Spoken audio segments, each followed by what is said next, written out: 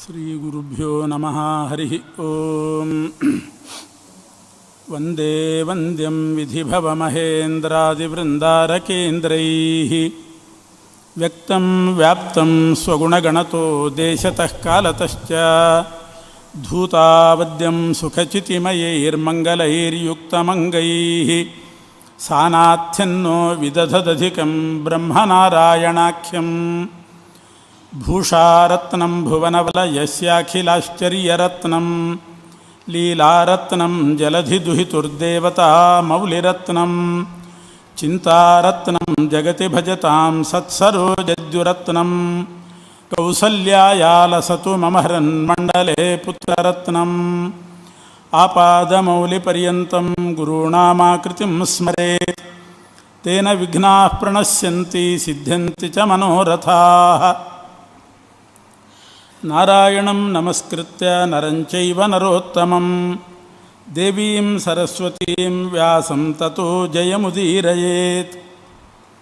ಪ್ರವಚನ ಪ್ರಾರಂಭ. ಏಕಾದಶಿ ಹೇಗೆ ಹುಟ್ಟಿತು ಅಂತನ್ನೋದಕ್ಕೆ ಒಂದು ಕಥೆ ಹೇಳ್ತಾರೆ. ಪುರಾಕೃತಯುಗೇ ಪಾರ್ಥ ಮುರನಾಮಾತು ದಾನವಃ ಅತ್ಯದ್ಭುತೋ ಮಹಾರೌದ್ರ ಸರ್ವದೇವ ಭಯಂಕರ. ಹಿಂದೆ ಕೃತಯುಗದಲ್ಲಿ ಮುರ ಅಂತ ಒಬ್ಬ ಅಸುರ ಇದ್ದ, ಕೃತಯುಗದವನು. ದ್ವಾಪರದಲ್ಲಿ ಒಬ್ಬ ಇದ್ದ ಮುರ, ನರಕಾಸುರನ ಜೊತೆಗಿದ್ದ. ಅವನನ್ನು ಕೊಂದದ್ರಿಂದಲೇ ಕೃಷ್ಣ ಮುರಾರಿ ಅಂತ ಪ್ರಸಿದ್ಧನಾಗಿದ್ದಾನೆ. ಪೀಠ, ಮುರ ಅಂತ ಇವರೆಲ್ಲ ನರಕಾಸುರನ ಮಂತ್ರಿಗಳಾಗಿದ್ದರು ಅಂತ ಉಂಟು. ಇವನಲ್ಲ, ಇವನು ಕೃತಯುಗದ ಮುರ, ಅತ್ಯದ್ಭುತನಾದಂಥ ಭಯಂಕರ, ಸರ್ವದೇವ ಭಯಂಕರ. ಇಂದ್ರನಿಗೆ ಬಹಳ ಭಯ ಉಂಟು ಮಾಡ್ತಾ ಇದ್ದ. ಒಮ್ಮೆ ಇಂದ್ರದೇವರು ಪರಮಾತ್ಮನ ಬಳಿ ಬಂದು ಮುರಾಸುರನ ಕಥೆ ಹೇಳಿದರು. ಅವನು ಬಹಳ ಭಯಂಕರನಾಗಿದ್ದಾನೆ, ತೊಂದರೆ ಕೊಡ್ತಾನೆ ಅಂತ. ಆಗ ಭಗವಂತ ಪರಮಾತ್ಮನನ್ನು ಸ್ತೋತ್ರ ಮಾಡಿ ಏನಾದರೂ ಉಪಾಯ ಮಾಡು ಅಂತ ಕೇಳಿದಾಗ ಭಗವಂತ ಮುರಾಸುರನ ಜೊತೆಗೆ ನಾನು ಯುದ್ಧ ಮಾಡ್ತೇನೆ ಅಂತ ಹೊರಟ. ತಾಲಜಂಘ ಅಂತ ಒಬ್ಬ ಅವನ ಮಗ ಮುರಾಸುರ. ಪರಮಾತ್ಮನಿಗೂ ಮುರಾಸುರನಿಗೂ ಯುದ್ಧ ನಡೀತು. ಆ ಯುದ್ಧದಲ್ಲಿ ಭಗವಂತ ಸೋತನಂತೆ. ಸೋತು ಬದರಿಕಾಶ್ರಮಕ್ಕೆ ಹೋಗಿ ಒಂದು ದೊಡ್ಡ ಸಿಂಹಾವತಿ ಅನ್ನೋ ಗುಹೆಯೊಳಗೆ ಹೋಗಿ ಮಲ್ಕೊಂಡು ಬಿಟ್ಟನಂತೆ. ಹೀಗಿದೆ ಕಥೆ. ಇದಕ್ಕೆಲ್ಲ ನಾವು ಅಪಾರ್ಥ ಮಾಡ್ಕೋಬೇಕಾಗಿಲ್ಲ. ಭಾಗವತದಲ್ಲೂ ಈ ಕಥೆ ಬರ್ತದೆ. ಕಾಲಯವನ ಅಂತ ಒಬ್ಬ ಅಸುರ ಬಂದ. ಕಾಲಯವನ ಬಂದಾಗ ಕೃಷ್ಣ ಸೋತ ಹಾಗೆ ನಟಿಸಿ ಓಡಿ ಹೋಗಿ, ಕಾಲಯವನ ಬಂದಾಗ ಓಡಿ ಹೋಗಿ ಒಂದು ಗುಹೆಯಲ್ಲಿ ಮಲ್ಕೊಂಡ. ಅದು ಮುಚುಕುಂದನ ಗುಹೆ. ಅಲ್ಲಿ ಮಲ್ಕೊಂಡ. ಉದ್ದೇಶ ಏನು ಅಂತಂದರೆ ಅವನಿಗೆ ಹೆದರಿ ಓಡಿದ್ದಲ್ಲ, ಹಿಂದಿನಿಂದ ಅವನು ಬರ್ತಾನೆ. ಬಂದಾಗ ಅಲ್ಲಿ ಮುಚುಕುಂದನೂ ಮಲಗಿದ್ದ. ಮುಚುಕುಂದನನ್ನೇ ಕೃಷ್ಣ ಅಂತ ತಿಳ್ಕೊಂಡು ಎಬ್ಬಿಸ್ತಾನೆ. ಆ ಮುಚುಕುಂದನ ದೃಷ್ಟಿ ಬಿದ್ದಾಗ ಇವನು ಸಾಯ್ತಾನೆ. ಅವನಿಗೆ ಹಾಗೆ ವರ ಇತ್ತು ಮುಚುಕುಂದನಿಗೆ, ಯಾರು ನಿನ್ನನ್ನು ಎಬ್ಬಿಸ್ತಾರೋ ಅವರು ಸಾಯಲಿ ಅಂತ ವರ ಇತ್ತು. ಎಂಥ ವರ ಕೇಳಿದ್ದ ನೋಡಿ ಮುಚುಕುಂದ. ಬಹಳ ಅಪರೂಪದ ವರ ಇದು. 100 ವರ್ಷ ತಪಸ್ಸು ಮಾಡಿ ದೇವ್ರ ಹತ್ರ ಕೇಳಿದ್ದೇನು ಅಂದರೆ ನನಗೆ ಚೆನ್ನಾಗಿ ನಿದ್ದೆ ಬರಬೇಕು, ನಿದ್ದೆ ಬಂದಾಗ ಯಾರು ಎಬ್ಬಿಸ್ತಾರೋ ಅವರು ಸಾಯಬೇಕು ಅಂತ ವರ ಕೇಳಿದ್ದು. ಬಹಳ ಘೋರ ಇಂಥ ವರ ಕೇಳಿದರೆ. ಹುಡುಗರಿಗೆಲ್ಲ ನಿದ್ದೆ ಜಾಸ್ತಿ. ಎಲ್ಲಿಯಾದರೂ ತಪಸ್ಸು ಮಾಡಿ ನನ್ನ ಎಬ್ಬಿಸಿದವರೆಲ್ಲ ಸಾಯಲಿ ಅಂತ ಕೇಳಿದರೆ ಏನು ಗತಿ. ಅವನಂಥ ವರ ಕೇಳಿದ್ದ. ಒಂದು ಗುಹೆ ಒಳಗೆ ಮಲಗಿದ್ದ. ಅದಕ್ಕೆ ಪರಮಾತ್ಮ ಏನು ಮಾಡಿದ, ಕಾಲಯವನ ಬಂದಾಗ ಕಾಲಯವನನ ಕೈಯಿಂದ ಇವನನ್ನು ಎಬ್ಬಿಸಬೇಕು. ಆವಾಗ ಕಾಲಯವನ ಸಾಯ್ತಾನೆ, ಅವನ ದೃಷ್ಟಿ ಬಿದ್ದು ಕೂಡಲೇ. ಆ ರೀತಿ ಹೋಗಿ ಪರಮಾತ್ಮ ಕೃಷ್ಣ ಮುಚುಕುಂದನ ಗುಹೆಯಲ್ಲಿ ಹೋಗಿ ಅಡಕ್ಕೊಂಡ. ಹಿಂದಿನಿಂದ ಕಾಲಯವನ ಬಂದ, ಮುಚುಕುಂದನನ್ನು ಎಬ್ಬಿಸಿದ, ಒದ್ದ. ಅವನ ದೃಷ್ಟಿ ಬಿತ್ತು, ಇವನು ಬಿದ್ದ. ಕಾಲಯವನ ಬಿದ್ದ, ಸತ್ತು. ಈ ಉಪಾಯಗಳಿರ್ತದೆ. ಹಾಗೆ ಇಲ್ಲಿಯೂ ಕೂಡ ಮುರಾಸುರ ಅವನ ಜೊತೆಗೆ ಯುದ್ಧ ಮಾಡ್ತಾ ಮಾಡ್ತಾ ಪರಮಾತ್ಮ ಸೋತಂತೆ ನಟಿಸಿ ಬದರಿಕಾಶ್ರಮದ ಸಿಂಹಾವತಿ ಗುಹೆ ಒಳಗೆ ಹೋಗಿ ಮಲ್ಕೊಂಡು ಬಿಟ್ಟನಂತೆ. ಆಮೇಲೆ ಮುರಾಸುರ ಬೆನ್ನತ್ತಿ ಬಂದು ಇಲ್ಲಿ ಮಲಗಿದ್ದೀಯಾ, ನಿನ್ನನ್ನು ಈ ಕ್ಷಣ ಬಿಡೋದಿಲ್ಲ ಅಂತ ಹೇಳಿ ಅವನು ಗುಹೆ ಒಳಗೆ ಪ್ರವೇಶ ಮಾಡ್ತಾ ಇದ್ದಾನೆ. ಬದರಿಕಾಶ್ರಮದ ಗುಹೆಯಲ್ಲಿ ಪ್ರವೇಶ ಮಾಡುವಾಗ ಪರಮಾತ್ಮನ ದೇಹದಿಂದ ಒಂದು ಕನ್ಯೆ ಉತ್ಪತ್ತಿ ಆದಲಂತೆ. ಒಂದು ಹೆಣ್ಣು ಮಗಳು ಸೃಷ್ಟಿಯಾದಳು. ಕೈಯಲ್ಲಿ ಆಯುಧ ಹಿಡ್ಕೊಂಡು ನಿರ್ಗತಾ ಕನ್ಯಕಾ ತತ್ರ ವಿಷ್ಣು ದೇಹಾದ್ ಯುಧಿಷ್ಠಿರ. ಭಗವಂತನ ದೇಹದಿಂದ ಒಂದು ಕನ್ಯೆ ಉತ್ಪತ್ತಿ ಆಯಿತು. ಕೈಯಲ್ಲಿ ಆಯುಧ ಹಿಡ್ಕೊಂಡಿದ್ದಾಳೆ, ದುಷ್ಟರಿಗೆ ಭಯಂಕರಳಾಗಿದ್ದಾಳೆ. ಅವಳು ಹೊರಗೆ ಬಂದು ಅಲ್ಲಿ ಪ್ರವೇಶ ಮಾಡುವಂಥ ಮುರಾಸುರನ ಜೊತೆಗೆ ಯುದ್ಧ ಮಾಡಿ ಅವನನ್ನು ಕೊಂದೇ ಬಿಟ್ಲು. ಮುರಾಸುರನನ್ನು ಕೊಂದ ಮೇಲೆ ಪರಮಾತ್ಮ ಎದ್ದು ಹೊರಗೆ ಬರ್ತಾನೆ. ಕೇಳಿದ, ಯಾರು ನೀನು ಅಂತ ಕೇಳಿದ ಕನ್ಯೆಯನ್ನು, ಯಾರು ನೀನು? ನೀನು ಹೇಗೆ ಈ ಮುರಾಸುರನನ್ನು ಕೊಂದೆ ಎಂದಾಗ, ನಿನ್ನ ದೇಹದಿಂದಲೇ ಹುಟ್ಟಿದವಳು ನಾನು. ನೀನು ಮಲಗಿದ್ದೆ, ನಿನ್ನ ದೇಹದಿಂದ ಹೊರಗೆ ಬಂದೆ, ಕೈಯಲ್ಲಿ ಆಯುಧ ಇತ್ತು, ನಿನ್ನ ಅನುಗ್ರಹದಿಂದಲೇ ಮುರಾಸುರನನ್ನು ಸಂಹಾರ ಮಾಡಿದೆ, ಲೋಕಕ್ಕೆ ಕ್ಷೇಮ ಆಯಿತು ಅಂತ. ಆಗ ಪರಮಾತ್ಮ ನಿನಗೇನು ವರ ಬೇಕು ಅಂತ ಕೇಳ್ತಾನೆ. ಏನಾದರೂ ವರ ಬೇಕಿದ್ದರೆ ಕೇಳು ಅಂತಂದಾಗ 3 ವರ ಕೇಳ್ತಾಳವಳು. ಒಂದು, ಎಲ್ಲ ತೀರ್ಥಗಳಿಗಿಂತಲೂ ಕೂಡ ನಾನು ಪ್ರಧಾನ ಸ್ಥಾನವನ್ನು ಪಡಿಬೇಕು, ಮುಖ್ಯ ಸ್ಥಾನ ನನಗಿರಬೇಕು. ಒಂದು, ಸರ್ವಸಿದ್ಧಿಕರಿಯಾಗಬೇಕು ನಾನು, ನನ್ನನ್ನು ಸೇವೆ ಮಾಡಿದವರಿಗೆ ಸಕಲ ಸಿದ್ಧಿ ಉಂಟಾಗಬೇಕು, ಧರ್ಮ ಅರ್ಥ ಕಾಮ ಮೋಕ್ಷಗಳು ಉಂಟಾಗಬೇಕು. ನನ್ನನ್ನು ಉಪಾಸನೆ ಮಾಡಿದವರಿಗೆ ಯಾವ ವಿಘ್ನಗಳು ಕೂಡ ಬರಕೂಡದು. ಇಂಥ 3 ವರ ಕೇಳಿದ್ದು. ಪರಮಾತ್ಮ ವರ ಕೊಟ್ಟ.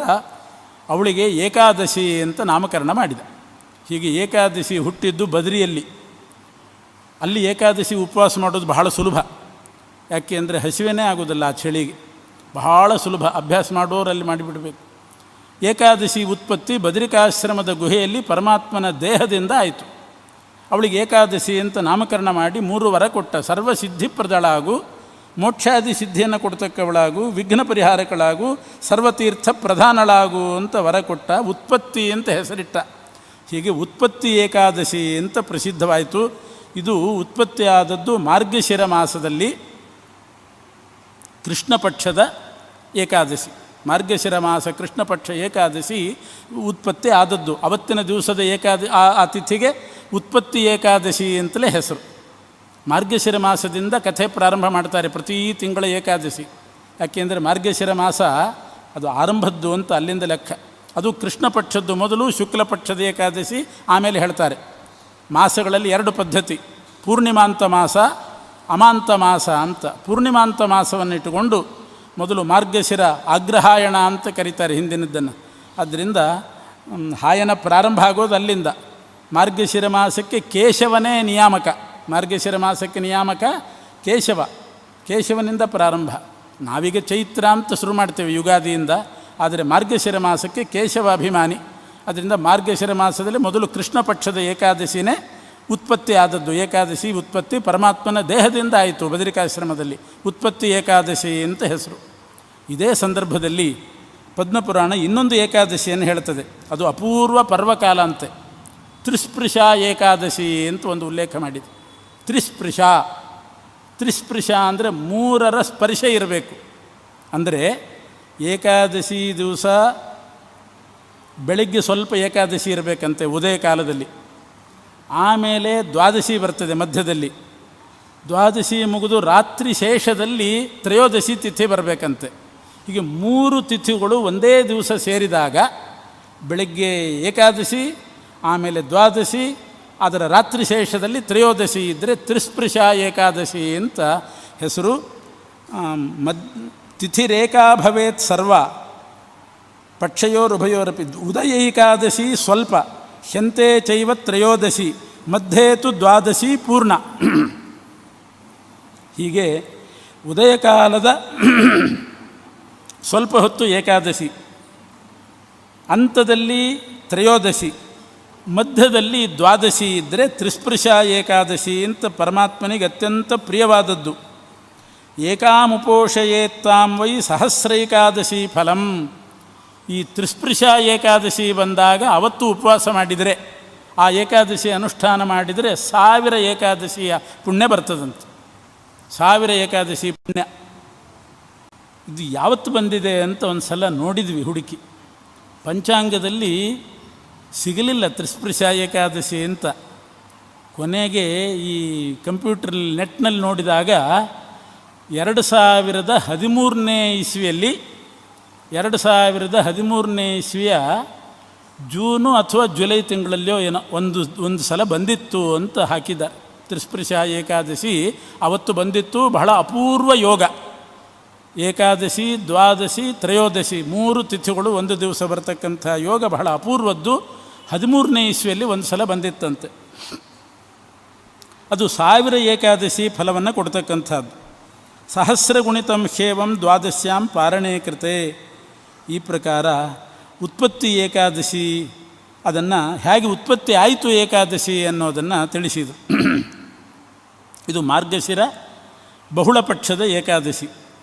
ಮಾರ್ಗಶಿರದ ಶುಕ್ಲಪಕ್ಷ ಏಕಾದಶಿಗೆ ಮೋಕ್ಷದ ಏಕಾದಶಿ ಅಂತ ಹೆಸರು. ಮೋಕ್ಷವನ್ನು ಕೊಡ್ತಕ್ಕಂಥ ಏಕಾದಶಿ.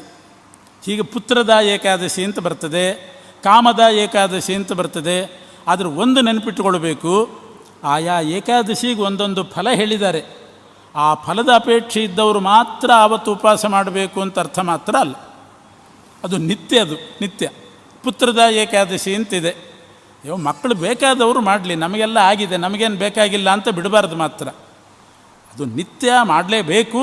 ಮಾಡಿದವರಿಗೆ ಆ ಫಲವೂ ಸಿಗ್ತದೆ ಅಂತ ತಾತ್ಪರ್ಯ ಅಷ್ಟೇ ಹೊರತು ಆ ಫಲ ಅದರ ಆಸೆ ಇದ್ದವರು ಮಾತ್ರ ಮಾಡಬೇಕು ಅನ್ನೋ ಅರ್ಥ ಅಲ್ಲ. ಮಾರ್ಗಶಿರ ಶುಕ್ಲ ಪಕ್ಷದ ಏಕಾದಶಿಗೆ ಮೋಕ್ಷದ ಏಕಾದಶಿ ಅಂತ ಕರೀತಾರೆ. ಮಾರ್ಗಶೀರ್ಷೆ ಅಸಿತೆ ಪಕ್ಷೆ ಹ್ಯುತ್ಪತ್ತಿರಿತಿನಾ ಮತಃ. ಅಸಿತ ಪಕ್ಷದಲ್ಲಿ ಉತ್ಪತ್ತಿ ಏಕಾದಶಿ. ಅತಃ ಪರಂ ಪ್ರವಕ್ಷ್ಯಾಮಿ ಮಾರ್ಗಶೀರ್ಷೆ ಸಿತ ಅತುಯ.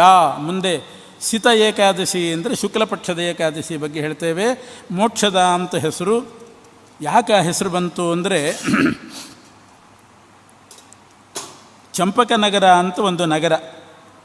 ಆ ಚಂಪಕನಗರದಲ್ಲಿ ಒಬ್ಬ ವೈಖಾನಸ ಅನ್ನುವಂಥ ಒಬ್ಬ ಮನುಷ್ಯ ಇರ್ತಾನೆ, ಒಬ್ಬ ರಾಜ. ವೈಖಾನಸ ಅಂತ ಅವನ ಹೆಸರು.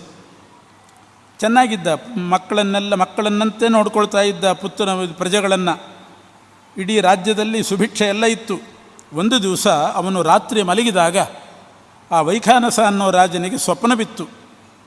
ಏನು ಸ್ವಪ್ನ ಅಂದರೆ, ಒಂದು ದೊಡ್ಡ ಹೊಂಡದಲ್ಲಿ ಅವನ ಪಿತೃಗಳು, ಹಿಂದಿನ ಅವನ ತಂದೆ, ಅವನ ಅಜ್ಜ, ಮುತ್ತಜ್ಜ ಅವರೆಲ್ಲರೂ ಕೂಡ ಒಂದು ದೊಡ್ಡ ಪ್ರಪಾತದಲ್ಲಿ ಬಿದ್ದಿದ್ದಾರೆ. ತುಂಬ ಕ್ಲೇಶ ಪಡ್ತಾ ಇದ್ದಾರೆ. ನರಕ ಇದ್ದಂತೆ ಇದೆ. ಅಂಥ ಹೊಂಡದಲ್ಲಿ ಬಿದ್ದ ಅವನ ತಂದೆ ಈ ಪಿತೃಗಳನ್ನೆಲ್ಲ ನೋಡಿದ. ಅವರು ತಾರಯೇತಿ ತನೂಜತ್ವಂ ಅಸ್ಮಾನ್ ನಿರಯ ಸಾಗರಾತ್, ಇವನನ್ನೇ ಕೂಗಿ ಕೇಳ್ತಾ ಇದ್ದಾರೆ, ಮಗು ನಮ್ಮನ್ನು ಇಲ್ಲಿಂದ ಬಿಡುಗಡೆ ಮಾಡು, ಮೇಲಕ್ಕೆತ್ತು, ಬಿಡಿಸು, ಏನಾದರೂ ಮಾಡಿ ಬಿಡಿಸು ಅಂತ ಕೇಳ್ತಾ ಇದ್ದಾರೆ.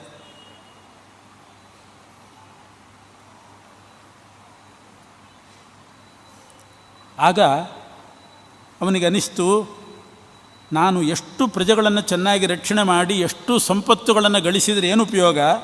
ಪುತ್ರೇತು ಜೀವಿತ ಪ್ರಾಯೇ ಬಲೀಯಸಿ ಮಹಾತ್ಮನಿ ಪಿತಾಸ್ತೆ ನರಕೇ ಘೋರೆ ತಸ್ಯ ಪುತ್ರಸ್ಯ ಕಿಂ ಫಲಂ. ಇಂಥ ಮಹಾತ್ಮನಾದ, ಪರಾಕ್ರಮಶಾಲಿಯಾದ, ಸಮರ್ಥನಾದ ಪುತ್ರ ನಾನಿದ್ದು ನನ್ನ ತಂದೆ ನರಕದಲ್ಲಿ ಬೀಳೋದನ್ನು ಕನಸಿನಲ್ಲಿ ನೋಡ್ತಾ ಇದ್ದೀನಿ. ಅವನು ನನ್ನನ್ನು ಕೂಗಿ ಕೇಳ್ತಾ ಇದ್ದಾನೆ, ಉದ್ಧಾರ ಮಾಡು ಅಂತ. ಇಂಥ ಪುತ್ರರಿದ್ದು ಏನು ಉಪಯೋಗ ಬಂತು? ನಾನು ಬದುಕಿದ್ದೇ ವ್ಯರ್ಥ. ಎಷ್ಟು ಪ್ರಜೆಗಳನ್ನು ರಕ್ಷಣೆ ಮಾಡಿದಿರೇನು? ನಮ್ಮ ತಂದೆಯನ್ನೇ ಉದ್ಧಾರ ಮಾಡಲಿಕ್ಕೆ ಆಗ್ತಾ ಇಲ್ಲ, ನರಕಕ್ಕೆ ಬಿದ್ದಿದ್ದಾನೆ ಅಂತ ಬಹಳ ವ್ಯಥೆಪಟ್ಟ. ಏನಾದರೂ ಮಾಡಿ ಅವನ ತಂದೆ ಅವ್ರನ್ನೆಲ್ಲ ಉದ್ಧಾರ ಮಾಡಬೇಕು ಅಂತ ಒಂದು ಕಾಡಿಗೆ ಬಂದ. ಅಲ್ಲಿ ಋಷಿಗಳೆಲ್ಲ ಇರ್ತಾರೆ, ಕೇಳೋಣ ಅಂತ. ಪರ್ವತ ಮುನಿಗಳು ಅಂತ ನಾರದರ ಜೊತೆಗೆ ಇರುವವರು, ಸಾಧಾರಣ ಪರ್ವತ ನಾರದರು ಅಂತ ಒಟ್ಟೊಟ್ಟಿಗೆ ಇರ್ತಾರೆ. ಆ ಪರ್ವತ ಮುನಿಗಳ ಹತ್ತಿರ ಬಂದ. ಅವರನ್ನು ಕೇಳ್ತಾ ಇದ್ದಾನೆ, ಹೀಗೆ ನಾನು ಕನಸಿನಲ್ಲಿ ನನ್ನ ಪಿತೃಗಳನ್ನು ನೋಡಿದೆ, ಯಾಕೆ ಅವರು ನರಕಕ್ಕೆ ಬಿದ್ದಿದ್ದಾರೆ? ನಾನು ಧರ್ಮಿಷ್ಠನಾಗಿದ್ದೀನಿ, ಅವರ ಗುಣನೇ ನನಗೆ ಬಂದಿರೋದು, ಅವರು ಯಾಕೆ ನರಕಕ್ಕೆ ಬಿದ್ದರು?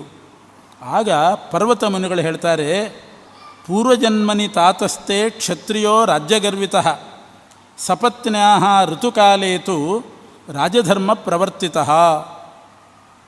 ಹಿಂದಿನ ಜನ್ಮದಲ್ಲಿ, ಅಂದರೆ ನಿನ್ನ ತಂದೆ ಅವನು ಬದುಕಿದ್ದಾಗ ಒಂದು ತಪ್ಪು ಮಾಡಿದ್ದಾನೆ.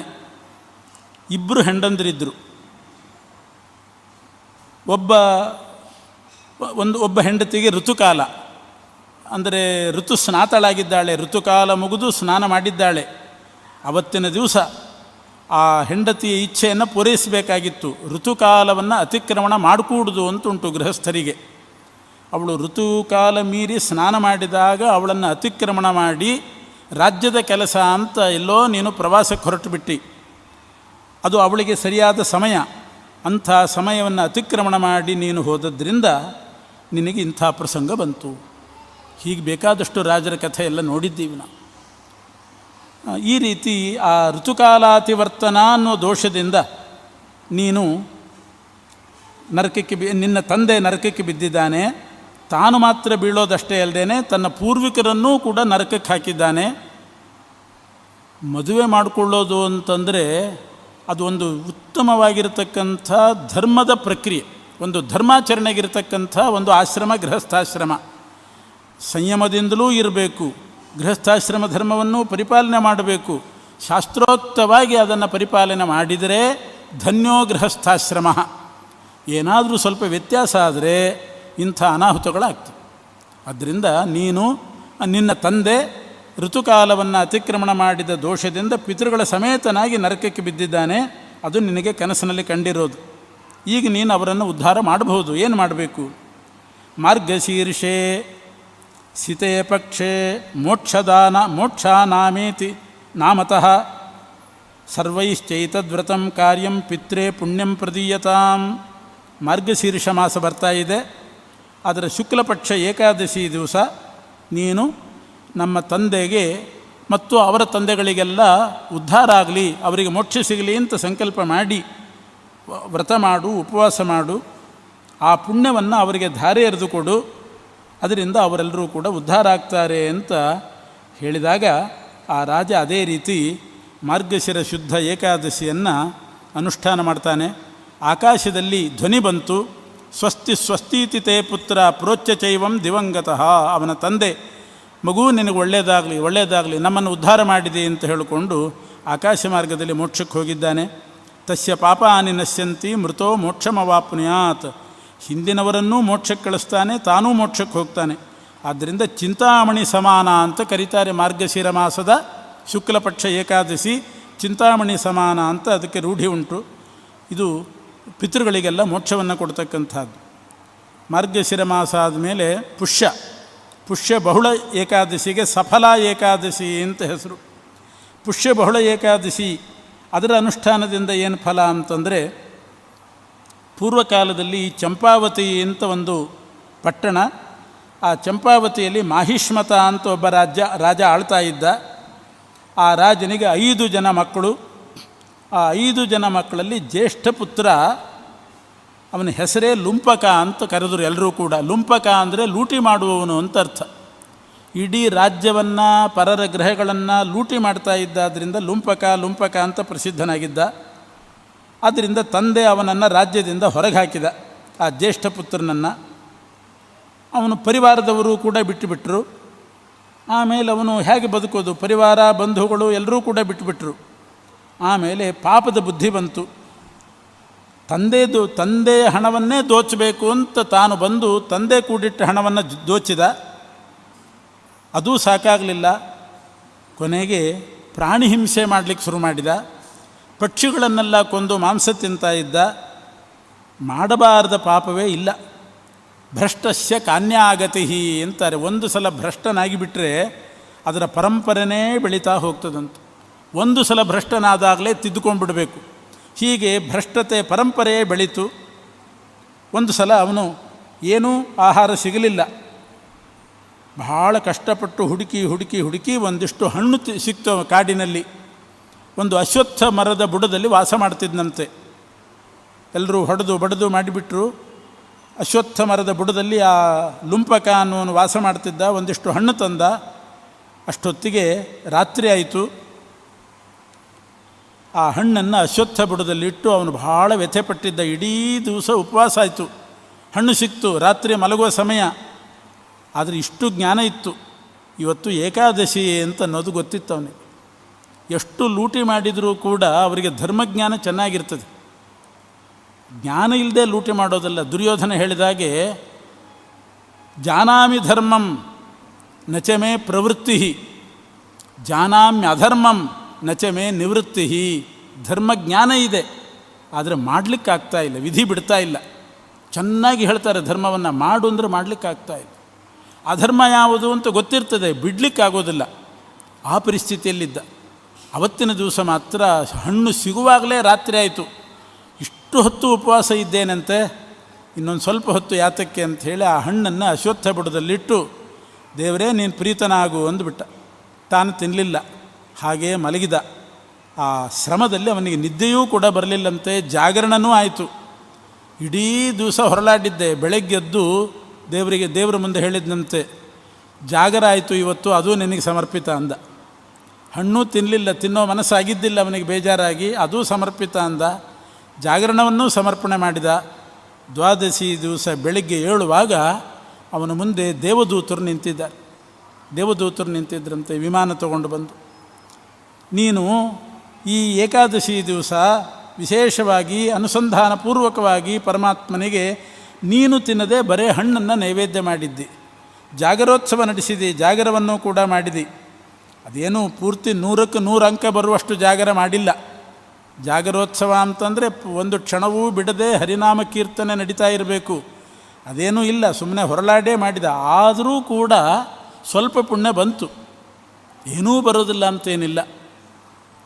ನಮ್ಮಲ್ಲಿ 100ಕ್ಕೆ 100 ಬಂದರೆ ಮಾತ್ರ ಪಾಸು ಅಂತ ಆಗೋದಿಲ್ಲ, 35 ಬಂದರೂ ಪಾಸೆ. 35 ಅಂಕ ಅಂತೂ ಬಿತ್ತು ಅವನಿಗೆ, ಪಾಸಾದ. ಆ ಜಾಗರೋತ್ಸವಕ್ಕೆ ಅಷ್ಟೇ ಅಂಕ. ಕೆಲವರು ಹಾಗೆ ಮಾಡೋದುಂಟು, ಮಾಡಿದರೆ ಸರಿಯಾಗಿ ಮಾಡಬೇಕು, ಸರಿಯಾಗಿ ಮಾಡಲಿಕ್ಕೆ ಆಗೋದಿಲ್ಲ, ಆದ್ದರಿಂದ ನಾವು ಮಾಡೋದಿಲ್ಲ ಅಂತ ಬಿಟ್ಟುಬಿಡ್ತಾರೆ. ಇದು ಪೂರ್ತಿ ದಡ್ಡತನ. ಪರೀಕ್ಷೆಯಲ್ಲಿ ಮಾತ್ರ ಹಾಗ ಬರೆದ್ರೆ ಸರಿಯಾಗಿ ಬರೀಬೇಕು, 100ಕ್ಕೆ 100 ಅಂಕ ಬರುವಷ್ಟು, ಇಲ್ಲದಿದ್ದರೆ ಬಿಟ್ಬಿಡೋದು ಒಳ್ಳೆಯದು ಅಂತ ಖಾಲಿ ಪೇಪರ್ ಕೊಟ್ಟು ಬಂದರೆ 0 ಸುತ್ತುತ್ತಾರೆ. ಏನಾದರೂ ಒಂದು ಕ್ವಶ್ಚನ್ ನಂಬರ್ ಹಾಕಿ ಬಂದದ್ದು ಒಂದಿಷ್ಟು ಬರಿತಾ ಹೋದರೆ 1 1 1 1 ಅಂತ ಹಾಕುವಾಗ ಈಗಿನ ಕ್ವಶ್ಚನ್ಗಳಂತೂ ಇಷ್ಟಿರ್ತದೆ, ಎಲ್ಲದಕ್ಕೂ 1 1 ಬರುವಾಗ 35 ಬಂದೇ ಬಿಡ್ತದೆ. ಹಾಗಾಗಿ ಎಲ್ಲರೂ ಪಾಸಾಗೋದು ಸುಲಭ ಆಗಿಬಿಡ್ತದೆ. ಚೂರಾದರೂ ಮಾಡಬೇಕು, ಮಾಡಿದಷ್ಟು ಸುಮ್ಮನೆ ಪರಮಾತ್ಮ 1 1 ಅಂತ ಗೀಟ್ ಹಾಕ್ತಾ ಕೊನೆಗೆ 35 ಬಂದುಬಿಡ್ತದೆ. ಅಂತೂ ಉಪವಾಸ ಮಾಡಿದ, ಕೊನೆಗೆ ಜಾಗರನೂ ಮಾಡಿದ, ಕೃಷ್ಣಾರ್ಪಣ ಮಸ್ತು ಅಂತಂದ, ದೇವಲೋಕದಿಂದ ವಿಮಾನ ಬಂತಂತೆ. ಇದು ಸಫಲ ಏಕಾದಶಿ ಅಂತ. ಇದು ಫಾಲ್ಗುಣ ಕೃಷ್ಣ ಪಕ್ಷದ ಏಕಾದಶಿಗೆ ಹೆಸರು. ಅವನಿಗೆ ಮೋಕ್ಷ ಆಯಿತು ಅಂತುಂಟು. ಅಕಸ್ಮಾತ್ ವ್ರತಮೇ ವೈತತ್ ಕೃತವಾನ್ ವೈ ಸಲುಂಪಕಃ. ಅಕಸ್ಮಾತ್ ನಡೆದದ್ದು, ಅದಕ್ಕೆ ಇವತ್ತು ಹೇಳೋದುಂಟು ಬಲವಂತ ಮಾಘ ಸ್ನಾನ ಅಂತ. ಮಾಘ ಮಾಸದಲ್ಲಿ ಎಲ್ಲೋ ಹೋಗಬೇಕಾಗಿತ್ತಂತೆ, ಎಬ್ಬಿಸಿದ್ರು, ಸ್ನಾನ ಮಾಡಿಸಿದರು. ಹೋಗಲೇಬೇಕಲ್ಲ, ಪ್ರಯಾಣ ಮಾಡಬೇಕು, ಅದು ಬಲವಂತ ಮಾಘ ಸ್ನಾನ, ಉದ್ದೇಶಪೂರ್ವಕವಾಗಿ ಮಾಡಿದ್ದಲ್ಲ, ಬಲವಂತ ಮಾಘ ಸ್ನಾನ ಅಂತ. ಅದೂ ಕೂಡ ಆಗ್ತದೆ. ತೇನ ಪುಣ್ಯ ಪ್ರಭಾವೇಣ ಪ್ರಾಪ್ತಂ ರಾಜ್ಯಮಕಂಟಕಂ. ಇನ್ನು ಮುಂದಿಂದು ಪುಷ್ಯಮಾಸ ಶುಕ್ಲಪಕ್ಷದ ಏಕಾದಶಿನೇ ಪುತ್ರದ ಏಕಾದಶಿ ಅಂತ ಪ್ರಸಿದ್ಧಿ. ಮಕ್ಕಳನ್ನು ಕೊಡ್ತಕ್ಕಂಥ ಏಕಾದಶಿ ಅದು. ಅದಕ್ಕೂ ಕೂಡ ಒಂದು ಇತಿಹಾಸ ಹೇಳ್ತಾರೆ. ಭದ್ರಾವತಿ ಅಂತ ಒಂದು ನಗರ. ಆ ಭದ್ರಾವತಿಯಲ್ಲಿ ಸುಕೇತುಮಾನ್ ಅಂತ ಒಬ್ಬ ರಾಜ, ಚಂಪಕ ಅಂತ ಹೆಂಡತಿ. ಅವನಿಗೆ ಮಕ್ಕಳಿದ್ದಿಲ್ಲ, ಏನು ಸಂಪತ್ತಿದ್ದರೂ ಕೂಡ ಮಕ್ಕಳಿದ್ದಿಲ್ಲ. ಬಹಳ ವ್ಯಥೆ ಪಟ್ಟುಕೊಂಡು ಕೊನೆಗೆ ಕುದುರೆ ಮೇಲೆ ಕೂತ್ಕೊಂಡು ಮನೆ ಬಿಟ್ಟು ಹೊರಟನಂತೆ. ಏನು ಆತ್ಮಘಾತೆ ದುರ್ಗತಿಂಚ, ಆತ್ಮಹತ್ಯೆ ಮಾಡಿಕೊಂಡ್ರೆ ದುರ್ಗತಿ ಆಗ್ತದೆ ಅಂತ ಹೇಳಿ ಆತ್ಮಹತ್ಯೆ ಮಾಡಿಕೊಳ್ಳಿಲ್ಲ. ಮನೆಯಲ್ಲಿರಲಿಕ್ಕೆ ಬೇಜಾರು, ಸುಮ್ಮನೆ ಕುದುರೆ ಮೇಲೆ ಕೂತ್ಕೊಂಡು ಹೋದ. ಪುರೋಹಿತರಿಗೆ, ಮಂತ್ರಿಗಳಿಗೆ, ಭೃತ್ಯರಿಗೆ ಯಾರಿಗೂ ಗೊತ್ತಿಲ್ಲ ಎಲ್ಲಿ ಹೋಗಿದ್ದಾನೆ ಅಂತ. ಅಂತೂ ದೊಡ್ಡ ಗಹನವಾದ ವನಕ್ಕೆ ಹೋದನಂತೆ. ಹೋದಾಗ ಅಕಸ್ಮಾತ್ ಅಲ್ಲಿ ಒಂದು ದೊಡ್ಡ ಆಶ್ರಮ ನೋಡ್ತಾನೆ. ಅನೇಕ ಋಷಿಗಳೆಲ್ಲ ಅಲ್ಲಿದ್ದರು, ಬಹಳ ಜನ ಋಷಿಗಳಿದ್ದರು. ಇವನು ಅಲ್ಲಿ ಹೋಗಿ ಖಿನ್ನನಾಗಿ ಕೂತಾಗ ಅವರು ಬಂದು ಹೇಳ್ತಾರೆ. ಇವನು ಕೇಳಿದ, ಯಾರು ನೀವು, ಇಲ್ಲಿ ಯಾಕೆ ಬಂದಿದ್ದೀರಿ ಅಂತ. ಅವ್ರು ಹೇಳಿದರು, ನಾವೆಲ್ಲ ವಿಶ್ವೇ ದೇವತೆಗಳು ಅಂತಂದು. ವಿಶ್ವೇ ದೇವತೆಗಳು ಋಷಿಗಳ ರೂಪದಲ್ಲಿ ಇಲ್ಲಿ ಬಂದಿದ್ದೇವೆ. ಯಾಕೆ ಅಂದರೆ ಮಾಘ ಮಾಸ ಹತ್ತಿರ ಬರ್ತಾ ಇದೆ. ಪುಷ್ಯ ಆದಮೇಲೆ ಬರೋದೇ ಮಾಘ ಮಾಸ. ಇನ್ನು 5 ದಿವಸಕ್ಕೆ ಮಾಘ ಮಾಸ ಬರ್ತದೆ. ಅದಕ್ಕೆ ನಾವು ಪೂರ್ವಭಾವಿಯಾಗಿ ಮಾಘ ಸ್ನಾನಕ್ಕೆ ಅಂತ ಬಂದ ವಿಶ್ವೇ ದೇವತೆಗಳು ನಾವು. ಇವತ್ತು ಸರಿಯಾಗಿ ಏಕಾದಶಿ ದಿವಸ. ನೀನು ಕೂಡ ಮಕ್ಕಳಿಲ್ಲ ಅಂತ ವ್ಯಥೆಪಟ್ಟು ಕಾಡಿಗೆ ಬಂದವನು, ಅಕಸ್ಮಾತ್ ಏಕಾದಶಿಗೆ ಕಣ್ಣಿಗೆ ಬಿದ್ದಿದ್ದಿ. ಆದ್ದರಿಂದ ನೀನು ಇವತ್ತು ಏಕಾದಶಿ ವ್ರತ ಮಾಡು, ನಿನಗೆ ಪುತ್ರ ಸಂತಾನ ಆಗ್ತದೆ ಅಂತ ವಿಶ್ವೇ ದೇವತೆಗಳೇ ಹೇಳಿದ್ರಂತೆ. ಅದ್ಯೈವ ದಿವಸೇ ರಾಜನ್ ಪುತ್ರದಾನಾಮ ವರ್ತತೆ ಏಕಾದಶೀತಿ ವಿಖ್ಯಾತಂ ಕ್ರಿಯತಾಂ ವ್ರತಮುತ್ತಮಂ. ನೀನು ಈ ವ್ರತ ಮಾಡಿದರೆ ಭಗವಂತನ ಅನುಗ್ರಹದಿಂದ ನಿನಗೆ ಪುತ್ರೋತ್ಪತ್ತಿ ಆಗ್ತದೆ ಅಂತ ಹೇಳಿದ ಮೇಲೆ ಅವನು ಅದೇ ರೀತಿ ಸಂಕಲ್ಪ ಮಾಡ್ತಾನೆ. ಅವನಿಗೆ ಪುತ್ರೋತ್ಪತ್ತಿ ಆಯಿತು ಅಂತ ಉಂಟು. ಹೀಗೆ ಏಕಾದಶಿ ನಿತ್ಯವೇ ಆದರೂ ಕೂಡ, ಅವಶ್ಯ ಮಾಡಲೇಬೇಕು ಅಂತಾದರೂ ಕೂಡ ಒಂದೊಂದು ಏಕಾದಶಿಗೆ ಒಂದೊಂದು ಫಲ ಇದೆ. ಅದನ್ನು ತಿಳ್ಕೊಂಡು ಮಾಡಿದಾಗ ವಿಶೇಷವಾದಂಥ ಫಲ ಸಿಗ್ತದೆ. ಇಲ್ಲದಿದ್ದರೆ ಪುಣ್ಯ ಅಂತೂ ಬಂದೇ ಬರ್ತದೆ. ಇಂಥದ್ದು ಮುಂದಿಂದೆ ಷಟ್ತಿಲಾ ಏಕಾದಶಿ ಅಂತ ಅದಕ್ಕೆ ಹೆಸರು. ಷಟ್ತಿಲಾ ಅಂತ ಕರೀತಾರೆ. ಎಳ್ಳನ್ನು 6 ರೀತಿ ಉಪಯೋಗಿಸ್ಬೇಕಂತೆ. ಏಕಾದಶಿ ಅಂದರೆ ಏಕಾದಶಿ ಅಲ್ಲ, ದ್ವಾದಶಿ. ಸಾಧಾರಣ ಏಕಾದಶಿ ಅಂತ ಬಳಸಿದಾಗ ಕೆಲವು ಸಲ ದ್ವಾದಶಿ ಅಂತ ಇಟ್ಕೊಳ್ಬೇಕು, ಕೆಲವು ಸಲ ಏಕಾದಶಿ ಅಂತ ಇಟ್ಕೊಳ್ಬೇಕು. ದಶಮಿ ಏಕಾದಶಿ ದ್ವಾದಶಿ ಅಂತ ಸೇರಿಸಿ ಒಂದು ವ್ರತ ಅದು. ಷಟ್ತಿಲಾ ಏಕಾದಶಿ ಮಾಘ ಬಹುಳದಲ್ಲಿ ಬರುವ ಏಕಾದಶಿ. ಅಂದರೆ 6 ರೀತಿ ಎಳ್ಳನ್ನು ಉಪಯೋಗಿಸಬೇಕು ಆ ದ್ವಾದಶಿ ದಿವಸ. ತಿಲಸ್ನಾಯಿ, ತಿಲೋದ್ವರ್ತಿ, ತಿಲಹೋಮಿ, ತಿಲೋದಕಿ, ತಿಲದಾತಾಚ, ಭೋಕ್ತಾಚ, ಷಟ್ತಿಲಾಹ ಪಾಪನಾಶನಾಹ. 6 ವಿಧವಾಗಿ ಕಪ್ಪು ಎಳ್ಳು, ಕರಿ ಎಳ್ಳನ್ನು ಉಪಯೋಗಿಸಬೇಕು. ತಿಲಸ್ನಾಯಿ, ಆ ದ್ವಾದಶಿ ಮಾಘ ಬಹುಳ ದ್ವಾದಶಿ ಸ್ನಾನ ಮಾಡುವಾಗ ಎಳ್ಳನ್ನು ಹಾಕಿ ಸ್ನಾನ ಮಾಡಬೇಕು. ನೀರಿನಲ್ಲಿ ಸ್ನಾನ ಮಾಡುವ ನೀರಲ್ಲಿ ಎಳ್ಳಿರಬೇಕು, ಅಥವಾ ಎಳ್ಳನ್ನು ಜಜ್ಜಿ, ಇವತ್ತಿಗೂ ಪದ್ಧತಿ ಉಂಟು ಮಾಡೋದು. ಎಳ್ಳನ್ನು ಸ್ವಲ್ಪ ಜಜ್ಜಿ ಅದನ್ನು ಮೈಗೆಲ್ಲ ಹಚ್ಚಿಕೊಂಡು ಆಮೇಲೆ ನೀರು ಹಾಕ್ಕೊಳ್ತಾರೆ, ಅದು ತಿಲಸ್ನಾಯಿ. ತಿಲೋದ್ವರ್ತಿ, ಉದ್ವರ್ತನ ಅಂತಂದರೆ ತಿಕ್ಕೋದು, ಎಳ್ಳಿನ ಪುಡಿಯಿಂದಲೇ ಮೈ ತಿಕ್ಕೊಳ್ಬೇಕು, ಅದು ತಿಲೋದ್ವರ್ತನ ಅಂತ ಕರೀತಾರೆ. ಈ ದೇವರ ಪ್ರತಿಮೆಗೂ ಕೂಡ ಉದ್ವರ್ತನ ಮಾಡೋದು ಅಂತ ಉಂಟು, ತಿಕ್ಕೋದು ಅಂತ ಅರ್ಥ. ತಿಲಸ್ನಾಯಿ, ತಿಲೋದ್ವರ್ತಿ. ತಿಲಹೋಮಿ, ಎಳ್ಳಿನ ಹೋಮ ಮಾಡಬೇಕು ಅವತ್ತು. ತಿಲೋದಕಿ, ತಿಲ ತರ್ಪಣವನ್ನು ಕೊಡಬೇಕು. ಎಳ್ಳನ್ನು ದಾನ ಮಾಡಬೇಕು, ಎಳ್ಳನ್ನು ತಿನ್ನಬೇಕು. ಇಷ್ಟು ಮಾಡಿದರೆ ಷಟ್ತಿಲಾ ಏಕಾದಶಿ ಅಂತ ಕರೀತಾರೆ. ಕಪ್ಪು ಎಳ್ಳೇ ಆಗಬೇಕು. ಒಬ್ಬ ಗೃಹಿಣಿ ಇದ್ದಂತೆ ಮನುಷ್ಯ ಲೋಕದಲ್ಲಿ, ಒಳ್ಳೆ ಧರ್ಮಾನುಷ್ಠಾನ, ಏನು ಉಪವಾಸ, ವ್ರತ, ನಿಯಮ, ವಿಷ್ಣು ಪಂಚಕ, ಭೀಷ್ಮ ಪಂಚಕ ಎಲ್ಲ ಮಾಡಿದ್ದಾಳೆ. ಆದರೆ ದಾನ ಮಾತ್ರ ಮಾಡ್ತಿದ್ದಿಲ್ಲಂತೆ. ಇವತ್ತಿಗೂ ಹಾಗಿದ್ದಾರೆ ಕೆಲವರು. ಏನಾದರೂ ಉಪವಾಸ ವ್ರತ ಇದ್ದರೆ ಹೇಳ್ರಿ ಮಾಡ್ತೀವಿ, ನೀವು ಡೊನೇಷನ್ ಎಲ್ಲ ಕೇಳಬೇಡಿ ಅಂತಾರೆ. ವ್ರತ ಹೇಳ್ರಿ ಬೇಕಾದ್ರೆ ಮಾಡ್ತೀವಿ ಅಂತ. ಯಾಕೆ ಅಂತಂದ್ರೆ ನಮಗೂ ಉಳಿತಾಯ ಆಗ್ತದೆ ಅಂತ. ಉಪವಾಸಗಳಿದ್ದರೆ ಮಾಡ್ತೀವಿ ಬೇಕಾದರೆ, ಆದರೆ ದಾನ ಮಾತ್ರ ಹೇಳಬೇಡಿ. ಅವಳಂಥವಳು ಉಪವಾಸ ಮಾಡ್ತಿದ್ಲು ಬೇಕಾದಷ್ಟು, ಆದರೆ ದಾನ ಮಾತ್ರ ಮಾಡಿಲ್ಲ. ಒಬ್ಬ ಬ್ರಾಹ್ಮಣರಿಗೆ ಕೈಯಲ್ಲಿ ಊಟ ಒಂದು ತುತ್ತು ಹಾಕಿಲ್ಲ, ಊಟ ಬಡಿಸಿಲ್ಲ, ಊಟ ಮಾಡಿಸಿಲ್ಲ. ದಾನಂತೂ ಇಲ್ಲವೇ ಇಲ್ಲ. ಒಂದು ದಿವಸ ಪರಮಾತ್ಮನೇ ಬಂದಂತೆ, ಭಗವಂತನೇ ಭಿಕ್ಷುಕನಾಗಿ ಕೈಯಲ್ಲಿ ಭಿಕ್ಷಾಪಾತ್ರೆ ಹಿಡ್ಕೊಂಡು ಅವಳ ಮನೆಗೆ ಬಂದ. ಭಿಕ್ಷಾಂ ದೇಹಿ ಅಂತ ಬಂದರೆ ಅಂಥವ್ರನ್ನೆಲ್ಲ ಕಂಡ್ರೆ ಸಿಟ್ಟು ಬರ್ತಿತ್ತಂತೆ. ಯಾರಾದರೂ ಏನಾದರೂ ಕೇಳಲಿಕ್ಕೆ ಬಂದರೆ, ಯಾಚನೆ ಮಾಡಲಿಕ್ಕೆ ಬಂದರೆ ಸಿಟ್ಟು ಅವರನ್ನು ಕಂಡ್ರೆ. ಕೇಳ್ತಾರಲ್ಲ ಅಂತ ಸಿಟ್ಟು ಬಂತು. ಒಂದು ಮಣ್ಣಿನ ಹೆಂಟೆ ತಂದು ಭಿಕ್ಷಾಪಾತ್ರೆಗೆ ಹಾಕಿದ್ಲಂತೆ. ಸೀದಾ ಹೋದ, ವಿಷ್ಣುವೇ ಹೋದ. ಭಿಕ್ಷಾಪಾತ್ರೆಯಲ್ಲಿ ಮಣ್ಣು ಹಾಕಿಸ್ಕೊಂಡು ಹೋದ. ಆಮೇಲೆ ಅವಳು ಕಾಲಾಂತರದಲ್ಲಿ ಸತ್ಲು. ಸತ್ತ ಮೇಲೆ ಸ್ವರ್ಗಕ್ಕೆ ಹೋದ್ಲಂತೆ. ಸ್ವರ್ಗಕ್ಕೆ ಹೋದ್ಲು. ಒಳ್ಳೆ ಮನೆ, ಅದ್ಭುತವಾದ ಮನೆ, ಗೃಹಿಣಿ, ಅಲಂಕಾರ ಮಾಡಿಕೊಂಡು ಸ್ವರ್ಗದಲ್ಲಿ ಆ ಮನೆಗೆ ಹೋಗಿ ಸೇರಿದ್ದಾಳೆ. ಯಾಕೆ ಹೋದ್ಲು ಅಂತಂದರೆ ಬೇಕಾದಷ್ಟು ವ್ರತ, ನಿಯಮ, ಉಪವಾಸ, ಧರ್ಮ ಮಾಡಿದ್ಲು. ಅದರಿಂದ ಸ್ವರ್ಗ ಸಿಕ್ತು, ಒಳ್ಳೆ ಮನೆ ಸಿಕ್ತು. ಆದರೆ ಆ ಮನೆ ಮಾತ್ರ ಖಾಲಿ, ಏನಿಲ್ಲ. ಒಂದು ಮೂಟೆ ಅಕ್ಕಿ ಇಲ್ಲ, ಒಂದು ಪಾತ್ರೆಯಲ್ಲಿ ಏನೇನೂ ಇಲ್ಲ. ಇಡೀ ಮನೆ ಖಾಲಿ. ಏನು ತಾನೇ ಬೇಯಿಸಿ ತಿನ್ನಬೇಕು ಅಂದರೆ ಏನಿಲ್ಲ, ಅಂಥ ಮನೆ ಸಿಕ್ತು. ಬಹಳ ದುಃಖ ಆಯಿತು. ಹೋಗಿ ವಿಷ್ಣುವನ್ನು ಕೇಳಿದ್ದಂತೆ, ಎಂಥ ಸ್ವರ್ಗದಲ್ಲಿ ಇಂಥ ಮನೆ, ಆದರೆ ಖಾಲಿ ಮನೆ, ಏನೇನೂ ಇಲ್ವಲ್ಲ, ಏನು ಮಾಡೋದು ಅಂತ. ಅದಕ್ಕೆ ಪರಮಾತ್ಮ ಹೇಳಿದ್ದಂತೆ, ನೀನು ಭೂಲೋಕದಿಂದ ಬಹಳ ಅದ್ಭುತವಾಗಿ ಬಂದಿದ್ದೆ ಅಂತ ನಿನ್ನನ್ನು ನೋಡಲಿಕ್ಕೆ ಬಹಳ ಜನ ಬರ್ತಾರೆ, ನಿನ್ನನ್ನು ಭೇಟಿಯಾಗಿ ಹೋಗೋಣ ಅಂತ ಬರ್ತಾರೆ. ಬಾಗಿಲು ತೆಗಿಬೇಡ ನೀನು ಯಾರಿಗೂ ಅಂತಂದು. ಯಾರಿಗೂ ಬಾಗಿಲು ತೆಗಿಬೇಡ. ಅವರು ಬಾಗಿಲು ಬಡಿದ್ರೆ ಅಲ್ಲೇ ಒಳಗೆ ನಿಂತುಕೊಂಡು ಕೇಳು, ಷಟ್ತಿಲಾ ಏಕಾದಶಿ ಅಂದರೆ ಏನು, ಹೇಗೆ ಮಾಡಬೇಕು ಅಂತ ಕೇಳು. ಯಾರು ಹೇಳ್ತಾರೋ ಅವ್ರಿಗೆ ಬಾಗಿಲು ತೆಗಿ ಅಂತ ಅಂದ ಪರಮಾತ್ಮ. ಯಾರು ಹೇಳ್ತಾರೋ ಅವ್ರಿಗೆ ಬಾಗಿಲು ತೆಗಿ, ಆವಾಗ ನಿನ್ನ ಮನೆ ತುಂಬುತ್ತೆ ಅಂತಂದ. ಸರಿ, ಯಾರ್ಯಾರೋ ಬರ್ತಿದ್ರು, ಬಂದವರಿಗೆಲ್ಲ ಕೇಳ್ತಿದ್ಲು, ಷಟ್ತಿಲಾ ಏಕಾದಶಿ ಅಂದರೆ ಏನು ಗೊತ್ತೇ ಅಂತ. ಯಾರಿಗೂ ಗೊತ್ತಿಲ್ಲ. ಷಟ್ತಿಲಾ ಅಂದರೆ ಏನು, 6 ರೀತಿ ಉಪಯೋಗಿಸೋದು ಹೇಗೆ ಗೊತ್ತಿಲ್ಲ. ಕೊನೆಗೆ ಒಬ್ಬಳು ಹೇಳಿದ್ದಂತೆ, ಷಟ್ತಿಲಾ ಏಕಾದಶಿ ಅಂದರೆ ತಿಲಸ್ನಾನ, ತಿಲೋದ್ವರ್ತನ, ತಿಲಭಕ್ಷಣ, ತಿಲದಾನ, ತಿಲಹೋಮ ಇವೆಲ್ಲ ಮಾಡಿದರೆ ಏಕಾದಶಿ ದ್ವಾದಶಿ ದಿವಸ ಅದಕ್ಕೆ ಷಟ್ತಿಲಾ ಏಕಾದಶಿ ಅಂತ ಕರೀತಾರೆ ಅಂತ ಹೇಳಿ, ನಾನು ಮಾಡಿದ್ದೀನಿ, ಅದರ ಪುಣ್ಯ ಕೊಡ್ತೇನೆ ಅಂತ ಹೇಳಿದ್ದಂತೆ. ಆಮೇಲೆ ಬಾಗಿಲು ತೆಗಿತಾಳೆ. ಅವಳು ಉಪದೇಶ ಮಾಡಿದ್ಲು. ಅನಂತರದಲ್ಲಿ ಷಟ್ತಿಲಾ ಏಕಾದಶಿ ಅನುಷ್ಠಾನ ಮಾಡಿದ ಮೇಲೆ ಅವಳ ಮನೆ ತುಂಬಿತು ಅಂತ ಉಂಟು. ದ್ವಾರಂ ನೋದ್ಘಾಟಯವಿನ ಷಟ್ತಿಲಾ ಪುಣ್ಯವಾಚನಾತ್. ಷಟ್ತಿಲಾ ಹೇಳೋ ತನಕ ಬಾಗಿಲು ತೆಗಿಬೇಡ ಅಂತಂದಾಗ, ಅನ್ಯಯಾ ಕಥಿತಂ ತತ್ರ ದ್ರಷ್ಟವ್ಯ ಮಾನುಷೀಮಯ. ಒಬ್ಬ ಮನುಷ್ಯಳು ಸ್ವರ್ಗಕ್ಕೆ ಬಂದಿದ್ದಾಳೆ, ನೋಡಬೇಕು ಅಂತ ಬಂದವಳು ಅವಳನ್ನು ನೋಡಲಿಕ್ಕೋಸ್ಕರ ಇದನ್ನು ಹೇಳಿದ್ಲು. ಆಮೇಲೆ ಅವಳು ಷಟ್ತಿಲಾ ಏಕಾದಶಿ ಅನುಷ್ಠಾನ ಮಾಡಿ ಆಮೇಲೆ ಅವಳಿಗೆ ಬೇಕಾದಷ್ಟು ಸಂಪತ್ತು ಬಂತು ಅಂತ ಇದು ಕಥೆ. ಇವತ್ತಿಗೂ ಪದ್ಧತಿ ಉಂಟು. ಎಳ್ಳನ್ನು ಈ ರೀತಿ ಬಳಸಬೇಕು. ಅದು ಪರಮಾತ್ಮನ ದೇಹದ ಬೆವರಿನಿಂದ ಹುಟ್ಟಿದ್ದು. ಮಧುರಾಪಟ್ಟಣದಲ್ಲಿ ಶ್ರೀಕೃಷ್ಣ ಪರಮಾತ್ಮನ ದೇಹದ ಬೆವರಿನಿಂದ ಹುಟ್ಟಿದ್ದು ಎಳ್ಳು ಅತ್ಯಂತ ಪವಿತ್ರ.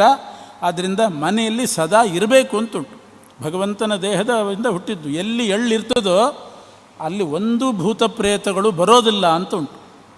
ಆದರೆ ಕೆಲವು ಕಡೆ ದುರಂತ ಅಂತಂದರೆ ಕರಿ ಎಳ್ಳನ್ನು ಮನೇಲಿ ಇಟ್ಕೊಳ್ಳೋದೇ ಇಲ್ಲ. ಅದು ಅವತ್ತಿನ ದಿವಸ ಮಾತ್ರ ಬಳಸಬೇಕು, ಆದ್ದರಿಂದ ಬೇರೆ ದಿವಸ ಅದನ್ನು ಮುಟ್ಟಲೇಬಾರ್ದು ಅಂತನ್ನೋ ರೀತಿ ಹೆದರುವವರಿದ್ದಾರೆ. ಆದರೆ ಅದು ಅಷ್ಟು ಸನ್ನಿಧಾನ ಪಾತ್ರ, ಪರಮಾತ್ಮನ ಸನ್ನಿಧಿಯನ್ನು ತಂದುಕೊಡ್ತಕ್ಕಂಥದ್ದು, ಬಹಳ ಪುಣ್ಯಪ್ರದವಾದ್ದು. ಎಷ್ಟು ಎಳ್ಳು ಎಲ್ಲಿರ್ತದೋ ಅಲ್ಲಿ ಯಾವ ಅಸುರರು ರಾಕ್ಷಸರು ಪ್ರವೇಶ ಇಲ್ಲ ಅಂತ ಉಂಟು. ಅದಕ್ಕೆ ಎಲ್ಲ ಕಡೆ ಎಳ್ಳನ್ನು ಸುತ್ತಲೂ ಹಾಕಿ ಕರ್ಮಗಳನ್ನು ಮಾಡೋದು, ಯಾರೂ ಕೂಡ ಬರ್ಕೂಡ್ದು ಅಂತ. ಗೃಹಕ್ಕೆ ಬಂಧನ ಮಾಡುವಾಗಲೂ ಕೂಡ ಮನೆ ಸುತ್ತಲೂ ಎಳ್ಳು ಹಾಕ್ತಾರೆ. ಬಿಳಿ ಸಾಸಿವೆ, ಎಳ್ಳು ಇದನ್ನು ಮನೆಯ ಸುತ್ತಲೂ ಹಾಕಿಬಿಟ್ರೆ ಮನೆಯಲ್ಲಿ ಒಂದು ಪಿಶಾಚಿ ಭೂತವು ಕೂಡ ಪ್ರವೇಶ ಮಾಡೋದಿಲ್ಲ ಅಂತ ಉಂಟು. ಬಿಳಿ ಸಾಸಿವೆಗೂ ಆ ಶಕ್ತಿ ಇದೆ, ಎಳ್ಳಿಗಿದೆ. ಅದರಿಂದ ಆ ಎಳ್ಳನ್ನು 6 ರೀತಿಯಲ್ಲಿ ಉಪಯೋಗಿಸೋದು. ಮಾಘ ಮಾಸದಲ್ಲಿ ಕೃಷ್ಣ ಪಕ್ಷದಲ್ಲಿ ಬರ್ತಕ್ಕಂಥ ಏಕಾದಶಿ, ಷಟ್ತಿಲಾ ಏಕಾದಶಿ, ಮುಂದಿನ ಚರಿತ್ರೆ ನಾಳೆ ಮುಂದುವರಿಸ್ತೇನೆ. ಆ ಏಕಾದಶಿ ಮಹಿಮೆಗಳನ್ನು ಹೇಳಲಿಕ್ಕೆ ಪ್ರಾರಂಭಿಸಿದ್ವಿ. ವೇದವ್ಯಾಸ ದೇವರು ಮಾರ್ಗಶಿರ ಕೃಷ್ಣ ಪಕ್ಷದ ಏಕಾದಶಿಯಿಂದ ಆ ಪ್ರತಿಯೊಂದು ಏಕಾದಶಿಯ ಮಹಿಮೆಯನ್ನು ನಿರೂಪಣೆ ಮಾಡಿದ್ದಾರೆ. ಮೊದಲು ಏಕಾದಶಿ ಉತ್ಪತ್ತಿಯಾದದ್ದು ಮಾರ್ಗಶಿರ ಮಾಸದ ಕೃಷ್ಣ ಪಕ್ಷ ಏಕಾದಶಿ ದಿವಸ. ಅವತ್ತು ಅದಕ್ಕೆ ಉತ್ಪತ್ತಿ ಏಕಾದಶಿ ಅಂತ ಹೆಸರು. ಮುರ ಎಂಬಂಥ ಒಬ್ಬ ಅಸುರ ಇರ್ತಾನೆ. ಆ ಮುರನಾಮಕ ಅಸುರ ದೇವತೆಗಳನ್ನೆಲ್ಲ ಪೀಡಿಸ್ತಾ ಇದ್ದಾಗ ದೇವತೆಗಳು ಪರಮಾತ್ಮನನ್ನು ಪ್ರಾರ್ಥನೆ ಮಾಡ್ತಾರೆ. ಭಗವಂತ ಮುರಾಸುರನ ಜೊತೆಗೆ ಯುದ್ಧ ಮಾಡಲಿಕ್ಕೆ ಬರ್ತಾನೆ. ಮಧ್ಯದಲ್ಲಿ ಒಮ್ಮೆ ಯುದ್ಧ ಮಾಡ್ತಾ ಮಾಡ್ತಾ ಭಗವಂತ ನಾಟಕ ಮಾಡಿ ಲೋಕ ವಿಡಂಬನಾರ್ಥವಾಗಿ ತಾನು ಸೋತಂತೆ ನಟನೆ ಮಾಡಿ ಬದರಿಕಾಶ್ರಮಕ್ಕೆ ಹೋಗಿ ಆ ಬದರಿಯ ಗುಹೆಯಲ್ಲಿ ಸಿಂಹಾವತಿ ಅನ್ನುವಂಥ ಒಂದು ಗುಹೆಯಲ್ಲಿ ಮಲಗ್ತಾನೆ. ಹಿಂದಿನಿಂದ ಮುರಾಸುರ ಅಲ್ಲಿ ಹೋಗಿ ಗುಹೆಗೆ ಹೋಗಿ ಅವನನ್ನು ಪರಮಾತ್ಮನನ್ನು ವಧೆ ಮಾಡಬೇಕು ಅಂತ ಪ್ರಯತ್ನ ಮಾಡಿ ಗುಹೆ ಬಾಗಿಲುವರೆಗೆ ಹೋಗ್ತಾನೆ. ಆವಾಗ ಪರಮಾತ್ಮನ ದೇಹದಿಂದಲೇ ಆ ಬದರಿಕಾಶ್ರಮದ ಗುಹೆಯಲ್ಲಿ ಮಲಗಿದ ಭಗವಂತನ ಶರೀರದಿಂದ ಒಬ್ಬ ಹೆಣ್ಣು ಮಗಳು ಹುಟ್ಟುತ್ತಾಳೆ. ಅವಳಿಗೆ ಏಕಾದಶಿ ಅಂತ ಹೆಸರು. ಅವತ್ತು ಹುಟ್ಟಿದ್ದರಿಂದ ಉತ್ಪತ್ತಿ ಏಕಾದಶಿ ಅಂತ ಕರೀತಾರೆ. ಕೈಯಲ್ಲಿ ಆಯುಧ ಹಿಡ್ಕೊಂಡೇ ಹುಟ್ಟಿದ್ಲು, ಮುರಾಸುರನನ್ನು ವಧೆ ಮಾಡಿದ್ಲು. ಆಮೇಲೆ ಪರಮಾತ್ಮನಿಂದ ವರ ಪಡಿತಾಳೆ. ನನ್ನನ್ನು ಉಪೋಷಣ ಮಾಡಿದವರಿಗೆ, ಅಂದರೆ ಉಪಾಸನೆ ಮಾಡಿದವರಿಗೆ, ಏಕಾದಶಿ ಅನುಷ್ಠಾನ ಮಾಡಿದವರಿಗೆ ಸರ್ವಸಿದ್ಧಿ ಆಗಬೇಕು. ನಾನು ಎಲ್ಲ ಧರ್ಮಕ್ಕಿಂತ ಪ್ರಧಾನ ಧರ್ಮ ಅಂತ ನಾನು ಅನ್ನಿಸ್ಕೊಳ್ಬೇಕು. ಇದೆಲ್ಲ ವರ ಕೇಳಿದ್ಲು. ಎಲ್ಲ ಕಾರ್ಯಗಳಿಗೆ ಬರ್ತಕ್ಕಂಥ ವಿಘ್ನ ಪರಿಹಾರಗಳಾಗಬೇಕು ಅಂತ 3 ವರ ಕೇಳ್ತಾಳೆ. ಪರಮಾತ್ಮ ಕೊಡ್ತಾನೆ. ಆದ್ದರಿಂದ ಸಕಲ ವ್ರತಗಳು ಏಕಾದಶಿ ವ್ರತದ ಹಿಂದೆ ಅಂತಾರೆ. ಎಷ್ಟು ವ್ರತಗಳಿದ್ದರೂ ಏಕಾದಶಿಯ ಹಿಂದೆ ಪ್ರಥಮವಾಗಿರುವಂಥ ವ್ರತ ಏಕಾದಶಿ ವ್ರತ. ಸಕಲ ಗ್ರಂಥಗಳು ಭಾಗವತದ ಹಿಂದೆ, ಸಕಲ ದೇವತೆಗಳು ವಿಷ್ಣುವಿನ ಹಿಂದೆ. ಆ ರೀತಿಯಾದಂಥ ಒಂದು ಸ್ಥಾನ ಏಕಾದಶಿಗೆ ಬಂದಿದೆ. ಮಾರ್ಗಶಿರ ಶುಕ್ಲ ಪಕ್ಷದ ಏಕಾದಶಿಗೆ ಮೋಕ್ಷದ ಏಕಾದಶಿ ಅಂತ ಹೆಸರು. ವೈಖಾನಸ ಅಂತ ಒಬ್ಬ ರಾಜ ಇರ್ತಾನೆ. ಅವನೊಮ್ಮೆ ಕನಸಿನಲ್ಲಿ ತನ್ನ ಪಿತೃಗಳನ್ನು ನೋಡಿದ. ಅವನ ತಂದೆ ಅವರೆಲ್ಲ ಪೂರ್ವಿಕರೆಲ್ಲ ನರಕದಲ್ಲಿ ಬಿದ್ದದ್ದನ್ನು ನೋಡ್ತಾನೆ. ಅವರೆಲ್ಲ ಇವನನ್ನು ಕೇಳ್ಕೊಳ್ತಾ ಇರ್ತಾರೆ, ನಮ್ಮ ವಂಶದಲ್ಲಿ ಹುಟ್ಟಿದ್ದೇ, ನನ್ನನ್ನು ಉದ್ಧಾರ ಮಾಡು ನಮ್ಮನ್ನು ಅಂತ ಕೇಳಿಕೊಂಡಾಗ ಅವನು ಮಾರ್ಗಶಿರ ಶುಕ್ಲ ಪಕ್ಷದ ಏಕಾದಶಿ ಸರಿಯಾಗಿ ಪ್ರಾಪ್ತವಾಗಿತ್ತು. ಅವನು ಆ ರೀತಿ ಸಂಕಲ್ಪ ಮಾಡಿ ಆ ಏಕಾದಶಿ ಅನುಷ್ಠಾನ ಮಾಡಿದಾಗ ಪಿತೃಗಳೆಲ್ಲ ಉದ್ಧಾರ ಆದರು ಅಂತ ಉಂಟು.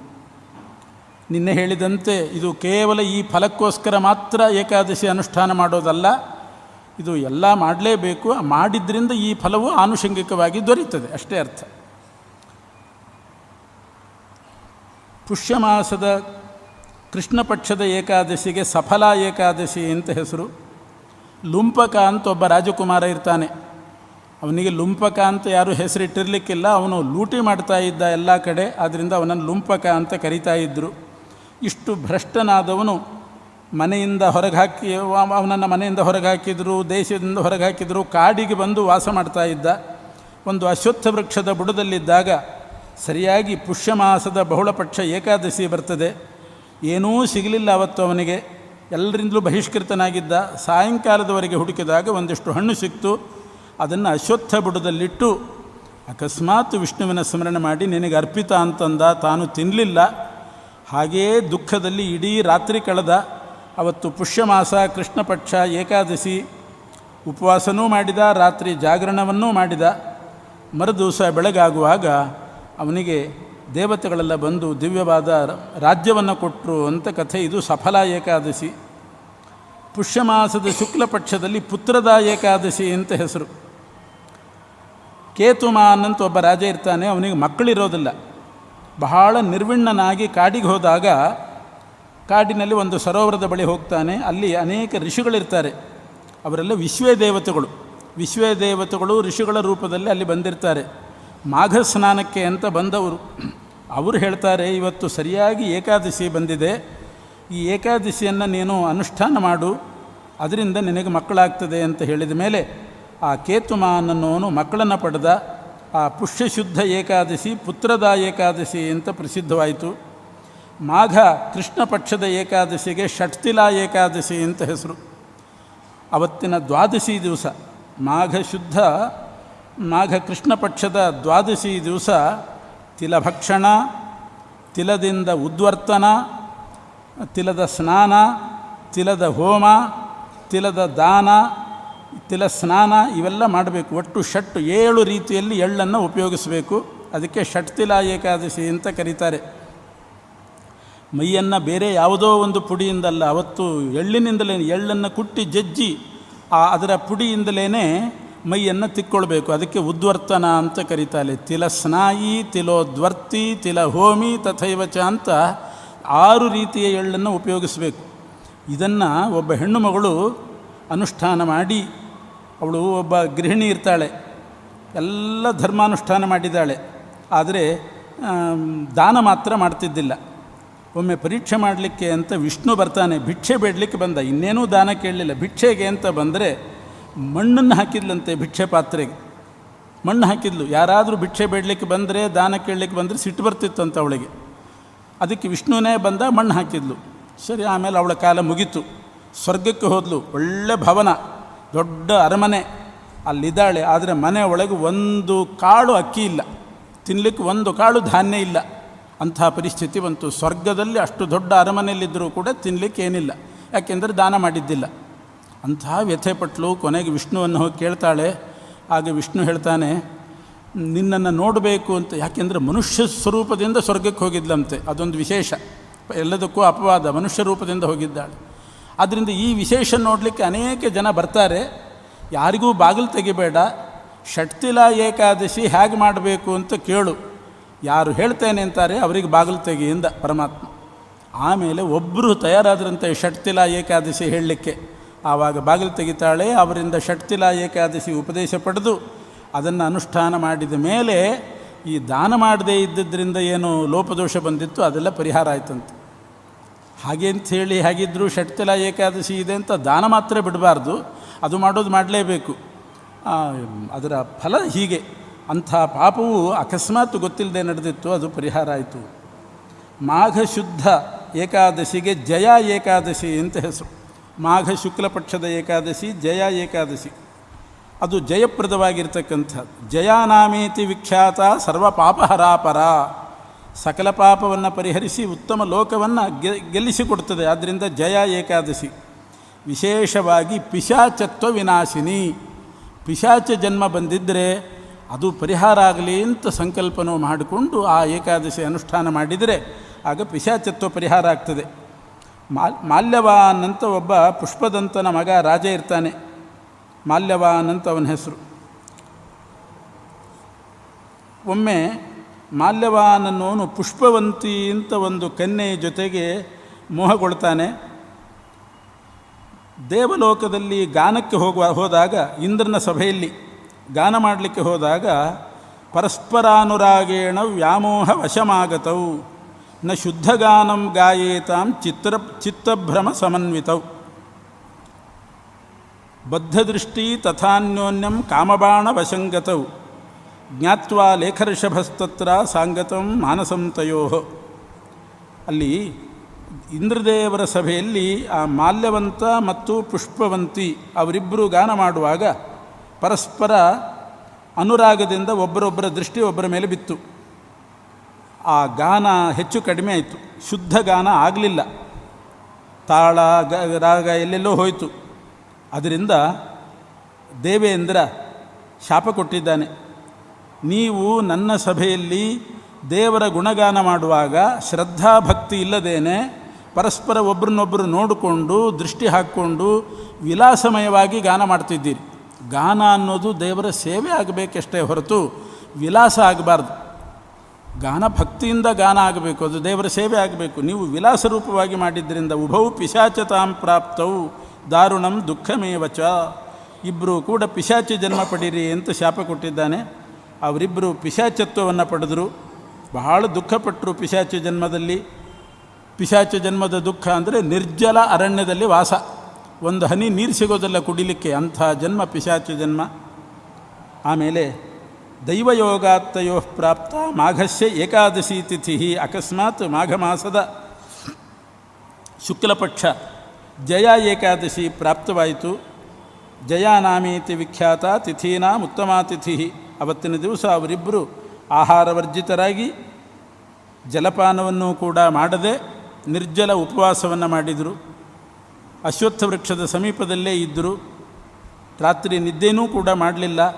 ಈ ರೀತಿ ಏಕಾದಶಿ ಅನುಷ್ಠಾನ ಮಾಡಿ ಪಿಶಾಚತ್ವವನ್ನು ಕಳ್ಕೊಂಡ್ರು ಅಂತುಂಟು.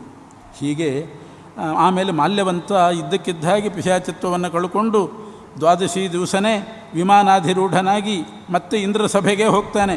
ಮಘವಾ ವಿಸ್ಮಿತೋಬ್ರವೀತ್, ಇಂದ್ರನಿಗೆ ಆಶ್ಚರ್ಯ ಆಯಿತು. ಮಮ ಶಾಪಂಚ ಸಂಪ್ರಾಪ್ತವು ಕೇನ ದೇವೇನ ಮೋಚಿತವು, ನಾನು ನಿಮಗೆ ಶಾಪ ಕೊಟ್ಟಿದ್ದೆ ಪಿಶಾಚಿಗಳಾಗ್ರಿ ಅಂತ, ಇಷ್ಟು ಬೇಗ ಬಂದುಬಿಟ್ರಲ್ಲ, ಯಾರು ಬಿಡಿಸಿದರು ಅಂತ ಕೇಳಿದರೆ ಏಕಾದಶಿ ಬಿಡಿಸಿತು ಅಂತ ಹೇಳ್ತಾರೆ. ಮಾಘಶುದ್ಧ ಜಯ ಅನ್ನುವಂಥ ಏಕಾದಶಿ ಅನುಷ್ಠಾನ ಮಾಡಿ ನಾವು ಪಿಶಾಚತ್ವವನ್ನು ಕಳ್ಕೊಂಡಿದ್ದೇವೆ ಅಂತ ಉತ್ತರ ಕೊಟ್ಟರು. ಹೀಗೆ ಏಕಾದಶಿಗೆ ಅನೇಕ ವಿಧವಾದಂಥ ಫಲ, ನಾನಾ ವಿಧವಾದ ಫಲ, ಪಿಶಾಚತ್ವವನ್ನು ಕೂಡ ನಿವಾರಣೆ ಮಾಡ್ತಕ್ಕಂಥ. ಅನಂತರ ಫಾಲ್ಗುಣ ಮಾಸದ ಕೃಷ್ಣ ಪಕ್ಷ ಏಕಾದಶಿ, ಅದಕ್ಕೆ ವಿಜಯ ಏಕಾದಶಿ ಅಂತ ಹೆಸರು. ಫಾಲ್ಗುಣಸ್ಯ ಅಸಿತೆ ಪಕ್ಷೆ ವಿಜಯ ನಾಮನಾಮತಃ ತಸ್ಯಾಃ ಪುಣ್ಯಂ ದ್ವಿಜಶ್ರೇಷ್ಠ ಕಥಯಸ್ವ ಪ್ರಸಾದತಃ. ಅದರ ಮಹಿಮೆ ಏನು ಅಂತಂದರೆ ರಾಮದೇವರಿಗೆ ಸಂಬಂಧಪಟ್ಟದ್ದು. ಹಿಂದೆ ಪುರಾ ರಾಮೋ ವನಂ ಯಾತೋ ವರ್ಷಾಣ್ಯೇವ ಚತುರ್ದಶ, ರಾಮದೇವರು 14 ವರ್ಷ ಕಾಡಿಗೆ ಹೋದದ್ದು ಬಹಳ ಪ್ರಸಿದ್ಧನೇ. 14 ವರ್ಷ ಕಾಡಿಗೆ ಬಂದಾಗ ಅಲ್ಲಿ ಪಂಚವಟಿಯಲ್ಲಿ ಸೀತಾ ಲಕ್ಷ್ಮಣ ಸಮೇತನಾಗಿ ವಾಸ ಮಾಡ್ತಾ ಇದ್ದ. ಪಂಚವಟಿಯಲ್ಲಿರುವಾಗ ಸೀತಾ ಅಪಹಾರ ಆಯಿತು, ರಾವಣ ಸೀತೆಯನ್ನು ಅಪಹರಿಸ್ತಾನೆ. ಅನಂತರ ರಾಮದೇವರಿಗೆ ಗೊತ್ತಾಯಿತು ಸೀತೆ ಎಲ್ಲಿದ್ದಾಳೆ, ರಾವಣ ಅಪಹರಿಸಿದ್ದು, ಲಂಕೆಗೆ ಕರ್ಕೊಂಡು ಹೋಗಿದ್ದಾನೆ, ಎಲ್ಲವೂ ಕೂಡ ಗೊತ್ತಾಯಿತು. ಆದರೆ ಲಂಕಾಪಟ್ಟಣಕ್ಕೆ ಹೋಗೋದು ಹೇಗೆ? ಶತಯೋಜನ ವಿಸ್ತಾರವಾದಂಥ ಲವಣ ಸಮುದ್ರ ಇದೆ, ಆ ಸಮುದ್ರ ದಾಟಿ ಲಂಕಾಪಟ್ಟಣಕ್ಕೆ ಹೋಗಬೇಕು. ಹೇಗೆ ಹೋಗೋದು ಅಂತ, ಸೌಮಿತ್ರೇ ಕೇನ ಪುಣ್ಯೇನ ತೀರ್ಯತೆ ವರುಣಾಲಯ, ಈ ಸಮುದ್ರ ಹೇಗೆ ದಾಟ್ಲಿಕ್ಕೆ ಸಾಧ್ಯ? ಅಗಾಧೋ ನಿತರಾಮೇಶ ಯಾದೋಭಿಶ್ಚ ಸಮಾಕುಲ, ಜಲಚರ ಪ್ರಾಣಿಗಳು, ಅಗಾಧವಾದ ಸಮುದ್ರ ಹೇಗೆ ದಾಟೋದು? ಉಪಾಯಂ ನೈವ ಪಶ್ಯಾಮಿ ಏನಾಸೌ ಸುತರೋ ಭವೇತ್, ಸುಲಭವಾಗಿ ದಾಟಬೇಕು, ಅದಕ್ಕೇನು ಉಪಾಯ ಅಂತ ವಿಚಾರ ಮಾಡ್ತಾ ಇರುವಾಗ ಲಕ್ಷ್ಮಣ ಹೇಳ್ತಾನೆ, ಇಲ್ಲೇ ಹತ್ತಿರದಲ್ಲಿ ಬಕದಾಲ್ಭ್ಯ ಅಂತ ಒಬ್ಬ ಋಷಿಗಳಿದ್ದಾರೆ, ಆ ಬಕದಾಲ್ಭ್ಯರು ಇಲ್ಲೆಲ್ಲ ಪರಿಚಯ ಇದ್ದವರು, ಅವರನ್ನು ಕೇಳಿದರೆ ಏನಾದರೂ ಉಪಾಯ ಹೇಳ್ತಾರೆ ಅಂತ. ಆಗ ಬಕದಾಲ್ಭ್ಯರ ಹತ್ರ ಹೋಗಿ ಕೇಳಿದಾಗ ರಾಮದೇವರಿಗೆ ಅವರು ಉಪದೇಶ ಮಾಡ್ತಾರೆ.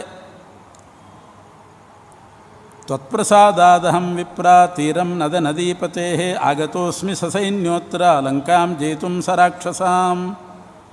ನಾನು ಲಂಕೆಗೆ ಹೊರಡಲಿಕ್ಕೆ ಬಂದಿದ್ದೇನೆ, ಹೇಗೆ ಹೋಗಬೇಕು ಅಂತ ಕೇಳಿದಾಗ ಅವರು ಹೇಳಿದರು, ರಾಮಸ್ಯ ವಚನಂ ಶ್ರುತ್ವ ಬಕದಾಲ್ಭ್ಯೋ ಮಹಾಮುನಿ ಏಕಾಗ್ರ ಮಾನಸೋ ಭೂತ್ವ ವ್ರತಮೇತತ್ ಸಮಾಚಾರ. ನಿನಗೆಲ್ಲ ಕೈಗೂಡುತ್ತದೆ, ಲಂಕಾಪಟ್ಟಣಕ್ಕೆ ಹೋಗೋದು ಸುಲಭ ಆಗ್ತದೆ. ಏಕಾಗ್ರ ಮನಸ್ಕನಾಗಿ ಒಂದು ವ್ರತ ಮಾಡು. ಫಾಲ್ಗುಣ ಮಾಸ ಬಂದಿದೆ, ಕೃಷ್ಣ ಪಕ್ಷ, ಫಾಲ್ಗುಣ ಕೃಷ್ಣ ಪಕ್ಷ, ವಿಜಯ ಏಕಾದಶಿ ಅಂತ ಅವತ್ತು ಹೆಸರು. ಅವತ್ತಿನ ದಿವಸ ಪರಶುರಾಮ ದೇವರನ್ನು ನೀನು ಪೂಜೆ ಮಾಡು. ಚಿನ್ನದ್ದೋ ಬೆಳ್ಳಿದ್ದೋ ಅಥವಾ ತಾಮ್ರದ್ದೋ, ಕೊನೆಗೆ ಮಣ್ಣಿಂದಾದರೂ ಕೂಡ ಪರಶುರಾಮ ದೇವರ ಪ್ರತಿಮೆಯನ್ನು ಮಾಡಿ ಕುಂಭಸ್ಥಾಪನೆ ಮಾಡಿ, ಆ ಕುಂಭನೂ ಕೂಡ ಉತ್ತಮವಾದ ರೀತಿಯಲ್ಲಿರಬೇಕು. ಅಂತಹ ಕುಂಭದ ಮೇಲೆ ಪರಶುರಾಮ ದೇವರ ಪ್ರತಿಮೆಯನ್ನು ಇಟ್ಟು ವಿಜಯ ಏಕಾದಶಿ ದಿವಸ ಪೂಜೆ ಮಾಡು, ಉಪವಾಸ ವ್ರತ ಅನುಷ್ಠಾನ ಮಾಡು, ಅದರಿಂದ ನಿನಗೆ ಎಲ್ಲ ಉಪಾಯ ಸಿಗ್ತದೆ ಅಂತ ಬಕದಾಲ್ಭರು ಹೇಳಿದಾಗ ಶ್ರೀರಾಮಚಂದ್ರ ಆವತ್ತಿನ ದಿವಸ ಆ ಫಾಲ್ಗುಣ ಕೃಷ್ಣ ಪಕ್ಷ ಏಕಾದಶಿ ದಿವಸ ಕುಂಭ ಕಲಶ ಸ್ಥಾಪನೆ ಮಾಡಿ ಪರಶುರಾಮ ದೇವರ ಪೂಜೆ ಮಾಡಿ ಉಪವಾಸ ಮಾಡಿ ರಾತ್ರವು ಜಾಗರಣಂಚೈವ, ಆ ಕುಂಭದ ಎದುರುಗಡೆ ರಾತ್ರಿ ಜಾಗರಣೆ ಮಾಡಿ ಮರುದಿವಸ ಆ ಕಲಶವನ್ನು ನದಿ ಹತ್ತಿರ ತಗೊಂಡು ಹೋಗಿ ಅಲ್ಲಿ ಸ್ಥಾಪನೆ ಮಾಡಿ ಮತ್ತೆ ಪೂಜೆ ಮಾಡಿ ಆ ಕಲಶವನ್ನು ಬ್ರಾಹ್ಮಣರಿಗೆ ದಾನ ಮಾಡ್ತಾನೆ. ಇದರಿಂದ ಅವನಿಗೆ ಸಮುದ್ರ ದಾಟೋದು ಬಹಳ ಸುಲಭವಾಯಿತಂತೆ, ಎಲ್ಲ ಉಪಾಯ ಕೈಗೂಡಿತು ಅಂತ ಹೇಳ್ತಾರೆ. ಹೀಗೆ ಶ್ರೀರಾಮಚಂದ್ರ ಅನುಷ್ಠಾನ ಮಾಡಿದಂಥ ಏಕಾದಶಿ ಫಾಲ್ಗುಣ ಕೃಷ್ಣ ಪಕ್ಷದ ಏಕಾದಶಿ. ಫಾಲ್ಗುಣ ಶುಕ್ಲ ಪಕ್ಷದ ಏಕಾದಶಿಗೆ ಆಮಲಕಿ ಏಕಾದಶಿ ಅಂತ ಕರೀತಾರೆ. ಆಮಲಕಿ ಏಕಾದಶಿ ಅಂತಂದರೆ, ಆಮಲಕ ಅಂತಂದರೆ ನೆಲ್ಲಿಕಾಯಿ ಅಂತ ಅರ್ಥ. ನೆಲ್ಲಿಕಾಯಿಗೆ ಆಮಲಕ ಅಂತಾರೆ. ಆ ಫಾಲ್ಗುಣ ಮಾಸದ ಶುಕ್ಲ ಪಕ್ಷದ ಏಕಾದಶಿ ದಿವಸ ಪೂರ್ತಿ ನೆಲ್ಲಿಕಾಯಿ ಗಿಡದ ಕೆಳಗಡೆನೇ ಉಪವಾಸ ಮಾಡಬೇಕಂತ. ನೆಲ್ಲಿಕಾಯಿ ಬುಡದಲ್ಲೇ, ಅದರ ಕಾಯಿಯ ವೃಕ್ಷದ ಬುಡದಲ್ಲೇ ಇರಬೇಕು, ಅಲ್ಲೇ ಜಾಗರಣೆ ಮಾಡಬೇಕು. ಯಾಕೆ? ಆಮಲಕ್ಯಾಸ್ತಲೇ ಗತ್ವ ಜಾಗರಂ ತತ್ರ ಕಾರಯೇತ್ ಅಂತ ಹೇಳಿದಾಗ ಮಾಂಧಾತ ರಾಜ ಕೇಳ್ತಾನೆ ಯುಧಿಷ್ಠಿರನನ್ನು, ಆಮಲಕಿ ಕದಾಶೇಷ ಉತ್ಪನ್ನ ದ್ವಿಜಸತ್ತಮ, ಬೇಕಾದಷ್ಟು ಮರಗಳಿದ್ದಾಗ ಆಮಲಕಿ ವೃಕ್ಷ ಧಾತ್ರಿ ನೆಲ್ಲಿಕಾಯಿ ಗಿಡ, ಅದರಲ್ಲಿ ಏನು ವೈಶಿಷ್ಟ್ಯ, ಅದರ ಬುಡದಲ್ಲಿ ಯಾಕಿರಬೇಕು, ಅದು ಹೇಗೆ ಪವಿತ್ರ ಆಯಿತು ಅಂತ ಕೇಳಿದಾಗ ವಸಿಷ್ಠ ಋಷಿಗಳು ಅದರ ಬಗ್ಗೆ ಮೂಲತಃ ಹೇಳಿದ್ದು. ಆಮಲಕಿ ವೃಕ್ಷ ಅಂತನ್ನೋದು ಹುಟ್ಟಿದ್ದು ಹೇಗೆ? ಒಂದು ಸಲ ಪರಬ್ರಹ್ಮ ಪರಮಾತ್ಮ ಯಾವುದೋ ಪ್ರಸಂಗದಲ್ಲಿ ಷ್ಠೀವನ ಮಾಡಿದನಂತೆ, ಉಗುಳಿದ. ಅವನ ಬಾಯಿಯಿಂದ ಉಗುಳು ಬಿದ್ದಾಗ ಒಂದು ಹನಿ ನೆಲದ ಮೇಲೆ ಬಿದ್ದು ಆ ಹನಿಯಿಂದ ಆಮಲಕಿ ವೃಕ್ಷ ಉತ್ಪತ್ತಿ ಆಯಿತಂತೆ. ನೆಲ್ಲಿಕಾಯಿ ಗಿಡ ಬೆಳೆದದ್ದು ಹಾಗಂತೆ. ಷ್ಠೀವನಾತ್ ಬಿಂದುರುತ್ಪನ್ನ ಸಭೂಮವು ನಿಪಪಾತಃ. ಭಗವಂತ ಷ್ಠೀವನ ಮಾಡಿದಾಗ ಅವನ ಮುಖದಿಂದ ಚಂದ್ರಬಿಂಬಕ್ಕೆ ಸಮಾನವಾದ ಒಂದು ಬಿಂದು ಬಂದು ಅದರಿಂದ ಒಂದು ಮರ ಹುಟ್ಟಿತು. ಧಾತ್ರಿ ನಗೋ ಮಹಾನ್, ಅದನ್ನೇ ಧಾತ್ರಿ ನಗ ಅಂತ ಕರೀತಾರೆ. ಶಾಖಾ ಪ್ರಶಾಖಾ ಬಹುಲವಾಗಿ ಫಲಭಾರೇಣ ನಾಮಿತಃ, ಚೆನ್ನಾಗಿ ಫಲ ಬಿಟ್ಟಿತು. ಆದಿರೋಹ ಅಂತ ಅದನ್ನು ಕರೆದ್ರಂತೆ. ಮರಗಳ ಜಾತಿಯಲ್ಲಿ ಮೊದಲು ಹುಟ್ಟಿದ ಮರ ನೆಲ್ಲಿಗಿಡ. ತುಳಸಿ ಹುಟ್ಟಿದ್ದು ಪರಮಾತ್ಮನ ಹರ್ಷಾಶ್ರುವಿನಿಂದ. ಸಂತೋಷದ ಕಣ್ಣೀರು ಅಮೃತ ಕಲಶದಲ್ಲಿ ಬಿದ್ದಾಗ ತುಳಸಿ ಹುಟ್ಟಿತು. ಮರಗಳ ಜಾತಿಯಲ್ಲಿ ಆದಿ ಮೊದಲನೇ ಮರ ಅಂತಂದರೆ ನೆಲ್ಲಿಕಾಯಿ ಮರ ಅಂತ, ಅದಕ್ಕೆ ಅಷ್ಟು ಪ್ರಾಶಸ್ತ್ಯ. ಕಲ್ಲಿನ ಜಾತಿಯಲ್ಲಿ ಮೊದಲು ಹುಟ್ಟಿದ ಕಲ್ಲು ಒಂದಿದೆ, ಅದನ್ನು ಮೊದಲ ಕಲ್ಲು ಅಂತ ಕರೀತಾರೆ. ಆ ಊರಿ ಹೆಸರೇ ಮೊದಲ ಕಲ್ಲು ಅಂತ. ಆದಿಶಿಲಾ ಅಂತ ಸಂಸ್ಕೃತದಲ್ಲಿ ಹೇಳ್ತಾರೆ. ಮೊದಲು ಹುಟ್ಟಿದ ಕಲ್ಲಂತ ಕಲ್ಲಿನ ಜಾತಿಯಲ್ಲಿ, ಆದ್ದರಿಂದ ಮೊದಲ ಕಲ್ಲು ಅಂತ. ಅಲ್ಲಿ ವೆಂಕಟರಮಣ ಸನ್ನಿಹಿತನಾಗಿದ್ದಾನೆ. ಶೇಷದಾಸರು ಸಾಧನೆ ಮಾಡಿದಂಥ ಸ್ಥಳ ಅದು, ಮೊದಲ ಕಲ್ಲು ಅಂತ ಕರೀತಾರೆ. ಪೂಜ್ಯ ಶ್ರೀಪಾದಂಗಳವರದ್ದು ಒಂದು ವಿದ್ಯಾಪೀಠವೂ ಕೂಡ ಅಲ್ಲಿ ಸ್ಥಾಪನೆ ಆಗಿದೆ. ಉತ್ತಮವಾದ ರೀತಿಯಲ್ಲಿ ಕೃಷ್ಣನ ಸ್ಥಾಪನೆಯೂ ಕೂಡ ಆಗಿದೆ. ಅಂಥ ಒಂದು ಮೊದಲ ಕಲ್ಲು ಅನ್ನೋ ಕ್ಷೇತ್ರ ಆದಿಶಿಲಾ. ಹಾಗೆ ಇದು ಆದಿರೋಹ. ರೋಹ ಅಂದರೆ ಮರ. ಸರ್ವೇಷಾಂಚೈವ ವೃಕ್ಷಾಣಾಂ ಆದಿರೋಹ ಪ್ರಕೀರ್ತಿತಃ ಬ್ರಹ್ಮಣಾಥ ತತಃ ಪಶ್ಚಾತ್ ಸಂಸೃಷ್ಟಾಶ್ಚ ಇಮಾ ಪ್ರಜಾ. ಸುಮ್ಮನೆ ಪ್ರಾಸಂಗಿಕವಾಗಿ ಒಂದು ವಿಷಯ ಹೇಳಿರ್ತೀನಿ. ಆ ಮೊದಲ ಕಲ್ಲಿನಲ್ಲಿ ಪ್ರಾಚೀನದಿಂದ ಒಂದು ಸಂಪ್ರದಾಯ ಇದೆ. ನಮ್ಮ ಕುಲಸ್ವಾಮಿಯೂ ಅಲ್ಲೇ ಇರೋದು, ವೆಂಕಟರಮಣ, ಮೊದಲ ಕಲ್ಲು ವೆಂಕಟರಮಣ. ಅಲ್ಲಿಯ ಪದ್ಧತಿ ಏನು ಅಂತಂದರೆ, ಆ ಗ್ರಾಮದ ಕುಲಕರ್ಣಿ ಅಂತಿರ್ತಾರೆ ಪ್ರಮುಖರು. ಎಷ್ಟು ಭಗವದ್ಭಕ್ತಿ ಅವರಿಗೆ ಅಂತಂದರೆ, ಅಲ್ಲಿ ಇವತ್ತಿಗೂ ಕೂಡ ಒಂದು ನಿಯಮ, ಯಾರೂ ಕೂಡ ಮನೆ ಕಟ್ಟುವಾಗ 2 ಅಂತಸ್ತು 3 ಅಂತಸ್ತು ಕಟ್ಟುವ ಹಾಗೆ ಇಲ್ಲ. ಆ ವೆಂಕಟರಮಣನ ಶಿಖರಕ್ಕಿಂತ ದಾಟಿ ಯಾರ ಮನೆಯೂ ಹೋಗಬಾರ್ದು ಅಂತ ಒಂದು ನಿಯಮ ಮಾಡ್ಕೊಂಡಿದ್ದಾರೆ ಆ ಊರಿನಲ್ಲಿ. ಅದರಿಂದ ಎಲ್ಲ ಗ್ರೌಂಡ್ ಫ್ಲೋರೇ, ಫಸ್ಟ್ ಫ್ಲೋರು ಅಂತ ಇಲ್ಲವೇ ಇಲ್ಲ. ಯಾಕೆಂದರೆ ದೇವರಿಗಿಂತ ಮೇಲೆ ನಾವು ಹೋಗಬಾರ್ದು ನಮ್ಮ ಮನೆ ಅನ್ನುವಷ್ಟು ಭಾವುಕತನ. ಈಗೇನಾಗಿದೆಯೋ ಗೊತ್ತಿಲ್ಲ, ಇತ್ತೀಚೆಗೆ ಅಂತೂ ಇಷ್ಟು ಶ್ರದ್ಧಾಭಕ್ತಿಯಿಂದ ನಡ್ಕೊಂಡು ಬಂದಂಥ ಕ್ಷೇತ್ರ ಅದು. ಅಲ್ಲಿರ್ತಕ್ಕಂಥವ್ರಿಗೆ ಅಷ್ಟು ಭಕ್ತಿ ದೇವರ ಮೇಲೆ. ಅದು ಆದಿಶಿಲ. ಇದು ಆದಿರೋಹ. ಬ್ರಹ್ಮಣಾಥ ತತಃ ಪಶ್ಚಾತ್ ಸಂಸೃಷ್ಟಾಶ್ಚ ಇಮಾ ಪ್ರಜಾ. ಆದಿರೋಹವನ್ನು ಹುಟ್ಟಿಸಿ ಆಮೇಲೆ ಎಲ್ಲ ಪ್ರಜೆಗಳನ್ನು ಪರಮಾತ್ಮ ಸೃಷ್ಟಿ ಮಾಡಿದಂತೆ. ದೇವದಾನವ ಗಂಧರ್ವ ಯಕ್ಷ ರಾಕ್ಷಸ ಪನ್ನಗಾನ್ ಅಸೃಜದ್ ಭಗವಾನ್ ದೇವ ಮಹರ್ಷೀಂಶ್ಚ ತಥಾಮಲಾನ್. ಆದ್ದರಿಂದ ಆ ಧಾತ್ರಿ ಅಂತನ್ನೋದು ಭಗವಂತನಿಗೆ ಹೇಗೆ ಚತುರ್ಮುಖ ಬ್ರಹ್ಮದೇವರು ಅತ್ಯಂತ ಪ್ರಿಯರು, ಯಾಕೆ? ಅಹಮಸ್ಮಿ ಪ್ರಥಮಜ ಋತಸ್ಯ ಅಹಂ ಪ್ರಥಮಜ ಅಸ್ಮಿ. ಮೊದಲನೇ ಮಗ ನಾನು, ಹಿರಿಯ ಮಗ ಪರಮಾತ್ಮನಿಗೆ ಅಂತಾರೆ ಬ್ರಹ್ಮದೇವರು. ಅಹಮಸ್ಮಿ ಪ್ರಥಮಜ ಋತಸ್ಯ ಪೂರ್ವಂ ದೇವೇಭ್ಯೋ ಅಮೃತಸ್ಯ ನಾಭಾಯಿ. ಅದರಂತೆ ಆದಿರೋಹ. ಆದ್ದರಿಂದ ಭಗವಂತನಿಗೆ ಅತ್ಯಂತ ಪ್ರಿಯವಾಯಿತದು. ಯತ್ರ ಧಾತ್ರಿ ಹರಿಪ್ರಿಯ ತಾಂ ದೃಷ್ಟ್ವಾ ತೇ ಮಹಾಭಾಗ ಪರಂ ವಿಸ್ಮಯಮಾಗತಃ. ಇಂಥ ವೃಕ್ಷ ಧಾತ್ರಿ ವೃಕ್ಷ ಆದ್ದರಿಂದ ಅದು ವೈಷ್ಣವ ವೃಕ್ಷ ಅಂತ ಅದನ್ನು ಕರೀತಾರಂತೆ. ವೈಷ್ಣವ ವೃಕ್ಷ ಅಂತ ಹೆಸರದಕ್ಕೆ. ವಿಶೇಷವಾಗಿ ವಿಷ್ಣುವಿಗೆ ಪ್ರಿಯವಾದದ್ದು, ವಿಷ್ಣುವಿನ ಸನ್ನಿಧಾನ ಪಾತ್ರವಾದ್ದು. ಆದ್ದರಿಂದ ತಸ್ಮಾತ್ ಸರ್ವಪ್ರಯತ್ನೇನ ಸೇವ್ಯ ಆಮಲಕಿ ಸದಾ. ಆದ್ದರಿಂದ ಆಮಲಕಿಯನ್ನು ಸೇವೆ ಮಾಡಬೇಕು. ಸರ್ವ ಪಾಪಹರ ಪ್ರೋಕ್ತ ವೈಷ್ಣವೀ ಪಾಪನಾಶಿನಿ ತಸ್ಯಾ ಮೂಲೆ ಸ್ಥಿತೋ ವಿಷ್ಣು. ಮೂಲದಲ್ಲಿ ವಿಷ್ಣು ಮತ್ತು ಊರ್ಧ್ವದಲ್ಲಿ ಪಿತಾಮಹ, ಸ್ಕಂಧದಲ್ಲಿ ರುದ್ರದೇವರ ಸನ್ನಿಧಾನವೂ ಕೂಡ ಇರುವಂಥದ್ದು. ಆದ್ದರಿಂದ ಅಲ್ಲಿ ಏಕಾದಶಿ ವ್ರತ ಮಾಡೋದಕ್ಕೆ ಆಮಲಕಿ ಏಕಾದಶಿ ಅಂತ ಅದನ್ನು ಕರೀತಾರೆ.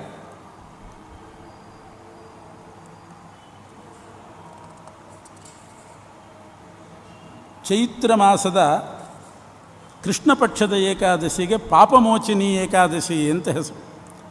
ಪಾಪಮೋಚಿನಿ ಅಂತ ಯಾಕೆ ಹೆಸರು ಬಂತು? ಅದರ ಮಹಿಮೆ ಏನು ಅಂತಂದರೆ, ಮೇಧಾವಿ ಅಂತ ಒಬ್ಬ ಋಷಿಗಳಿರ್ತಾರೆ, ಬ್ರಹ್ಮಚಾರಿ. ಮೇಧಾವಿ ನಾಮಕ ಋಷಿ ಒಬ್ಬ ಬ್ರಹ್ಮಚಾರಿ ತಪಸ್ಸು ಮಾಡ್ತಾ ಕೂತಿರ್ತಾನೆ ಒಂದು ವನದಲ್ಲಿ. ಚೈತ್ರರಥ ಅನ್ನೋ ವನದಲ್ಲಿ ತಪಸ್ಸು ಮಾಡ್ತಾ ಇರ್ತಾನೆ. ಆ ಚೈತ್ರರಥ ವನದಲ್ಲಿ ತಪಸ್ಸು ಮಾಡುವಾಗ ಅಕಸ್ಮಾತ್ ಮಂಜುಘೋಷ ಅಂತ ಒಬ್ಬ ಹೆಣ್ಣು ಮಗಳು ಬರ್ತಾಳೆ ಅಲ್ಲಿಗೆ. ಒಬ್ಬ ಅಪ್ಸರ ಸ್ತ್ರೀ, ಮಂಜುಘೋಷ ಅಂತ ಅವಳ ಹೆಸರು. ಅವಳ ಘೋಷವೇ ಬಹಳ ಮಂಜು, ಮನೋಹರ. ಅಂಥ ಅಪ್ಸರ ಸ್ತ್ರೀ ಬಂದು ತನ್ನ ರಾಗ, ಸಂಗೀತ, ಹಾವಭಾವ ವಿಲಾಸಗಳಿಂದ ಗಾಯಂತಿ ಮಧುರಂ ಸಾಧು ಪೀಡಯಂತಿ ವಿಪಂಚಿಕಾಂ, ವೀಣೆ ನುಡಿಸ್ತಾ ಹಾಡಾಡ್ತಾ ಅಲ್ಲಿಗೆ ಬಂದು ಆ ಮೇಧಾವಿ ಎಂಬಂಥ ಋಷಿಯ ತಲೆ ಕೆಡಿಸಿದ್ಲು. ಕಾಮೋಪಿ ವಿಜಯಾಕಾಂಕ್ಷಿ, ಮನ್ಮಥನೂ ಕೂಡ ಅಲ್ಲಿ ಬಂದು ಸೇರಿದ. ಇವಳು ಬಂದಳು ಮಂಜುಘೋಷ. ಆ ಋಷಿ ತಪಸ್ಸಿಗೆ ವಿಘ್ನ ತರಬೇಕು ಅಂತ ಆಸೆ ಅವರಿಗೆ. ಮೇಧಾವಿನಂ ಮುನಿಂ ದೃಷ್ಟ್ವಾ ಸಾಪಿ ಕಾಮೇನ ಪೀಡಿತ ಯೌವನೋದ್ಭಿನ್ನ ದೇಹೋಸೋ ಮೇಧಾವ್ಯಪಿ ವಿರಾಜತೆ. ಅವಳು ಕೂಡ ತಪಸ್ಸು ಕೆಡಿಸಲಿಕ್ಕೆ ಬಂದಳು. ಇವನು ಮೇಧಾವಿ ಋಷಿಯೂ ಕೂಡ ಆಗುತ್ತಾನೆ ಯೌವನೋದ್ಭಿನ್ನ ದೇಹನಾಗಿದ್ದ. ಹಾಗಾಗಿ ಇವನಿಗೂ ಮನಸ್ಸು ಸ್ವಲ್ಪ ವಿಚಲಿತ ಆಯಿತು. ಚವನ ಋಷಿಗಳ ಆಶ್ರಮದಲ್ಲಿ ವಾಸ ಮಾಡ್ತಾ ಇದ್ದ.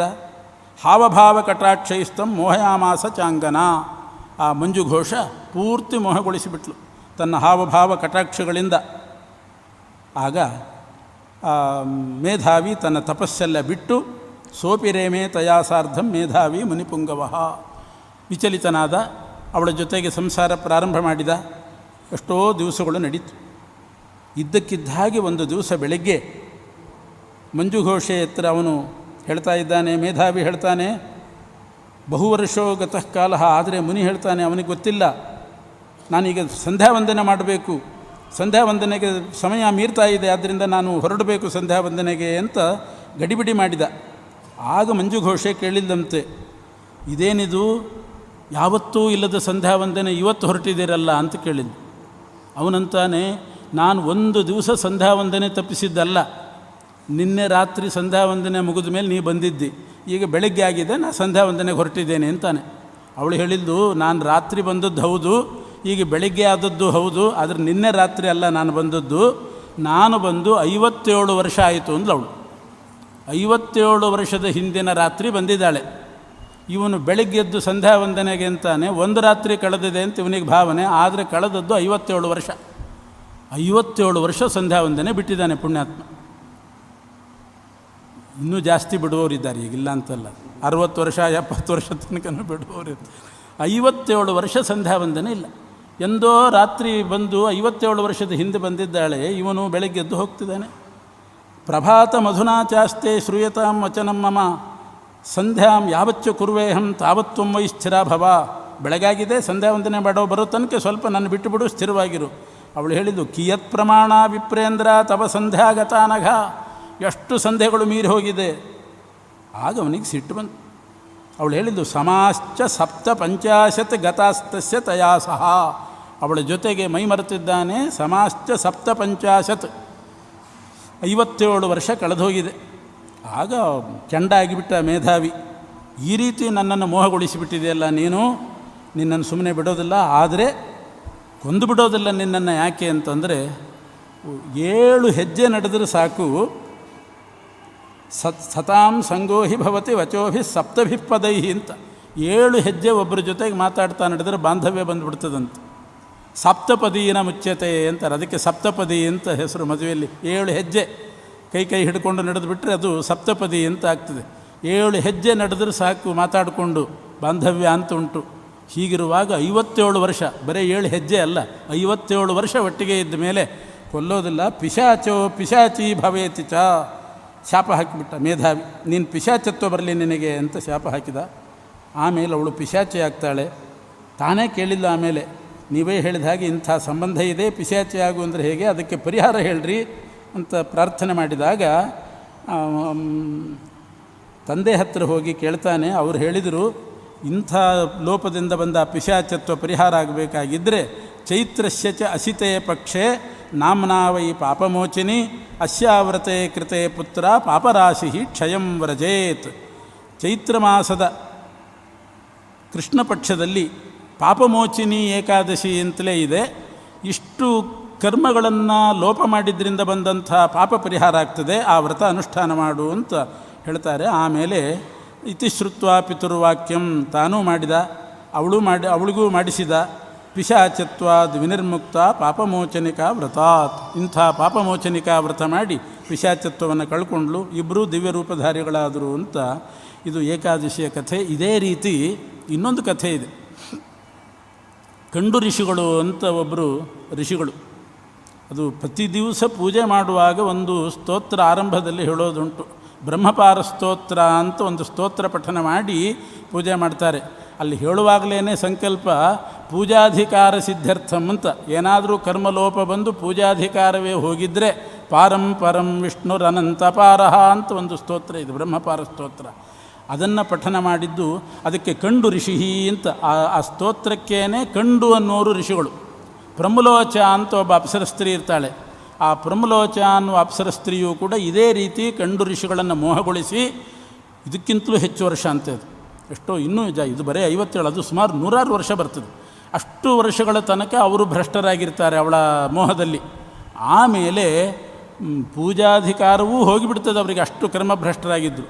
ಆಮೇಲೆ ಈ ಪ್ರಚೇತಸರ ಉಪದೇಶದಿಂದ ಈ ಕಂಡು ಋಷಿಗಳು ಇದನ್ನು ಕಂಡುಕೊಂಡು ಆಮೇಲೆ ಬ್ರಹ್ಮಪಾರ ಸ್ತೋತ್ರ ಪಠನ ಮಾಡಿ ಪೂಜಾಧಿಕಾರವನ್ನು ಪಡೆದು ಆಮೇಲೆ ಕರ್ಮ ಶುರು ಮಾಡಿದರು ಅಂತುಂಟು.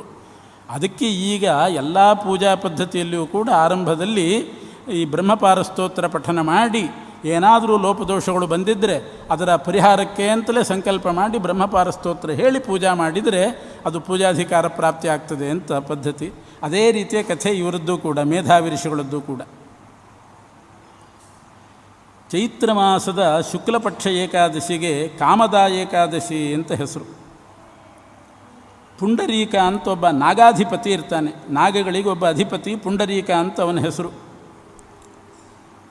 ಅವನೊಮ್ಮೆ ಗಂಧರ್ವಗಾನವನ್ನು ಏರ್ಪಾಡು ಮಾಡಿರ್ತಾನೆ. ಲಲಿತಾ ಅಂತ ಒಬ್ಬಳು ಅಪ್ಸರ ಸ್ತ್ರೀ, ಲಲಿತಾ ಅಂತ ಒಬ್ಬ ಗಂಧರ್ವ, ಇಬ್ಬರೂ ಕೂಡ ಸೇರಿ ಗಾನ ಮಾಡ್ತಾ ಇರ್ತಾರೆ. ಗೀತಂ ಗಾನಂ ಪ್ರಕೃತೆ ಲಲಿತೋದಯಿತಾಂ ವಿನಾ ಪದಬಂಧಸ್ಖಲಜ್ಜಿಹ್ವೋ ಬಭೂವ ಲಲಿತಾಂ ಸ್ಮರನ್. ಆ ಗಂಧರ್ವ ಗಾನ ಮಾಡುವಾಗ ಆ ಅಪ್ಸರ ಸ್ತ್ರೀಯನ್ನು ಸ್ಮರಣೆ ಮಾಡಿದ್ದರಿಂದ ಸ್ವಲ್ಪ ಗಾನ ವ್ಯತ್ಯಾಸ ಆಯಿತು.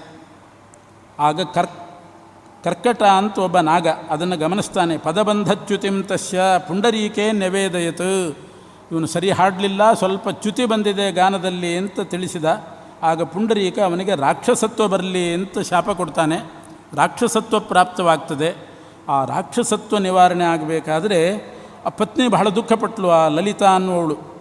ಆಮೇಲೆ ಆ ರಾಕ್ಷಸತ್ವ ನಿವೃತ್ತಿಗೋಸ್ಕರವಾಗಿ ಅವರು ಮಾಡಿದಂಥ ವ್ರತಾನುಷ್ಠಾನ ಅಂತಂದರೆ ಚೈತ್ರ ಮಾಸದ ಶುಕ್ಲಪಕ್ಷ ಏಕಾದಶಿ ವ್ರತವನ್ನು ಅನುಷ್ಠಾನ ಮಾಡ್ತಾರೆ. ಕಾಮದ ಏಕಾದಶಿ ಅಂತ ಹೆಸರು. ಅದರಿಂದ ರಾಕ್ಷಸತ್ವ ನಿವೃತ್ತಿ ಆಯಿತು ಅಂತುಂಟು. ಇವತ್ತು ರಾಕ್ಷಸತ್ವ ಎಲ್ಲರಲ್ಲಿಯೂ ಇಲ್ಲ, ರಾಕ್ಷಸಿ ಸಂಪತ್ತಿದೆ. ರಾಕ್ಷಸರು ಕಡಿಮೆ, ಇವಾಗ ರಾಕ್ಷಸರು ಅಂತೂ ನೋಡಲಿಕ್ಕೆ ಸಿಗೋದಿಲ್ಲ. ಆದರೆ ರಾಕ್ಷಸಿ ಸಂಪತ್ತನ್ನು ಗಳಿಸಿದವರು ಬೇಕಾದಷ್ಟು ಜನ ಇದ್ದಾರೆ. ಆಸುರಿ ಸಂಪತ್ತು, ದೈವಿ ಸಂಪತ್ತು, ಗೀತೆಯಲ್ಲಿ ಬರ್ತದೆ ದೈವಿ ಸಂಪತ್ತು ಆಸುರಿ ಸಂಪತ್ತು. ದೈವಿ ಸಂಪತ್ತು ಅಂತಂದರೆ ಅಭಯಂ, ಸತ್ವ ಸಂಶುದ್ಧಿ, ಜ್ಞಾನಯೋಗ ವ್ಯವಸ್ಥಿತಿ, ದಾನಂ ದಮಶ್ಚ ಯಜ್ಞಶ್ಚ ಸ್ವಾಧ್ಯಾಯ ತಪ ಆರ್ಜವಂ ಅಹಿಂಸಾ ಸತ್ಯಂ ಅಕ್ರೋಧ, ಇದೆಲ್ಲ ದೈವಿ ಸಂಪತ್ತು. ಆಸುರಿ ಸಂಪತ್ತು ಅಂದರೆ ದಂಭೋ ದರ್ಪೋಭಿಮಾನಶ್ಚ ಕ್ರೋಧ ಪಾರುಷ್ಯಮೇವ ಚ, ಡಾಂಭಿಕತನ, ದರ್ಪ, ಕೋಪ, ಇವೆಲ್ಲ ಆಸುರಿ ಸಂಪತ್ತು. ಇಂಥ ಆಸುರಿ ಸಂಪತ್ತಿನಿಂದ ರಾಕ್ಷಸತ್ವ ಬಂದಿರ್ತದೆ. ಅದು ಹೋಗಬೇಕಾದ್ರೆ ಏಕಾದಶಿ ವ್ರತ ಅನುಷ್ಠಾನ ಬೇಕು. ಹಿಂದಿನಿಂದ ಹೇಳಿದ ಏಕಾದಶಿ ವ್ರತಾನುಷ್ಠಾನ ಮಾಡಿದಷ್ಟು ಸಂಯಮ ಇವೆಲ್ಲವೂ ಕೂಡ ಜಾಸ್ತಿ ಆಗ್ತದೆ. ಏಕಾದಶಿಯಿಂದ ಬಹಳ ಪರಿಣಾಮ ಆಗ್ತದೆ ದೇಹದ ಮೇಲೆ. ಅನೇಕ ಸದ್ಗುಣಗಳು ಪ್ರಾಪ್ತಿಯಾಗ್ತದೆ, ಅನೇಕ ಆಸೆಗಳು ದೂರವಾಗ್ತದೆ, ಅದು ರಾಕ್ಷಸಿ ಸಂಪತ್ತೇ ದೂರ ಆಗ್ತದೆ ಅಂತ ಉಂಟು. ಏಕಾದಶಿ ವ್ರತಾನುಷ್ಠಾನದ ಫಲ ಇದು. ಹೀಗೆ ಅದು ಚೈತ್ರ ಶುಕ್ಲ ಏಕಾದಶಿ ರಾಕ್ಷಸತ್ವ ನಿವೃತ್ತಿ ಮಾಡಿತು ಅಂತ ಹೇಳ್ತಾರೆ. ವೈಶಾಖ ಮಾಸದ ಕೃಷ್ಣ ಪಕ್ಷದ ಏಕಾದಶಿಗೆ ವರೂಥಿನಿ ಏಕಾದಶಿ ಅಂತ ಹೆಸರು. ಇದೆಲ್ಲ ಕೃಷ್ಣ ಮತ್ತು ಯುಧಿಷ್ಠಿರನ ಸಂಭಾಷಣೆಯಲ್ಲೇ ನಡೆದದ್ದು. ಕೃಷ್ಣ ಯುಧಿಷ್ಠಿರನಿಗೆ ಹೇಳೋದು. ವರೂಥಿನಿ ಏಕಾದಶಿ ಮಹಿಮೆ, ಅದರಲ್ಲಿ ಘಟನೆ ಕಥೆ ಏನು ಹೇಳಲಿಲ್ಲ. ವಿಶೇಷ ಏನು ಅಂದರೆ ಎಂಥೆಂಥ ದಾನ ಮಾಡಿದರೆ ಏನು ಪುಣ್ಯ ಬರ್ಬೋದೋ ಆ ಪುಣ್ಯ ಇದರಲ್ಲಿ ಬರ್ತದೆ ಅಂತ ಹೇಳ್ತಾರೆ. ಅಶ್ವದಾನಾತ್ ನೃಪಶ್ರೇಷ್ಠ, ಕುದುರೆ ದಾನ ಮಾಡೋದು ಬಹಳ ಶ್ರೇಷ್ಠ ದಾನ ಅಂತ ಉಂಟು. ಕುದುರೆ ದಾನಕ್ಕಿಂತ ಶ್ರೇಷ್ಠವಾದದ್ದು ಗಜದಾನ, ಆನೆ. ಆದರೆ ಯಾರು ತಗೋತಾರೆ ಯಾರು ಅಂತ ಪ್ರಶ್ನೆ. ಆನೆ ದಾನ ಮಾಡಿದರೆ ಯಾರು ತಗೋಬೇಕು? ನಾನು ಹೇಳ್ತಾ ಇರ್ತೀನಿ, ಅಧಿಕ ಮಾಸದಲ್ಲಿ ಯಾರೋ ಆನೆ ದಾನ ಮಾಡ್ತೀನಿ ಅಂತ ಕರೆದ್ರಂತ. ಗೊತ್ತಲ್ಲ, ಅಧಿಕ ಮಾಸದಲ್ಲಿ ಏನು ಮಾಡಿದರೂ 33 ಮಾಡಬೇಕು.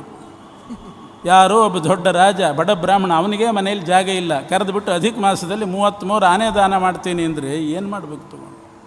ಆದರೂ ವಿಶೇಷ ಮಾತ್ರ ಗಜದಾನ ಅನ್ನೋದು ಬಹಳ ವಿಶೇಷ. ಅಶ್ವದಾನ ನೃಪಶ್ರೇಷ್ಠ ಗಜದಾನಂ ವಿಶಿಷ್ಯತೆ.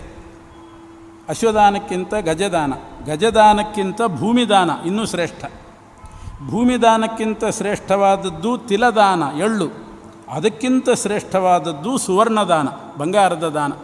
ಅದು ದೇವತೆಗಳನ್ನು ಉದ್ದೇಶಿಸಿಕೊಂಡೇ ಮಾಡಬೇಕು. ದೇವಾನಾಂ ಸುವರ್ಣಂ, ಸುವರ್ಣ ಎಲ್ಲ ದೇವತೆಗಳಿಗೆ ಸೇರಿದ್ದು. ಅದರಿಂದ ಹೆಚ್ಚು ಯಾರಾದರೂ ಮನೇಲಿ ಇಟ್ಕೊಂಡಿದ್ದರೆ ಕೃಷ್ಣನಿಗೆ ಕೊಟ್ಟುಬಿಡೋದು ಒಳ್ಳೆಯದು. ದೇವಾನಾಂ ಸುವರ್ಣಂ ಪಿತೃಣಾಂ ರಜತಂ, ಶ್ರಾದ್ದದಲ್ಲಿ ಅದೇ ಮಂತ್ರ ಹೇಳ್ತಾರೆ. ದೇವಾನಾಂ ಸುವರ್ಣಂ ಪಿತೃಣಾಂ ರಜತಂ, ವಿಶ್ವದೇವತೆಗಳಿಗೆಲ್ಲ ಸುವರ್ಣ, ಪಿತೃಸ್ಥಾನದಲ್ಲಿ ಕೂತವರಿಗೆಲ್ಲ ರಜತ. ದೇವಾನಾಂ ಸುವರ್ಣಂ ಪಿತೃಣಾಂ ರಜತಂ. ಮನುಷ್ಯಾಣಾಂ, ಈಗ ಪ್ಲಾಸ್ಟಿಕ್ ಆಗಿ ಹೋಗಿದೆ ಅಷ್ಟೇ, ಮನುಷ್ಯಾಣಾಂ ಪ್ಲಾಸ್ಟಿಕ್ ಆಗಿದೆ, ನಿಜವಾಗಿಯೂ ತಾಮ್ರ. ಮನುಷ್ಯರಿಗೆಲ್ಲ ತಾಮ್ರ ಪ್ರಶಸ್ತ. ಪಿತೃ ಕಾರ್ಯಕ್ಕೆ ರಜತ, ದೇವರಿಗೆಲ್ಲ ಸುವರ್ಣ. ಎಷ್ಟು ಬೇಕೋ ಅಷ್ಟು ಮಾತ್ರ ಇಟ್ಕೊಳ್ಬೋದು, ಉಳಿದದ್ದೆಲ್ಲ ದೇವರಿಗೆ ಅಂತ. ತಸ್ಮಾಚ್ಚ ಸ್ವರ್ಣದಾನಂ ವ ಅನ್ನದಾನಂ ತಥೋಧಿಕಂ, ಅದಕ್ಕಿಂತ ದೊಡ್ಡ ದಾನ ಅನ್ನದಾನ, ಅದು ಇನ್ನೂ ಶ್ರೇಷ್ಠ. ಅನ್ನದಾನ ಈಗಲೂ ನಿಯಮ ಮಾಡಿದಾರಂತೆ ಸರ್ಕಾರದವರು, ಇಷ್ಟಕ್ಕಿಂತ ಹೆಚ್ಚು ಬಂಗಾರ ಮನೇಲಿ ಇಟ್ಕೋಬಾರ್ದು ಅಂತ ಸರ್ಕಾರದಲ್ಲಿ ಒಂದು ನಿಯಮನೂ ಉಂಟಂತೆ. ಅದರಿಂದ ಅದು ದೇವರಿಗೆ ಸೇರಿಸಿದರೆ ಅದು ಬಾಧಕ ಇಲ್ಲ. ಅನ್ನದಾನ ಇನ್ನೂ ಶ್ರೇಷ್ಠ. ಅನ್ನದಾನಾತ್ ಪರಂ ದಾನಂ ನಭೂತಂ ನ ಭವಿಷ್ಯತಿ, ಅನ್ನದಾನಕ್ಕಿಂತ ಶ್ರೇಷ್ಠವಾದ ದಾನ ಇಲ್ಲ. ಆದರೆ ತತ್ಸಮಂ ಕವಿಭಿಃ ಪ್ರೋಕ್ತಂ ಕನ್ಯಾದಾನಂ ನೃಪೋತ್ತಮ, ಇದೆಲ್ಲ ದಾನಕ್ಕಿಂತಲೂ ಶ್ರೇಷ್ಠವಾದದ್ದು ಕನ್ಯಾದಾನ ಇನ್ನೂ ಶ್ರೇಷ್ಠ ಅಂತ. ಕನ್ಯಾದಾನ ಮಾಡಿದರೆ ಬಹಳ ಪುಣ್ಯ. ಧೇನುದಾನಂಚ ತತ್ತುಲ್ಯಂ, ಗೋದಾನ ಮಾಡಿದರೆ ಕನ್ಯಾದಾನಕ್ಕೆ ಸಮಾನ ಅಂತೆ ಗೋದಾನ. ಇದೆಲ್ಲ ದಾನಕ್ಕಿಂತಲೂ ಶ್ರೇಷ್ಠವಾದದ್ದು ವಿದ್ಯಾದಾನ ಅಂತ ಉಂಟು. ಇದೆಲ್ಲದಕ್ಕೂ ಶ್ರೇಷ್ಠವಾದದ್ದು ಪ್ರೋಕ್ತೇಭ್ಯ ಸರ್ವದಾನೇಭ್ಯ ವಿದ್ಯಾದಾನಂ ವಿಶಿಷ್ಯತೆ. ಈ ಇಷ್ಟೂ ದಾನ ಮಾಡಿದರೆ ಏನು ಫಲ ಬರಬಹುದೋ ಆ ಫಲ ವರೂಥಿನಿ ಏಕಾದಶಿ ಅಂದರೆ ವೈಶಾಖ ಮಾಸದ ಕೃಷ್ಣಪಕ್ಷ ಏಕಾದಶಿ ಅನುಷ್ಠಾನ ಮಾಡಿದರೆ ಇಷ್ಟೂ ಪುಣ್ಯ ಬರ್ತದಂತೆ. ಇದು ಮಾಡಿ ಅದು ಮಾಡಿದರೆ ಇನ್ನೂ ಜಾಸ್ತಿ ಬರ್ತದೆ. ಆವಾಗ ಇದು ಮಾಡಿ ಅದನ್ನು ಬಿಡೋದಿಲ್ಲ, ಎರಡೂ ಮಾಡಿದರೆ ಇನ್ನೂ ಜಾಸ್ತಿ. ಅದರ ಸಂದರ್ಭದಲ್ಲಿ ಹೇಳ್ತಾರೆ ವ್ಯಾಸರು, ಕನ್ಯಾದಾನ ಅಂತ ಬಂತಲ್ಲ, ಕನ್ಯಾದಾನ ಮಾಡಬೇಕು, ಕನ್ಯೆಯನ್ನು ದಾನನೇ ಮಾಡಬೇಕು. ಆದರೆ ಕನ್ಯಾ ವಿಕ್ರಯಣ ಮಾತ್ರ ಮಾಡಬಾರ್ದು. ಕನ್ಯೆಯನ್ನು ಕೊಟ್ಟು ನೀನೇ ನನಗಿಷ್ಟು ಹಣ ಕೊಡು, ನಿನಗೆ ಕನ್ಯೆ ಕೊಡ್ತೀನಿ ಅಂತ ಮಾತ್ರ ಅದು ಸರ್ವಾತ್ಮನ ಮಾಡಿಕೊಡುದು ಅಂತ ಹೇಳ್ತಾರೆ. ಕನ್ಯಾ ವಿತ್ತೇನ ಜೀವಂತಿ ಏನರ ಪಾಪಮೋಹಿತಾ ಪುಣ್ಯಕ್ಷಯಾತ್ತೇ ಗಚ್ಚಂತಿ ನಿರಯಂ ಯಾತನಾಮಯಂ. ಕನ್ಯಾವಿತ್ತದಿಂದ ಜೀವನ ಮಾಡೋದು ಅಂತಂದರೆ ಕನ್ಯೆಯನ್ನು ದಾನ ಮಾಡುವಾಗ ಅದ್ರ ಜೊತೆಗೆ ದಕ್ಷಿಣೆ ಕೊಡಬೇಕಷ್ಟೇ. ಅವ್ರ ಹತ್ರನೇ ಗಂಡಿನ ಹತ್ರನೇ ಒಂದಿಷ್ಟು ದುಡ್ಡು ಇಸ್ಕೊಂಡು ನಿನಗೆ ಕನ್ಯಾ ಕೊಡ್ತೀನಿ ಅಂತ ಏನಾದರೂ ದುಡ್ಡು ಇಸ್ಕೊಂಡು ಮಾವ ಬದುಕಿದರೆ ಅವರಿಗೆ ಹೆಚ್ಚಿನ ನರಕ, ದೊಡ್ಡ ನರಕಕ್ಕೆ ಹೋಗಿ ಬೀಳ್ತಾನಂತೆ. ತಸ್ಮಾತ್ ಸರ್ವಪ್ರಯತ್ನೇನ ನಗ್ರಾಹ್ಯಂ ಕನ್ಯಕಾಧನಂ. ಕನ್ಯಕಾಧನ ಅಂದರೆ ಕನ್ಯೆಯನ್ನು ಕೊಟ್ಟು ವಿಕ್ರಯಣ ಮಾಡಿ ಆ ಹಣದಿಂದ ಮಾತ್ರ ಬದುಕಬಾರ್ದು. ಕನ್ಯಾಂ ಪುಣ್ಯೇನ ಯೋದದ್ಯಾದ್ ಯಥಾಶಕ್ತಿ ಸ್ವಲಂಕೃತಾಂ. ಯಥಾಶಕ್ತಿ ಅಲಂಕಾರ ಮಾಡಿ ಕನ್ಯೆಯನ್ನು ದಾನ ಮಾಡಬೇಕೇ ಹೊರತು ಕನ್ಯಾಂ ಕ್ರೀತ್ವಾಚ ತದ್ಧನಂ, ಕನ್ಯೆಯನ್ನು ಮಾರಿ ಆ ಹಣವನ್ನು ಯಾರಾದರೂ ಇಟ್ಟುಕೊಂಡ್ರೆ ಓತುರ್ಭವತಿ ನಿಶ್ಚಿತಂ, ಅವನಿಗೆ ಬರುವ ಜನ್ಮ ಬಿಡಾಲ ಜನ್ಮ. ಓತುರ್ಬಿಡಾಲೋ ಮಾರ್ಜಾರ ಹಾಕು, ಇದು ಬೆಕ್ಕಿನ ಜನ್ಮ ಬರ್ತದೆ ಅಂತ ಹೇಳ್ತಾರೆ. ಆದ್ದರಿಂದ ಸರ್ವಾತ್ಮನ ಕನ್ಯಾ ದಾನ ಮಾಡಬೇಕೇ ಹೊರತು ಅದರ ಕ್ರಯಣ ಮಾಡಿ ಮಾರಾಟ ಮಾಡಿ ಹಣ ಸಂಪಾದನೆ ಮಾಡಬಾರ್ದು. ಹೀಗಾಗಿ ಕನ್ಯಾದಾನ ಮಾಡಿದರೆ ಎಷ್ಟು ಪುಣ್ಯವೋ ಅಂಥ ತತ್ತುಲ್ಯಂ ಫಲಮಾಪ್ನೋತೆ ನರಃಕೃತ್ವ ವರೂಥಿನಿ. ಇದು ವರೂಥಿನಿ ಏಕಾದಶಿ. ವೈಶಾಖ ಶುದ್ಧ ಏಕಾದಶಿಗೆ ಮೋಹಿನಿ ಏಕಾದಶಿ ಅಂತ ಕರೀತಾರೆ. ವೈಶಾಖ ಶುಕ್ಲ ಪಕ್ಷದ್ದು. ಅದು ವಸಿಷ್ಠ ಋಷಿಗಳು ರಾಮನಿಗೆ ಹೇಳಿದಂಥ ಚರಿತ್ರೆ. ಹಿಂದೆ ಸರಸ್ವತಿ ನದಿ ತೀರದಲ್ಲಿ ಭದ್ರಾವತಿ ಅಂತ ಒಂದು ಪಟ್ಟಣ ಇತ್ತಂತೆ. ಹಿಂದೆನೂ ಒಂದು ಸಲ ಭದ್ರಾವತಿ ಅಂತ ಬರ್ತದೆ. ಈ ಶಿವಮೊಗ್ಗದ ಭದ್ರಾವತಿ ಅಲ್ಲ, ಯಾಕೆಂದರೆ ಇದು ಸರಸ್ವತ್ಯಾಸ್ತಟೆ ಅಂತ ವಿಶೇಷಣ ಕೊಟ್ಟದ್ರಿಂದ ಸರಸ್ವತಿ ನದಿ ತೀರದಲ್ಲಿರ್ತಕ್ಕಂಥ ಭದ್ರಾವತಿ. ಅಲ್ಲಿ ದ್ಯುತಿಮಾನ್ ಅಂತ ಒಬ್ಬ ರಾಜ ಇದ್ದ.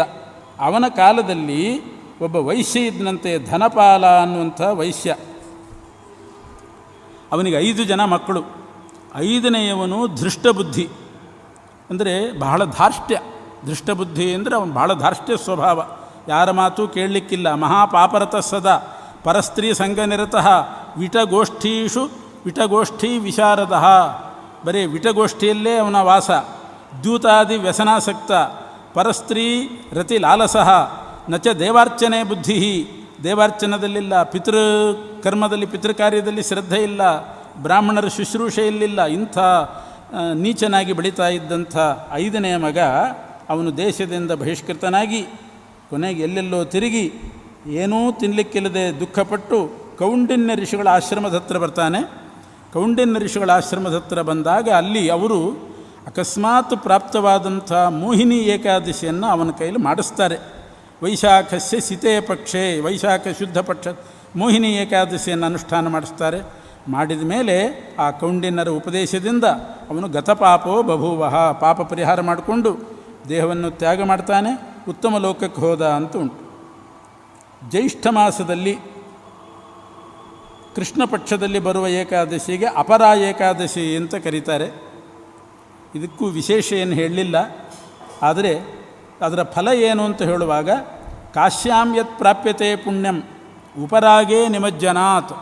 ಗ್ರಹಣದ ಸಮಯದಲ್ಲಿ ಕಾಶಿಗೆ ಹೋಗಿ ಸ್ನಾನ ಮಾಡಿದರೆ, ಗ್ರಹಣ ಸಮಯದಲ್ಲಿ ಕಾಶಿ ಗಂಗಾ ಸ್ನಾನಕ್ಕೆ ಎಷ್ಟು ಪುಣ್ಯ ಬರ್ತದೋ ಅಷ್ಟು ಪುಣ್ಯ.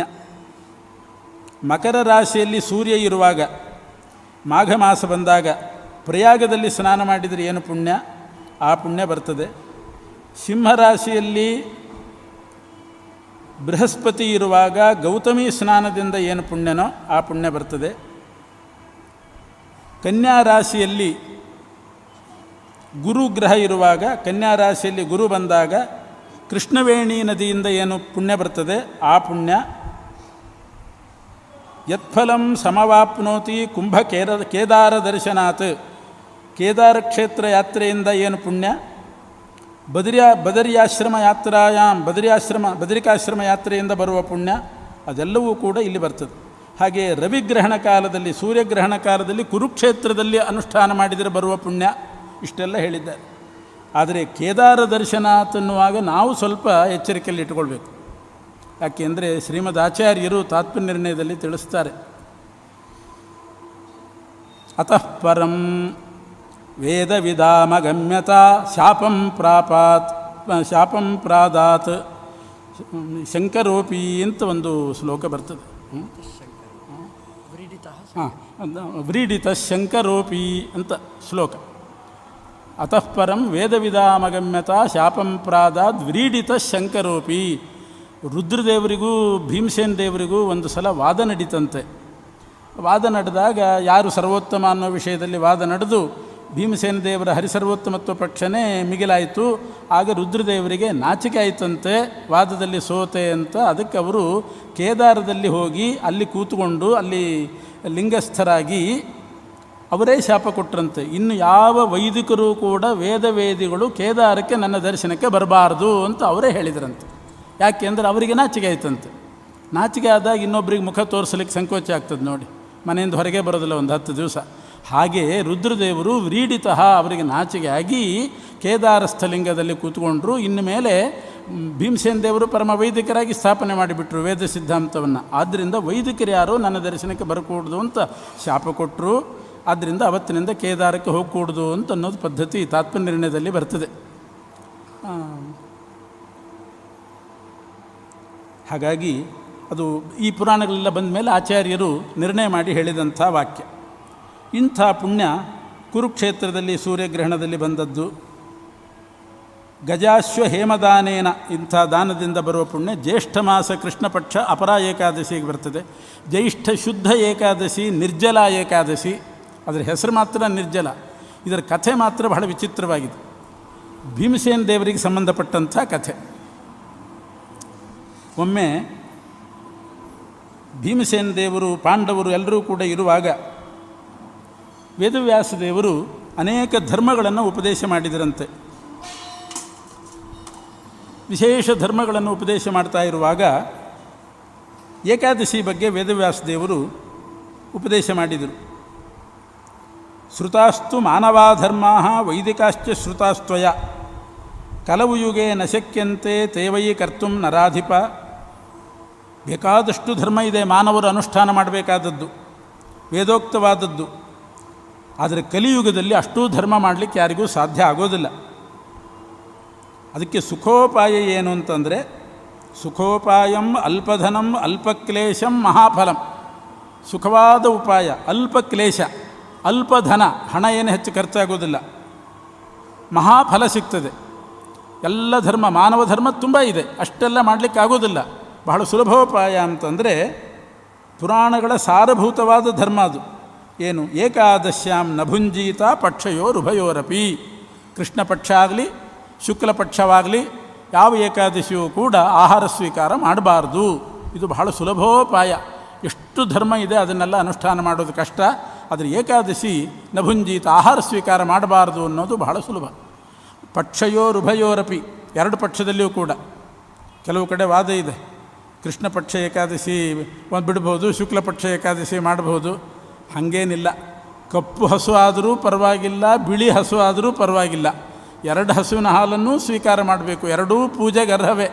ಬಿಳಿ ಹಸು ಮಾತ್ರ ಪೂಜೆ ಮಾಡಬೇಕು, ಕಪ್ಪು ಹಸು ಮಾಡಬಾರ್ದು ಅಂತಿಲ್ಲ.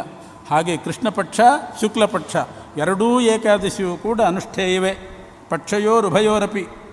ದ್ವಾದಶ್ಯಾಂತು ಶುಚಿರ್ಭೂತ್ವ, ದ್ವಾದಶಿ ದಿವಸ ಭಗವಂತನ ಪೂಜೆ ಮಾಡಿ ಅನ್ನಂ ಭುಂಜೀತ ಸತ್ಕೃತ್ಯ, ಊಟ ಮಾಡಬೇಕು.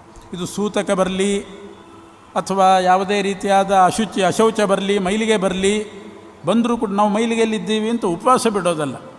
ಏಕಾದಶಿ ಅನುಷ್ಠಾನ ಸೂತಕಾದಿ ಮೈಲಿಗೆ ಇದ್ದಾಗಲೂ ಕೂಡ ಮಾಡಬೇಕು ಅಂತ ಉಂಟು. ಯಾವಜ್ಜೀವಂ ವ್ರತಮಿದಂ ಕರ್ತವ್ಯಂ ಪುರುಷರ್ಷಭ. ಹೀಗೆ ವೇದವ್ಯಾಸ ದೇವರು ಧರ್ಮದ ಬಗ್ಗೆ ಹೇಳ್ತಾ ಇದ್ದಾರೆ.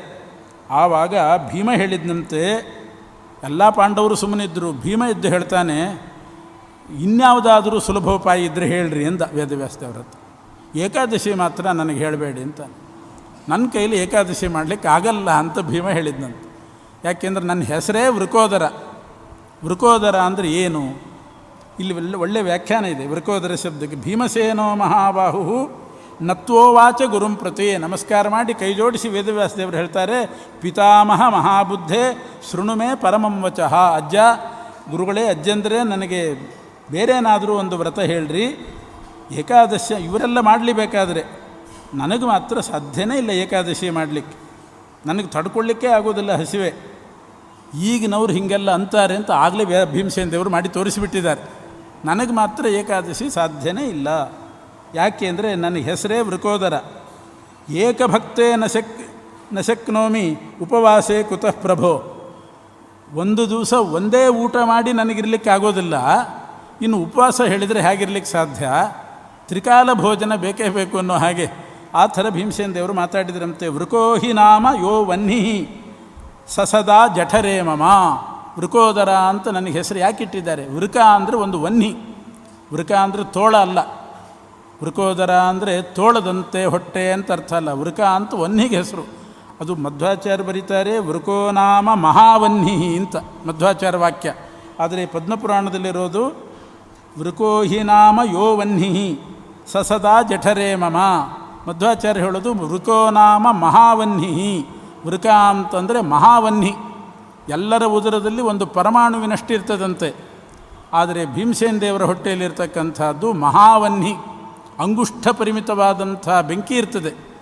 ಎಷ್ಟು ತಿಂದರೂ ಅದನ್ನು ಜೀರ್ಣ ಮಾಡ್ತದೆ. ಎಷ್ಟು ತಿಂದರೂ ಇಡೀ ಪ್ರಪಂಚವನ್ನೇ ತಿಂದರೂ ಜೀರ್ಣ ಮಾಡುವಷ್ಟು ಶಕ್ತಿ ಆ ವನ್ಹಿಗಿದೆ. ಅಂಥ ವನ್ಹಿ, ವೃಕ ಅನ್ನುವ ವನ್ಹಿ ನನ್ನ ಉದರದಲ್ಲಿರುವಾಗ ನಾನು ಉಪವಾಸ ಮಾಡಲಿಕ್ಕೆ ಹೇಗೆ ಸಾಧ್ಯ? ಅತಿವೇಲಂ ಯದಾ ಸ್ನಾಮಿ, ತುಂಬ ತಿನ್ನಬೇಕು ನಾನು. ಬಂಡೆ ಅನ್ನವನುಂಡನು ಭೀಮ ಅಂತಂದ ಹಾಗೆ ಒಂದೊಂದು ಬಂಡೆ ಅನ್ನ ತಿಂದರೆ ಆವಾಗ ಆ ಅಗ್ನಿ ಸ್ವಲ್ಪ ಮಟ್ಟಿಗೆ ಶಾಂತ ಆಗ್ತದೆ. ಇಲ್ಲದೇ ಇದ್ದರೆ ಆ ಅಗ್ನಿ ಶಾಂತವಾಗೋದಿಲ್ಲ, ಎಷ್ಟು ತಿಂದರೂ ಬೇಕು.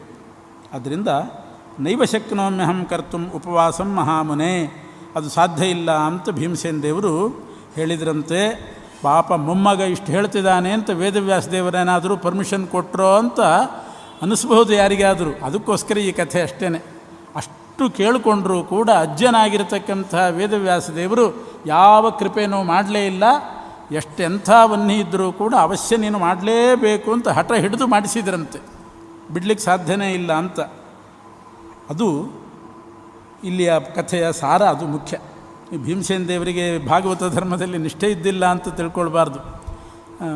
ಶುದ್ಧೇ ಭಾಗವತೆ ಧರ್ಮೇ ನಿರತೋ ಯದ್ ವೃಕೋದರ, ಅವನು ವೃಕೋದರನೇ ಆಗಿದ್ದರೂ ಕೂಡ ಶುದ್ಧವಾಗಿರ್ತಕ್ಕಂಥ ಭಾಗವತ ಧರ್ಮ ಅಂದರೆ ಏಕಾದಶಿಯಾದಿ ಧರ್ಮಗಳು, ಅದರಲ್ಲಿ ಅತ್ಯಂತ ರಥ ಅಲ್ಲ ನಿರತನಾಗಿದ್ದಾನೆ ಭೀಮ ಅಂತುಂಟು. ಶುದ್ಧೇ ಭಾಗವತೆ ಧರ್ಮೇ ನಿರತೋ ಯದ್ ವೃಕೋದರ. ಆದರೆ ಇದರ ಅಭಿಪ್ರಾಯ ಏನು ಅಂತಂದರೆ, ಇಷ್ಟು ಭೀಮ ಹೇಳಿಕೊಂಡಾಗಲೂ ಕೂಡ ವೇದವ್ಯಾಸ ದೇವರು ಮೊಮ್ಮಗ ಅನ್ನೋ ಪ್ರೀತಿಯಿಂದ ಸಮ್ಮತಿ ಸೂಚಿಸಲಿಲ್ಲ. ಮಕ್ಕಳು ಎಷ್ಟೇ ಕೇಳಿದರೂ ಕೂಡ ಕರುಣೆಯಿಂದ ಅದಕ್ಕೆ ಸಮ್ಮತಿ ಕೊಡ್ತಕ್ಕದ್ದಲ್ಲ ಈ ಅಭಿಪ್ರಾಯ. ಅದೇ ಸಂದರ್ಭದಲ್ಲಿ ಹೇಳಿದ್ರಂತೆ, ಬರೇ ಊಟ ಅಷ್ಟೇ ಅಲ್ಲ, ಊಟ ಬಿಡುವಂತ ಅಷ್ಟೇ ಅಲ್ಲ, ಒಂದು ಹನಿ ನೀರು ಕೂಡ ಕುಡಿಬಾರ್ದು ಅಂತ ನಿರ್ಬಂಧ ಮಾಡಿದ್ರಂಥವ್ರು. ಒಂದು ಹನಿ ನೀರು ಕೂಡ ಕುಡಿಯೋದಲ್ಲ ನೀನು ಅಂತ. ಬಾಯಿಗೆ ಗಂಡೂಷಾಚಮನಂ ವಾರಿ, ಬಾಯಿ ಮುಕ್ಕಳಿಸ್ಲಿಕ್ಕೆ ಎಷ್ಟು ಬೇಕೋ ಅಷ್ಟೇ ನೀರು ಬಾಯಿಗೆ ಹಾಕ್ಕೊಳ್ಬೇಕು, ಒಂದು ಹನಿ ಹೊಟ್ಟೆ ಒಳಗೆ ಹೋಗ್ತಕ್ಕದ್ದಲ್ಲ. ಈ ರೀತಿ ಮಾಡು ಅಂತ ನಿರ್ಬಂಧ ಮಾಡಿದ್ದಕ್ಕೆ ಅವತ್ತು ನಿರ್ಜಲ ಏಕಾದಶಿ ಅಂತ ಭೀಮಸೇನ ದೇವರು ಮಾಡಿದ್ರಂತೆ. ಭೀಮಸೇನ ದೇವರು ಅನುಷ್ಠಾನ ಮಾಡಿದ್ರು. ಅದಕ್ಕೆ ಮುಂಚೆ ಮಾಡ್ತಿದ್ದಿಲ್ಲ ಅಂತ ತಿಳ್ಕೊಬಾರ್ದು. ಮತ್ತು ಅವತ್ತಿನ ದಿವಸ ಮಾಡಿದರು, ಜ್ಯೇಷ್ಠ ಮಾಸ ಶುಕ್ಲಪಕ್ಷ, ಅದಕ್ಕೆ ಮುಂಚೆ ಅಂತಲ್ಲ. ಅವರು ಯಾವಾಗ ಏಕಾದಶಿ ಉಪವಾಸ ಮಾಡುವ ವಯಸ್ಸಿಗೆ ಬಂದಿದ್ದರೋ ಅಷ್ಟವರ್ಷಾಧಿಕೋ ಯಸ್ತು, 8ನೇ ವಯಸ್ಸಿಗೆ ಬಂದಾಗ ಆಗಿನಿಂದಲೇ ಮಾಡಿದರು ಅಂತ ಅರ್ಥ. ಆಗಲೇ ವೇದವ್ಯಾಸ ದೇವರು ಹೇಳಿ ಅವ್ರ ಕೈಲಿ ಮಾಡಿಸಿದರು. ಆದ್ದರಿಂದ ನಿರ್ಜಲ ಏಕಾದಶಿ ಅಂತ ಅವತ್ತು ಪ್ರಸಿದ್ಧವಾಯಿತು ಅಂತ ಹೇಳ್ತಾರೆ. ಆಷಾಢ ಮಾಸ ಕೃಷ್ಣಪಕ್ಷ ಏಕಾದಶಿಗೆ ತತಃ ಪ್ರಭೃತಿ ಭೀಮೇನ ಕೃತಾಶ್ ಏಕಾದಶಿ ಶುಭ, ಮರುದೂಸದ ದ್ವಾದಶಿಗೇನೆ ಪಾಂಡವ ದ್ವಾದಶಿ ಅಂತ ಹೆಸರು. ಅವತ್ತು ಪಾಂಡವ ದ್ವಾದಶಿ ಅಂತ ಹೆಸರು. ಪಾಂಡವನಾಗಿರ್ತಕ್ಕಂಥ ಪಾಂಡುರಾಜನ ಮಕ್ಕಳಲ್ಲಿ ಪ್ರಧಾನನಾದಂಥ ಭೀಮಸೇನ ಆವತ್ತು ಪಾಲನೆ ಮಾಡಿದ್ದಕ್ಕೆ ಪಾಂಡವ ದ್ವಾದಶಿ ಅಂತ ಲೋಕದಲ್ಲಿ ಅದು ಪ್ರಖ್ಯಾತವಾಯಿತು ಅಂತ ಹೇಳಿದ್ದಾರೆ. ಆಷಾಢ ಮಾಸದ ಕೃಷ್ಣ ಪಕ್ಷದ ಏಕಾದಶಿಗೆ ಯೋಗಿನಿ ಏಕಾದಶಿ ಅಂತ ಹೆಸರು. ಯೋಗಿನಿ ಏಕಾದಶಿ ಅವತ್ತು ಅಲಕಾಪಟ್ಟಣ ಅಂತ ಒಂದು ಪಟ್ಟಣ ಇತ್ತು, ಕುಬೇರಂದು. ಅಲಕಾಪಟ್ಟಣದಲ್ಲಿ ಹೇಮಮಾಲಿ ಅಂತ ಒಬ್ಬ ಹೂ ಮಾರೋನು, ಹೂ ತಂದು ಕೊಡೋನು, ದೇವರ ಪೂಜೆಗೆ ಹೂ ತಂದು ಕೊಡೋದು ಅವನೊಬ್ಬ ಇದ್ದ, ಹೇಮಮಾಲಿ ಅಂತ ಅವನ ಹೆಸರು. ಕುಬೇರನ ಮನೆಗೆ ಹೂ ತಂದು ಕೊಡಬೇಕು ಅವನು, ಕುಬೇರ ಮಾಡುವ ದೇವರ ಪೂಜೆಗೆ. ಒಂದು ದಿವಸ ಹೂ ತಂದು ಕೊಡೋದು ತಡವಾಯಿತು. ಮನೆಯಲ್ಲೆಲ್ಲೋ ಮೈಮರೆತು ಬಿಟ್ಟಿದ್ದ. ಹೇಮಮಾಲಿ ಸ್ವಭವನೇ ರಮತೆ ಕಾಂತಯಾ ಸಹ, ಪತ್ನಿಯೊಂದಿಗೆ ಸರಸ ಸಲ್ಲಾಪದಲ್ಲಿ ತೊಡಗಿದ್ದ. ಮಧ್ಯಾಹ್ನದ ಹೊತ್ತು ಕುಬೇರ ಮಾಡೋ ಪೂಜೆಗೆ ಹೂ ತರಬೇಕು, ತಡ ಆಯಿತು, ತರಲೇ ಇಲ್ಲ. ಹೇಳಿ ಕಳಿಸ್ತಾನೆ. ಆಮೇಲೆ ಬಂದಾಗ ಕುಬೇರ ಸಿಟ್ಟಾಗಿ ಹೇಳ್ತಾನೆ, ನೀನು ಏನೋ ಅನಿವಾರ್ಯ ಕಾರಣ ಇದ್ದರೆ ಬೇರೆ ವಿಷಯ, ಸುಮ್ಮನೆ ಮನೆಯಲ್ಲಿ ಹೆಂಡತಿ ಜೊತೆಗೆ ಸರಸ ಸಂಲಾಪದಲ್ಲಿ ತೊಡಗಿ ದೇವರ ಪೂಜೆಗೆ ಹೂ ತರೋದನ್ನು ತಡ ಮಾಡಿದಿ. ಆದ್ದರಿಂದ 18 ಕುಷ್ಟಚಿತೋ ವಿಯುಕ್ತ ಕಾಂತಯಾತಯ, ನಿನಗೆ ಪತ್ನಿ ವಿಯೋಗ ಆಗಲಿ, 18 ವಿಧವಾದ ಕುಷ್ಠರೋಗದಿಂದ ಪೀಡಿತನಾಗು ಅಂತ ಶಾಪ ಕೊಟ್ಟನಂತೆ. 18 ವಿಧವಾಗಿರತಕ್ಕಂಥ ರೋಗ. ಅಸ್ಮಾತ್ ಸ್ಥಾನಾದ ಅಪಧ್ವಸ್ತ ಗಚ್ಚಸ್ವ ಪ್ರಮಥಾಧಮ, ನೀನು ಕೆಳಗೆ ಹೋಗು, ಈ ಸ್ಥಾನಭ್ರಷ್ಟನಾಗಿ ಹೋಗು ಅಂತ. ಅಷ್ಟು ರೋಗ ಪೀಡಿತನಾಗಿ ಹೆಂಡತಿಯನ್ನು ಕಳ್ಕೊಂಡು ಅವನು ಭೂಮಿಗೆ ಬೀಳ್ತಾನೆ. ಆವಾಗ ಮಾರ್ಕಂಡೇಯ ಅನ್ನುವಂಥ ಋಷಿಗಳಿದ್ದರು. ಆ ಮಾರ್ಕಂಡೇಯರ ಹತ್ರ ಹೋಗಿ, ಇಂಥ ರೋಗ ಪೀಡಿತನಾಗಿದ್ದೇನೆ, ದೇವರ ಪೂಜೆಗೆ ಹೂ ತೊಗೊಂಡು ಹೋಗಿಲ್ಲ. ಅದು ಏನು, ಉದಾಸೀನದಿಂದ, ತಿರಸ್ಕಾರ ಬುದ್ಧಿಯಿಂದ ಅಷ್ಟೇ, ಇನ್ನೇನೋ ಅನಿವಾರ್ಯ ಬುದ್ಧಿ ಅಲ್ಲ, ತಿರಸ್ಕಾರದಿಂದ ನಾನು ಹೀಗೆ ತಪ್ಪು ಮಾಡಿದ್ದೀನಿ, ಅದಕ್ಕಿಂತ 18 ವಿಧವಾದ ಕುಷ್ಠರೋಗ ಪ್ರಾಪ್ತವಾಗಿದೆ, ಏನು ಮಾಡಬೇಕು ಅಂತ.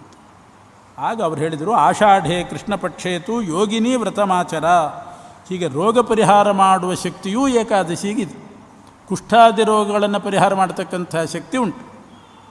ಅದರಿಂದ ಆಮೇಲೆ ಅವನು ಯೋಗಿನಿ ಏಕಾದಶಿ, ಆಷಾಢ ಕೃಷ್ಣ ಪಕ್ಷದ ಏಕಾದಶಿಯನ್ನು ಅನುಷ್ಠಾನ ಮಾಡಿ ಆ ರೋಗವನ್ನು ಪರಿಹಾರ ಮಾಡಿಕೊಂಡ ಅಂತ ಉಂಟು. ಅದರ ನಂತರ ಹೇಳ್ತಾರೆ ಆಷಾಢ ಶುದ್ಧ ಏಕಾದಶಿ, ಅದು ಬಹಳ ಪ್ರಸಿದ್ಧವಾದ್ದು.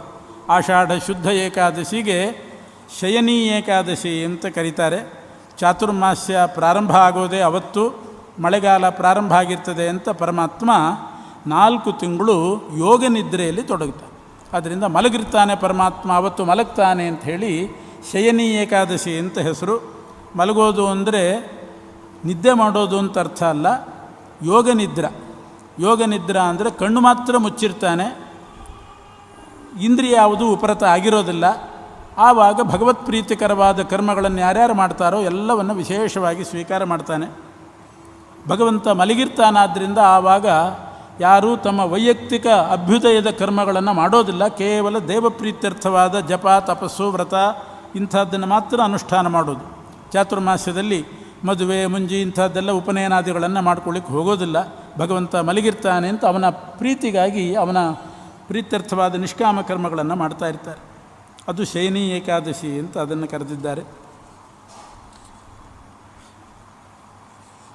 ಆಷಾಢ ಶುದ್ಧ. ಆಮೇಲೆ ಶ್ರಾವಣ ಮಾಸದ ಕೃಷ್ಣ ಪಕ್ಷದ ಏಕಾದಶಿಗೆ ಕಾಮಿಕಾ ಏಕಾದಶಿ ಅಂತ ಹೆಸರು. ಆ ಶ್ರಾವಣ ಕೃಷ್ಣ ಪಕ್ಷದ ಏಕಾದಶಿಯಲ್ಲಿ ಎಲ್ಲದರಂತೆ ಮಾಮೂಲು ಉಪವಾಸ ಎಲ್ಲ ಇದ್ದದ್ದೇ. ಅವತ್ತಿನ ದಿವಸ ವಿಶೇಷ ತುಳಸಿ ಪೂಜೆ ಮಾಡಬೇಕಂತ. ಇದೇ ಸಂದರ್ಭದಲ್ಲಿ ಬಂದಿರೋ ಶ್ಲೋಕ, ಇವತ್ತು ಎಲ್ಲರೂ ತುಳಸಿ ಪೂಜೆ ಮಾಡುವಾಗ ಒಂದು ಶ್ಲೋಕ ಹೇಳ್ತಾರೆ ಆರಂಭದಲ್ಲಿ, ಅದು ಇಲ್ಲಿದ್ದದ್ದೇ. ಈ ಪ್ರಕರಣದಲ್ಲಿ ಆ ಶ್ರಾವಣ ಕೃಷ್ಣ ಪಕ್ಷದ ಏಕಾದಶಿ ಮಹಾತ್ಮೆ ಹೇಳುವಾಗ ತುಳಸಿ ಪೂಜೆ ಮಾಡಬೇಕು, ಯಾವ ಶ್ಲೋಕದಿಂದ ಪ್ರಾರ್ಥನೆ ಮಾಡಬೇಕು ಅಂತ ಹೇಳಿದ ಶ್ಲೋಕ ಇಲ್ಲಿದ್ದು. ಯಾ ದೃಷ್ಟ ನಿಖಿಲಾಘ ಸಂಘ ಶಮನಿ ಸ್ಪೃಷ್ಟಾವ ಪುಷ್ಪಾವನಿ ರೋಗಾಣಾಮಭಿವಂದಿತ ನಿರಸಿನಿ ಸಿಕ್ತಾಂತ ಕತ್ರಾಸಿನಿ ಪ್ರತ್ಯಾಸತ್ತಿ ವಿಧಾಯಿನಿ ಭಗವತಃ ಕೃಷ್ಣಸ್ಯ ಸಂರೋಪಿತ ನ್ಯಸ್ತಾ ತಚ್ಚರಣೆ ವಿಮುಕ್ತಿ ಫಲದ ತಸ್ಯೈ ತುಲಸ್ಯೈ ನಮಃ. ಈ ಮಂತ್ರ ಹೇಳಿ ದೀಪಂ ದದಾತಿ ಯೋ ಮರ್ತ್ಯೋ ದಿವಾರಾತ್ರಂ ಹರೇರ್ದಿನೆ ತಸ್ಯ ಪುಣ್ಯಸ್ಯ ಸಂಖ್ಯಾತು ಚಿತ್ರಗುಪ್ತೋ ನವೇತ್ಯಲಂ. ಯಾವ ತುಳಸಿಯನ್ನು ದರ್ಶನ ಮಾಡಬೇಕು ಅವತ್ತು, ನಿಖಿಲಾಘ ಸಕಲ ಪಾಪ ಪರಿಹಾರ, ಮುಟ್ಟಿದರೆ ದೇಹ ಪವಿತ್ರ ಆಗ್ತದೆ, ನಮಸ್ಕಾರ ಮಾಡಿದರೆ ತುಳಸಿಗೆ ನಮಸ್ಕಾರ ಮಾಡೋದರಿಂದ ರೋಗ ಪರಿಹಾರ ಆಗ್ತದೆ, ಬುಡಕ್ಕೆ ನೀರು ಹಾಕಿದರೆ ಯಮನ ಭಯ ಪರಿಹಾರ ಆಗ್ತದೆ.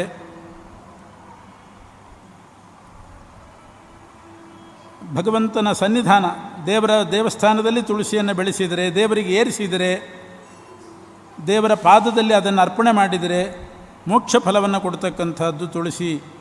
ತಸ್ಯೈ ತುಳಸ್ಯೈ ನಮಃ ಅಂತ ಪ್ರಾರ್ಥನೆ ಮಾಡಿ ಏಕಾದಶಿ ದಿವಸ ಉಪವಾಸ ಮಾಡಬೇಕು. ಶ್ರಾವಣ ಶುಕ್ಲ ಪಕ್ಷ ಏಕಾದಶಿಗೆ ಮತ್ತು ಪುತ್ರದ ಏಕಾದಶಿ ಅಂತ ಹೆಸರು. ಹಿಂದೆ ದ್ವಾಪರ ಯುಗದಲ್ಲಿ ಒಬ್ಬ ಮಹೀಜಿತ್ ಅಂತ ರಾಜ ಇರ್ತಾನೆ. ಮಾಹಿಷ್ಮತಿಪುರ ಅಂತ ಒಂದು ಊರು, ಅಲ್ಲಿ ಮಹೀಜಿತ್ ರಾಜ.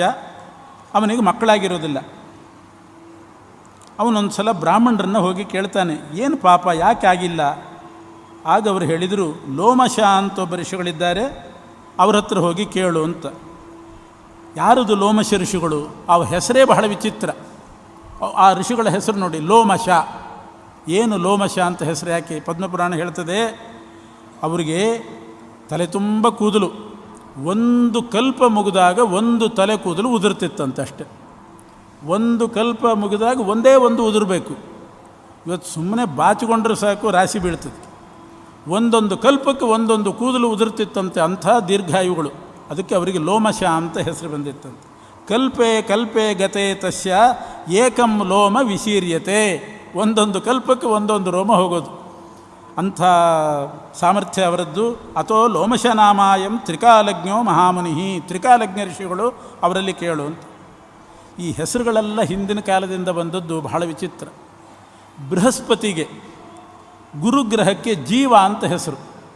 ಜೀವ ಜೀವ ಅಂದರೆ ಎಲ್ಲ ಚೇತನರು, ಜೀವಾತ್ಮರಿಗೆಲ್ಲ ಹೆಸರಿದೆ. ಆದರೆ ಮುಖ್ಯ ಹೆಸರು ಬೃಹಸ್ಪತ್ಯಾಚಾರ್ಯ. ಒಮ್ಮೆ ಇಂದ್ರದೇವರು ರುದ್ರದೇವರ ಹತ್ರ ಅಹಂಕಾರ ಮಾಡಿ ಮಾತಾಡಿದಾಗ ರುದ್ರದೇವರು ಇಂದ್ರನನ್ನೇ ವಧೆ ಮಾಡಲಿಕ್ಕೆ ಬಂದರಂತೆ. ಆಗ ಬೃಹಸ್ಪತ್ಯಾಚಾರ್ಯರು ರುದ್ರದೇವರನ್ನು ಸ್ತೋತ್ರ ಮಾಡಿ ಇಂದ್ರನನ್ನು ಬದುಕಿಸಿದ್ರಂತೆ. ಅವತ್ತಿನಿಂದ ಅವರಿಗೆ ಜೀವಯತೀತಿ ಜೀವ, ಇಂದ್ರನನ್ನು ಬದುಕಿಸಿದ್ರಿಂದ ಜೀವ ಅಂತ ಹೆಸರು. ಅದು ಪದ್ಮಪುರಾಣನೇ ಹೇಳ್ತದೆ. ಹೀಗೆ ಇವತ್ತು ಲೋಕದಲ್ಲೆಲ್ಲ ಪ್ರಸಿದ್ಧಿ ಉಂಟು ಸಂಸ್ಕೃತದಲ್ಲಿ. ಜೀವ ಅಂದರೆ ಬೃಹಸ್ಪತ್ಯಾಚಾರ್ಯರು ಅಂತ. ಯಾಕೆ ಅಂದರೆ ದೇವತೆಗಳನ್ನು ಬದುಕಿಸ್ತಾ ಇದ್ದರು ಅವರು, ಅದಕ್ಕೋಸ್ಕರ ಜೀವ ಅಂತ ಹೆಸರು. ಇಲ್ಲಿ ಲೋಮಶ ಅಂತ ಹೆಸರು. ಅವರು ಬಂದು ಕೇಳಿದಾಗ ಹೇಳ್ತಾರೆ, ನೀನು ಇವತ್ತು ಈ ಜನ್ಮದಲ್ಲಿ ಯಾಕೆ ಪುತ್ರಹೀನನಾಗಿದ್ದಿ ಅಂದರೆ, ಹಿಂದೆ ಒಂದು ಸಲ ಪೂರ್ವಜನ್ಮದಲ್ಲಿ ನೀನೊಂದು ನದಿಗೆ ನೀರು ಕುಡಿಲಿಕ್ಕೆ ಹೋದಾಗ ಅದೇ ಜಾಗಕ್ಕೆ ನೀರು ಕುಡಿಬೇಕು ಅಂತ ಒಂದು ಹಸು ಬಂತು.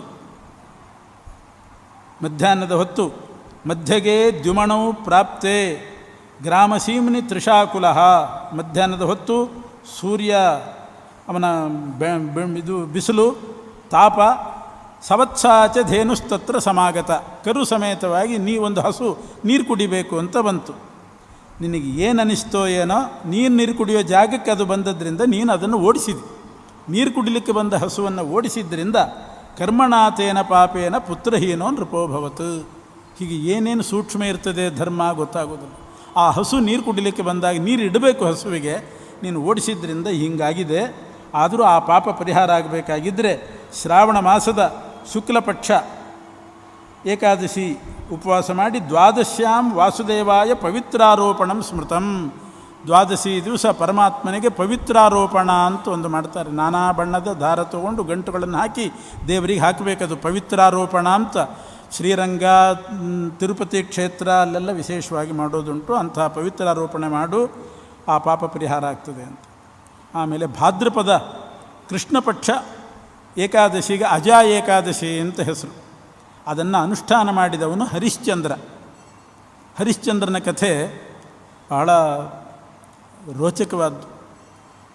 ಹರಿಶ್ಚಂದ್ರ ಒಮ್ಮೆ ಅವನು ತುಂಬ ದುರ್ಗತಿಯನ್ನು ಪಡೆದ. ಸತ್ಯ ಹರಿಶ್ಚಂದ್ರ ಸತ್ಯನಿಷ್ಠನಾಗಿದ್ದ, ಆದರೆ ಅಷ್ಟೇ ದೌರ್ಗತ್ಯ ಬಂತವನಿಗೆ.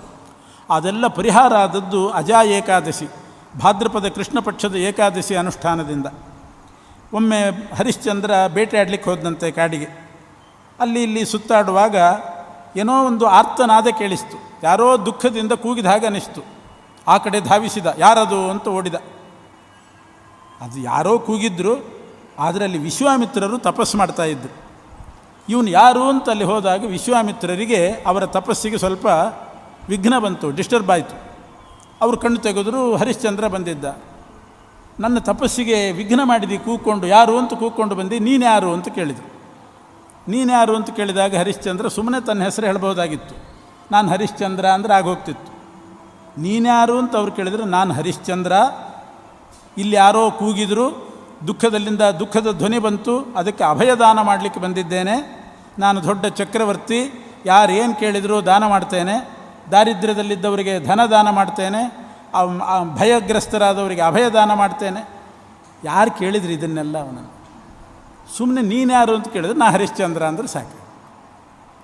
ಇದೆಲ್ಲ ಕಥೆ ಹೇಳ್ಕೊಂಡ, ನಾನು ಹಾಗೆ ದಾನ ಮಾಡ್ತೇನೆ, ಹೀಗೆ ದಾನ ಮಾಡ್ತೇನೆ ಅಂತ. ಸ್ವಲ್ಪ ಸಿಟ್ಟು ಬಂತೋ ಏನೋ ವಿಶ್ವಾಮಿತ್ರರಿಗೆ. ಹೌದಾ, ಏನು ಕೇಳಿದರೂ ದಾನ ಮಾಡ್ತೀಯಾ? ನಾನೊಂದು ಅಶ್ವಮೇಧ ಯಾಗ ಮಾಡಬೇಕು ಅಂತಿದ್ದೇನೆ. ಅಶ್ವಮೇಧ ಯಾಗ ಅದು ನನ್ನ ಹತ್ರ ಏನಿಲ್ಲ, ಆದರೂ ಮಾಡಬೇಕು ಅಂತಿದ್ದೀನಿ. ಆ ಅಶ್ವಮೇಧ ಯಾಗಕ್ಕೆ ಬಂದ ಪುರೋಹಿತರಿಗೆ ದಕ್ಷಿಣೆ ಕೊಡಬೇಕಲ್ಲ, ಆ ದಕ್ಷಿಣೆ ಹಣ ಕೊಟ್ಬಿಡು ಸಾಕು ಅಂತ ಕೇಳಿದರು. ದಕ್ಷಿಣೆ ಹಣ್ಣಂದರೆ ಕಡಿಮೆನಲ್ಲ. ಸಹಸ್ರಮಾಖ್ಯಾತ್ರೇ ದದ್ಯಾತ್ ಶತಂ ಪರಿಗರಿತ್ರೆ, ಇಷ್ಟಿಷ್ಟು ಕೊಡಬೇಕು ಅಂತುಂಟು. ಆ ದಕ್ಷಿಣೆ ಹಣ ಕೊಡು, ಉಳಿದದ್ದು ಸಂತರ್ಪಣೆಗೆ ಅಕ್ಕಿ ಬೇಳೆ ಬೆಲ್ಲ ಎಲ್ಲ ಬೇರೆ ಬೇರೆಯವ್ರ ತಲೆ ಕಟ್ತೇನೆ, ದಕ್ಷಿಣೆ ಹಣ ನೀನು ಕೊಡು ಅಂದರು. ಅವನಿಗನಿಸ್ತು, ನನ್ನಂಥ ಹರಿಶ್ಚಂದ್ರ ಇರುವಾಗ, ಅಶ್ವಮೇಧ ಯಾಗ ಮಾಡುವಾಗ ಬರೇ ದಕ್ಷಿಣೆ ಹಣ ನನ್ನ ಹತ್ರ ಕೇಳ್ತೀರಾ? ಜುಜುಬಿ ಅಂತಾರಲ್ಲ, ಇಷ್ಟು ಕ್ಷುದ್ರ. ಇಡೀ ಜವಾಬ್ದಾರಿನೇ ನನ್ನ ಮೇಲೆ ಹಾಕಿದರೆ ಎಲ್ಲ ಖರ್ಚು ನಾನೇ ನೋಡ್ಕೋತಾ ಇದ್ದೆ, ಬರೀ ದಕ್ಷಿಣೆ ಹಣ ಕೇಳ್ತೀರಾ? ಅದು ಬಿಡಿ, ಕ್ಷುದ್ರ, ಬೇರೆ ಏನಾದರೂ ಕೇಳ್ರಿ ಅಂದ. ಆಗ ಅವರಿಗೆ ಅನ್ನಿಸ್ತು, ಹಾಗಾದರೆ ನಿನ್ನ ಅಧೀನದಲ್ಲಿರೋ ಇಡೀ ಭೂಮಂಡಲ ನನಗೆ ಕೊಡು ಅಂದರು. ನಿನ್ನ ಅಧೀನದಲ್ಲಿರುವ ಎಲ್ಲ ಭೂಮಿ ನನಗೆ ದಾನ ಮಾಡಿಬಿಡು ಅಂದರು. ಅವನು ಸತ್ಯ ಹರಿಶ್ಚಂದ್ರ ಇಷ್ಟು ಹೇಳ್ಕೊಂಡಿದ್ದ, ಮಾಡಿಬಿಟ್ಟ. ಇಡೀ ಭೂಮಿ ಸಸ್ಯ ಸಮೃದ್ಧವಾದದ್ದು. ಹಂಗೆ ಕೇಳಿದ್ರು ಅವರು, ಏನು ಬೆಳೆ ಬಂದಿದೆ, ಸಸ್ಯ ಸಾಮಾನು ಕೋಶ ಹಣ ಕಾಸು ಎಲ್ಲ ಸಹಿತವಾಗಿ ದಾನ ಮಾಡಬೇಕು. ಆಯಿತು ಅಂತಂದ, ದಾನ ಮಾಡಿದ. ಅಷ್ಟು ದಾನ ತಗೊಂಡು ವಿಶ್ವಾಮಿತ್ರರು ಆಮೇಲೆ ಕೇಳಿದರು, ದಕ್ಷಿಣೆ ಹಣ ಆಮೇಲೆ ಕೊಡ್ತೀನಿ ನಿಂದೆಲ್ಲ, ಈಗ ಕೊಡು ಅಂದರು. ಏನು ಕೊಡ್ತಾನೆ? ಎಲ್ಲ ಬೀಗದ ಕೈ ಕೊಟ್ಟಾಯಿತು, ಈಗ ದಕ್ಷಿಣೆ ಹಣ ಕೊಡು ಅಂತಂದರು. ಸಿಗ್ಬಿದ್ದ, ಮಾತಿನಲ್ಲಿ ಸಿಗಾಕ್ಕೊಂಡ. ಆಗ ಹೇಳ್ತಾನೆ, ನಾನು ಸತ್ಯ ಹರಿಶ್ಚಂದ್ರ, ಮಾತಿಗೆ ತಪ್ಪೋದಿಲ್ಲ, ಆದರೆ ಎಲ್ಲ ಕೊಟ್ಟುಬಿಟ್ಟೆ. ಈಗ ದಕ್ಷಿಣೆ ಹಣ ಕೊಡ್ತೇನೆ, 1 ತಿಂಗಳು ಕಾಲಾವಕಾಶ ಕೊಡು, 1 ತಿಂಗಳು ಅವಧಿ, ಆ 1 ತಿಂಗಳಲ್ಲಿ ನಾನೇನಾದರೂ ಮಾಡಿ ಕೊಡ್ತೇನೆ ಅಂತಂದು. ಆಯಿತು ಅಂತ ಒಪ್ಪಿದರು ವಿಶ್ವಾಮಿತ್ರರು. ಆದರೂ 1 ತಿಂಗಳು ಅವಕಾಶ ಕೊಡ್ತೇನೆ, ಈ ಊರಿನಲ್ಲಿ ಇರಬಾರ್ದು ಅಂದರು. ಕೋಸಲ ದೇಶ, ಅವನಿದ್ದದ್ದು ಅಯೋಧ್ಯೆ, ಕೋಸಲ ದೇಶ, ಇಲ್ಲಿರ್ಕೂಡ್ದು. ಯಾಕೆ ಇದು ಪೂರ್ತಿ ನನಗೆ ದಾನ ಮಾಡಿದ್ದಿ, ಬೇರೆ ಯಾವುದಾದ್ರೂ ಊರಿಗೆ ಹೋಗು, ದುಡಿ, 1 ತಿಂಗಳಲ್ಲಿ ಕೊಡು, ಇಲ್ಲಿ ಮಾತ್ರ ಇರಬಾರ್ದು, ಇದು ಪೂರ್ತಿ ನಂದಾಗಿದೆ ಈಗ ಅಂತ. ಆಯಿತು ಅಂತ ಊರು ಬಿಟ್ಟು ಹೊರಟ. ಊರು ಬಿಟ್ಟು ಹೊರಡುವಾಗ ಹೆಂಡತಿ ಮಗು ಕರ್ಕೊಂಡು ಹೋಗ್ತಾ ಇದ್ದಾನೆ. ಪ್ರಜೆಗಳೆಲ್ಲ ಅಡ್ಡ ಕಟ್ಟಿದರು. ಊರು ಬಿಟ್ಟು ಹೋಗ್ಲಿಕ್ಕೆ ಏನು ತಪ್ಪು ಮಾಡಿದ್ದೀನಿ? ಯಾರ್ದಾದರೂ ಸ್ತ್ರೀಯರ ಮಾನಭಂಗ ಮಾಡಿದರೆ ಅಥವಾ ಮನುಷ್ಯರನ್ನ ನಿರ್ಗತಿಕರನ್ನಾಗಿ ಮಾಡಿದರೆ ಊರು ಬಿಟ್ಟು ಹೋಗಬೇಕು ರಾಜ? ಏನಿಲ್ಲ, ಮಾತಿನಲ್ಲಿ ಏನೋ ಸಿಗಾಕ್ಕೊಂಡೆ ಅಷ್ಟೇ, ಇಷ್ಟಕ್ಕೆ ಊರು ಬಿಟ್ಟು ಹೋಗ್ಲಿಕ್ಕೆ ನಾವು ಬಿಡೋದಿಲ್ಲ ನಿನ್ನನ್ನು ಅಂತ ಎಲ್ಲ ಅಡ್ಡಗಟ್ತಾ ಇದ್ದಾರೆ. ಇವನು ಅವ್ರ ಜೊತೆಗೆ ಮಾತಾಡ್ತಾ ನಿಂತ. ವಿಶ್ವಾಮಿತ್ರರಿಗೆ ಅನಿಸ್ತು, ಇವನು ಹೋಗ್ತಾನೋ ಇಲ್ವೋ ಅಂತ ಡೌಟ್ ಬಂತು ಅವ್ರಿಗೆ. ಇವರು ಒತ್ತಾಯಕ್ಕೆ ಉಳಿದುಬಿಟ್ರೆ ಅದಕ್ಕೆ ಕೋಲು ತೊಗೊಂಡು ಬಂದರಂತೆ ಹೊಡಿಲಿಕ್ಕೆ. ಕೈಯಲ್ಲಿ ಬೆತ್ತ ತೊಗೊಂಡು ದನ ಓಡಿಸುವಂತೆ ಓಡಿಸ್ತಾ ಇದ್ದಾರಂತೆ. ನನಗೆ ದಾನ ಕೊಟ್ಟಿದ್ದು ಇಲ್ಲಿರಬೇಡ ಅಂತ ಬೆತ್ತ ತೊಗೊಂಡು ಬಿಟ್ರಂತೆ. ಏಟು ಬೆನ್ನಿನ ಮೇಲೆ ಏಟು ಬಿಟ್ಟರು. ಬಿಡುವಾಗ ಆ ಏಟು ಅಡ್ಡ ಬಂದ್ಲಂತೆ ಹೆಂಡತಿ, ಶೈಬ್ಯ ಅಂತ ಅವಳ ಹೆಸರು. ಅಯ್ಯೋ ಯಜಮಾನರಿಗೆ ಏಟು ಬೀಳುತ್ತೆ ಅಂತ ಅವಳು ಅಡ್ಡ ಬಂದಳು. ಏಟು ಅವಳಿಗೆ ಬಿತ್ತು. ಅದು ತಡ್ಕೊಳ್ಳಿಕ್ಕೆ ಆಗಲಿಲ್ಲ. ಇವನಿಗೆ ಬಿದ್ದರೆ ತಡ್ಕೋತಿದ್ದ ಏಟು. ಹೆಂಗಸು ಹೆಣ್ಣು ಮಗಳು ಅವಳು ಹೇಗೆ ತಡ್ಕೊಳ್ತಾಳೆ? ನೆಲದ ಮೇಲೆ ಬಿದ್ದು ವಿಲಿ ವಿಲಿ ಒದ್ದಾಡಿ ಬಿಟ್ಲಂತೆ ಆ ಏಟಿಗೆ. ಏನು ಮಾಡಬೇಕು ಅಷ್ಟೊತ್ತು ಒದ್ದಾಡಿದ್ಲು. ಇದನ್ನು ನೋಡಿ ವಿಶ್ವದೇವತೆಗಳು ಅಂತ 5 ಜನ ಇದ್ದಾರೆ, 10 ಜನ ಒಟ್ಟು ವಿಶ್ವದೇವತೆಗಳು. ಅದರಲ್ಲಿ 5 ಮಂದಿ ವಿಶ್ವದೇವತೆಗಳು ಅಂದ್ಕೊಂಡ್ರಂತ, ಅಯ್ಯೋ ಈ ಹೆಣ್ಣು ಮಗಳಿಗೆ ಇಷ್ಟು ಹೊಡೆದ್ರಲ್ಲ ವಿಶ್ವಾಮಿತ್ರರು, ಯಾವ ನರಕಕ್ಕೆ ಹೋಗ್ತಾರೋ ಏನೋ ಅಂತ ಆಡ್ಕೊಂಡ್ರಂತ. ಅವ್ರೇನು ಶಾಪ ಹಾಕಿಲ್ಲ, ಯಾವ ನರಕಕ್ಕೆ ಹೋಗ್ತಾರೋ ಏನೋ ಅಂತ ಆಡಿಕೊಂಡ್ರು. ಅದು ವಿಶ್ವಾಮಿತ್ರ ಕಿವಿಗೆ ಬಿತ್ತು. ಅವ್ರಿಗೆ ಸಿಟ್ಟು ಬಂತು. ನನಗೂ ಹರಿಶ್ಚಂದ್ರನಿಗೂ ಸಂಬಂಧಪಟ್ಟ ವಿಷಯ, ನಾನು ಅವನನ್ನು ಹೊಡೆದೆ, ಅವಳು ಅಡ್ಡ ಬಂದಳು, ನಾನು ನರಕಕ್ಕೆ ಹೋಗ್ತೇನೆ ಅಂತ ಹೇಳಲಿಕ್ಕೆ ನೀವು ಯಾರು? ಈ ರೀತಿ ನನ್ನ ಬಗ್ಗೆ ನೀವು ನರಕಕ್ಕೆ ಹೋಗ್ತೇನೆ ಅಂತ ಆಡ್ಕೊಂಡದ್ರಿಂದ ನೀವು ಭೂಮಿಯಲ್ಲಿ ಹುಟ್ಟ್ರಿ, ನಿಮಗಲ್ಲಿ ಮದುವೆ ಇರಬಾರ್ದು, ಮದುವೆ ಹಾಕ್ಕೂಡ್ದು, ಮಕ್ಕಳು ಹಾಕ್ಕೂಡ್ದು, ಬರ್ಬರವಾಗಿ ಕೊಲೆಯಾಗಿ ಸಾಯಬೇಕು ಅಂಥ ಶಾಪ ಕೊಟ್ಟರು ವಿಶ್ವಾಮಿತ್ರ. ಅದೇ 5 ಮಂದಿ ವಿಶ್ವದೇವತೆಗಳೇ ಪಾಂಡವರ ಮಕ್ಕಳಾಗಿ ಹುಟ್ಟಿದ್ದು. ದ್ರೌಪದಿಯ 5 ಮಕ್ಕಳು ಇವರೇ, ಧರ್ಮರಾಜ, ಭೀಮ, ಅರ್ಜುನ, ನಕುಲ ಸಹದೇವರ ಮಕ್ಕಳಾಗಿ ಪ್ರತಿವಿಂಧ್ಯ, ಶ್ರುತಸೋಮ, ಶ್ರುತಕೀರ್ತಿ ಈ ರೀತಿ ಹೆಸರಿನಿಂದ ಹುಟ್ಟಿದರು. ಅವರಿಗೆ ಮದುವೆ ಆಗಿಲ್ಲ. ಅಷ್ಟರಲ್ಲೇ ಮಹಾಭಾರತ ಯುದ್ಧ ಆಯಿತು. ಆ ಯುದ್ಧ ಎಲ್ಲ ಮುಗಿದ ಮೇಲೆ ಒಂದು ಶಿಬಿರದಲ್ಲಿ ಮಲ್ಕೊಂಡಾಗ ರಾತ್ರಿ ಅಶ್ವತ್ಥಾಮಾಚಾರ್ಯ ಬಂದು ದುರ್ಯೋಧನನ ಪ್ರೇರಣೆಯಿಂದ ಈ 5 ಮಂದಿ ದ್ರೌಪದಿ ಮಕ್ಕಳನ್ನು ತಲೆ ಕಡಿದು ಕೊಂದರು. ಮದುವೆ ಇಲ್ಲ, ಮಕ್ಕಳಿಲ್ಲ, ಇಷ್ಟು ಘೋರವಾದ ಬರ್ಬರ ಹತ್ಯೆ ನಡೆದೋಯ್ತು. ಇದಕ್ಕೆ ಕಾರಣ ಏನು ಅಂತಂದರೆ ಆ ವಿಶ್ವಾಮಿತ್ರರ ಬಗ್ಗೆ ಆಡ್ಕೊಂಡದ್ರಿಂದ. ಆದ್ದರಿಂದ ಯಾರನ್ನೂ ಆಡ್ಕೊಳ್ಳಿಕ್ಕೆ ಹೋಗಬಾರ್ದು. ಆಡ್ಕೊಳ್ಳೋದಾದರೆ ಮೆತ್ತಗೆ ಆಡ್ಕೋಬೇಕು, ಅವ್ರಿಗೆ ಕೇಳಿಸೋ ಹಂಗೆ ಆಡ್ಕೋಬಾರ್ದು. ಅಷ್ಟಂತೂ ಕೇಳಿಸಿರಬಾರ್ದು. ಕೇಳಿಸಿದ್ದಕ್ಕೆ ಇಷ್ಟೆಲ್ಲ ಅನಾಹುತ ಆಯಿತು. ಆಮೇಲೆ ಹರಿಶ್ಚಂದ್ರ ಯೋಚನೆ ಮಾಡಿದ, ನಾನು ನೋಡಿ ನನ್ನಿಂದಾಗಿ ಇವರಿಗೆಲ್ಲ ಇಂಥ ಶಾಪ ಬಂತು, ಇನ್ನು ಇದ್ದರೆ ಏನೇನು ಅನಾಹುತ ಆಗ್ತದೋ ಅಂತ ಊರು ಬಿಟ್ಟು ಹೋಗಿ 1 ತಿಂಗಳಾಯಿತು. ಕಾಶಿಗೆ ಹೋದ. ಕಾಶಿಗೆ ಹೋಗಬೇಕು, ದೊಡ್ಡ ಪಟ್ಟಣ. ಕಾಶಿಗೆ ಬರುವಾಗಲೇ 1 ತಿಂಗಳಾಗೋಯ್ತು. 1 ತಿಂಗಳಲ್ಲಿ ಹಣ ಕೊಡ್ತೇನೆ ಅಂತ ಹೇಳಿದ್ದಾನೆ. ಕಾಶಿಗೆ ಬರುವಾಗ 1 ತಿಂಗಳು. ಕಾಶಿ ಎಂಟ್ರಾಗ್ತಾ ಇದ್ದಾನೆ ಹರಿಶ್ಚಂದ್ರ, ಅಲ್ಲಿ ವಿಶ್ವಾಮಿತ್ರರು ಬಂದುಬಿಟ್ರು. 1 ತಿಂಗಳಾಯ್ತಲ್ಲ ಕೊಡು ಅಂದರು. ಏನು ಕೊಡ್ತಾನೆ? ಬರಲಿಕ್ಕೆ 1 ತಿಂಗಳಾಗಿದೆ. ಭಿಕ್ಷೆ ಬೇಡ್ಕೊಂಡು ಊಟ ಮಾಡಿ. ಆಗ ಹರಿಶ್ಚಂದ್ರನಿಗೆ ಎಷ್ಟು ದೇವರ ಮೇಲೆ ವಿಶ್ವಾಸ ಅಂದರೆ ಹೇಳ್ತಾನೆ ಹರಿಶ್ಚಂದ್ರ, ಒಂದು ತಿಂಗಳಾಗಿಲ್ಲ, ಸೂರ್ಯ ಮುಳುಗೋ ತನಕ ಕಾಲ ಇದೆ. ಈಗಿನ್ನೂ ಸೂರ್ಯ ಮುಳುಗಿಲ್ಲ, ಇನ್ನೂ ಆಕಾಶದ ಮಧ್ಯದಲ್ಲಿದ್ದಾನೆ. ಇಷ್ಟು ಬೇಗ ಯಾಕೆ ಬಂದಿರಿ? ಸೂರ್ಯ ಮುಳುಗೋದ್ರೊಳಗೆ ನಾನೇನಾದರೂ ಮಾಡಿ ಕೊಡ್ತೇನೆ ನಿಮಗೆ ಅಂತ. ಎಲ್ಲಿ ಸಾಧ್ಯ? ಆದರೂ ಅಷ್ಟು ವಿಶ್ವಾಸ ದೇವರ ಮೇಲೆ. ಸರಿ ಅಂತ ಒಪ್ಪಿದರು ವಿಶ್ವಾಮಿತ್ರರು. ಹಾಗಾದ್ರೆ ಅಲ್ಲಿವರೆಗೆ ಕಾಯ್ತೇನೆ ಅಂತ. ಏನು ಸೂರ್ಯ ಮುಳುಗಲಿಕ್ಕೆ ಬರ್ತಾ ಇದ್ದಾನೆ? ಏನಿಲ್ಲ. ಕೊನೆಗೆ ಹೆಂಡತಿಯನ್ನು ಮಾರ್ತೇನೆ ಅಂತ ಹೊರಟ. ಹೆಂಡತಿಯನ್ನು ಮಾರಿದ್ದ ಆವಾಗ. ಹೆಂಡತಿಯನ್ನು ಮಾರಿದಾಗ ಒಬ್ಬ ವೃದ್ಧ ಬ್ರಾಹ್ಮಣ ಬಂದು ಹರಿಶ್ಚಂದ್ರನ ಹೆಂಡತಿಯನ್ನು ಖರೀದಿ ಮಾಡ್ಕೊಂಡು ಹೋದ. ದುಡ್ಡು ಕೊಟ್ಟರೆ ಆ ದುಡ್ಡು ಮುಟ್ಲಿಲ್ಲಂತೆ ಹರಿಶ್ಚಂದ್ರ. ಹೆಂಡತಿಯನ್ನು ಮಾರಿದ ದುಡ್ಡು ನಾನು ಕೈಯಲ್ಲಿ ಮುಟ್ಟೋದಿಲ್ಲ, ನನ್ನ ಶಲ್ಯದಲ್ಲಿ ಕಟ್ಟ್ರಿ ಅಂತ ಶಾಲ್ ಮುಂದಿಟ್ಟ. ಅದರ ತುದಿಯಲ್ಲಿ ಕಟ್ಟಿ ಹೋದನಂತೆ. ಹರಿಶ್ಚಂದ್ರ ಹೇಳ್ತಾನೆ, ವಿಶ್ವಾಮಿತ್ರರೇ ಇಲ್ಲಿದೆ ನೋಡಿ ದುಡ್ಡು ತೊಗೊಳ್ಳಿ ನಿಮ್ಮದು ಅಂತಂದು. ಅಷ್ಟು ವ್ಯವಸ್ಥೆ ಆಯಿತು ಸೂರ್ಯ ಮುಳುಗೋದ್ರೊಳಗೆ. ವಿಶ್ವಾಮಿತ್ರರ ಗಂಟು ಬಿಚ್ಚಿದ್ರು, ತಾನು ಮುಟ್ಲಿಲ್ಲಂತ ಹರಿಶ್ಚಂದ್ರ. ಇವರೇ ಗಂಟು ಬಿಚ್ಚಿ ನೋಡಿದರು, ಲೆಕ್ಕ ಮಾಡಿದರು. ಇದು ದಕ್ಷಿಣೆಗೆ ಸಾಕಾಗಲ್ಲ ಅಂದರು. ಇಷ್ಟಾದರೂ ದಕ್ಷಿಣೆಗೆ ಸಾಕಾಗೋದಿಲ್ಲ ಅಂದರು. ಮತ್ತೇನು ಮಾಡಬೇಕು? ಕೊನೆಗೆ ಮಗನನ್ನೂ ಮಾರಿದ. ಆದರೂ ಸಾಕಾಗೋದಿಲ್ಲ ಅಂತಾಯಿತು. ತನ್ನನ್ನೂ ಕೂಡ ಮಾರಿಕೊಂಡ. ತನ್ನನ್ನೂ ಕೂಡ ಒಬ್ಬ ಸ್ಮಶಾನದಲ್ಲಿರ್ತಕ್ಕಂಥ ಒಬ್ಬ ವ್ಯಕ್ತಿಗೆ ತನ್ನನ್ನು ಕೂಡ ಮಾರಿಕೊಂಡು ತಾನು ಸ್ಮಶಾನ ಕಾಯ್ಕೊಂಡಿದ್ದ. ಇಷ್ಟೆಲ್ಲ ಹರಿಶ್ಚಂದ್ರನಿಗೆ ದೌರ್ಗತ್ಯ ಬಂತು. ಆಮೇಲೆ ಕೊನೆಗೆ ಮಗ ಸಾಯ್ತಾನೆ. ಅವನ ಶವವನ್ನು ಹೆಂಡತಿನೇ ತೊಗೊಂಡು ಬರ್ತಾಳೆ, ಗುರುತು ಸಿಗೋದಿಲ್ಲ. ಆಗ ಅವಳು ವಿಲಾಪ ಮಾಡ್ತಾಳೆ. ಇವನು ಹರಿಶ್ಚಂದ್ರ ನಿರ್ವಿಕಾರವಾಗಿ ದಹನ ಮಾಡ್ತಾ ಇದ್ದಾನೆ ತನ್ನ ಮಗನನ್ನು. ತನ್ನ ಹೆಂಡತಿ ಅಂತೂ ಗೊತ್ತಿಲ್ಲ, ಮಗ ಅಂತ ಗೊತ್ತಿಲ್ಲ, ಅಷ್ಟು ವಿಕಾರ ಆಗಿ ಹೋಗಿತ್ತಂತೆ ದೇಹ. ಆಗ ಅವಳು ವಿಲಾಪ ಮಾಡಿದ್ಲು, ದೊಡ್ಡ ಚಕ್ರವರ್ತಿಗಳ ಮಗ ಅನಾಥವಾಗಿ ದಹನ ಆಗ್ತಾ ಇದ್ದಾನೆ, ಒಂದು ಮಂತ್ರ ಹೇಳಲಿಕ್ಕೂ ಒಬ್ಬರು ಗತಿ ಇಲ್ಲ, ಅಮಂತ್ರಿಕ ದಹನ ಆಗ್ತಾ ಇದೆಯಲ್ಲ ಅಂತ ಅತ್ತಾಗ ಹರಿಶ್ಚಂದ್ರ ಚಕ್ರವರ್ತಿಯ ಮಗ ಅಂದ್ಕೊಳ್ಳಿ ಇವನು ಕಿವಿ ಚುರುಕಾಯಿತು. ಬೆಂಕಿ ಹಚ್ಚಲಿಲ್ಲ, ನೋಡ್ತಾನೆ ದಿಟ್ಟಿಸಿ ತನ್ನ ಮಗ ಅಂತ ಗೊತ್ತಾಯಿತು. ಹೆಂಡತಿಯನ್ನು ನೋಡಿದಾಗ ಗುರುತು ಸಿಕ್ತು.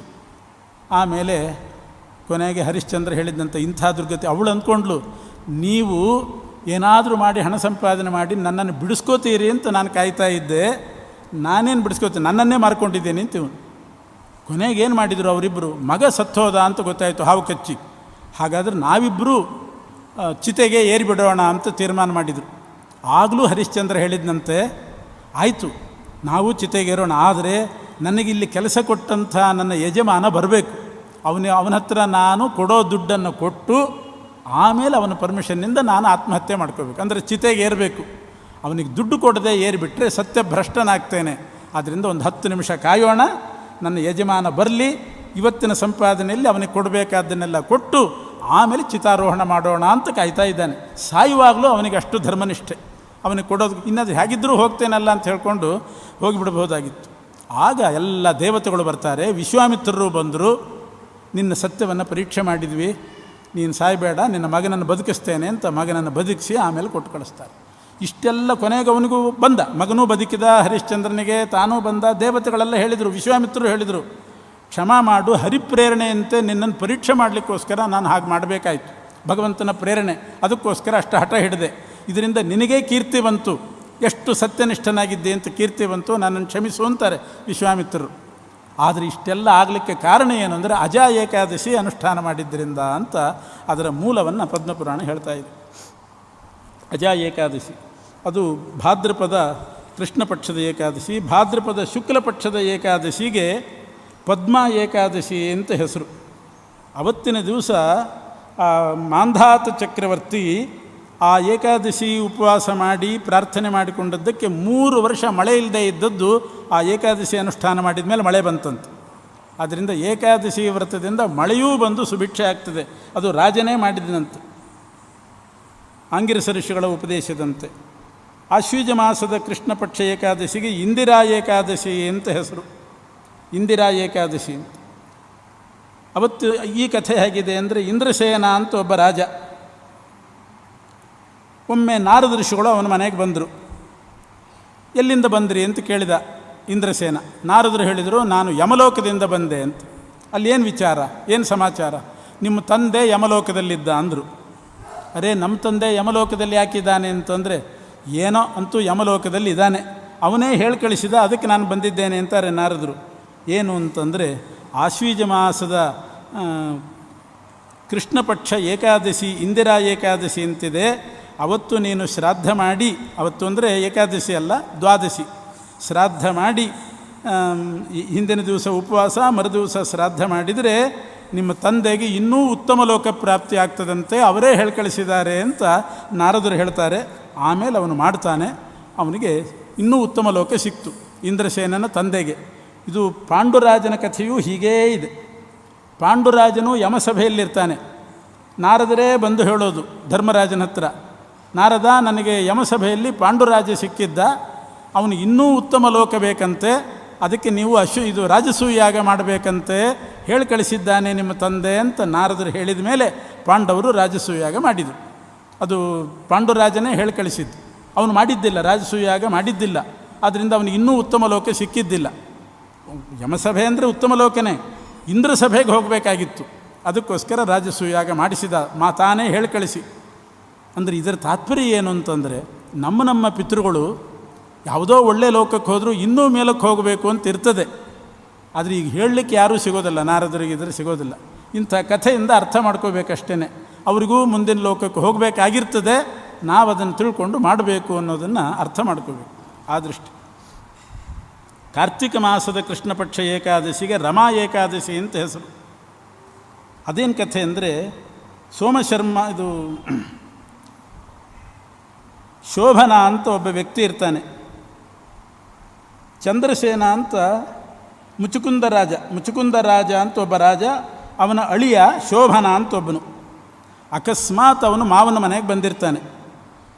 ಆ ಮುಚುಕುಂದನ ಪದ್ಧತಿ ಏನು ಅಂತಂದರೆ, ಏಕಾದಶಿ ಬಂದಾಗ ದನಕರುಗಳ ಕೈಯಿಂದ ಉಪವಾಸ ಮಾಡಿಸ್ತಿದ್ದಂತೆ.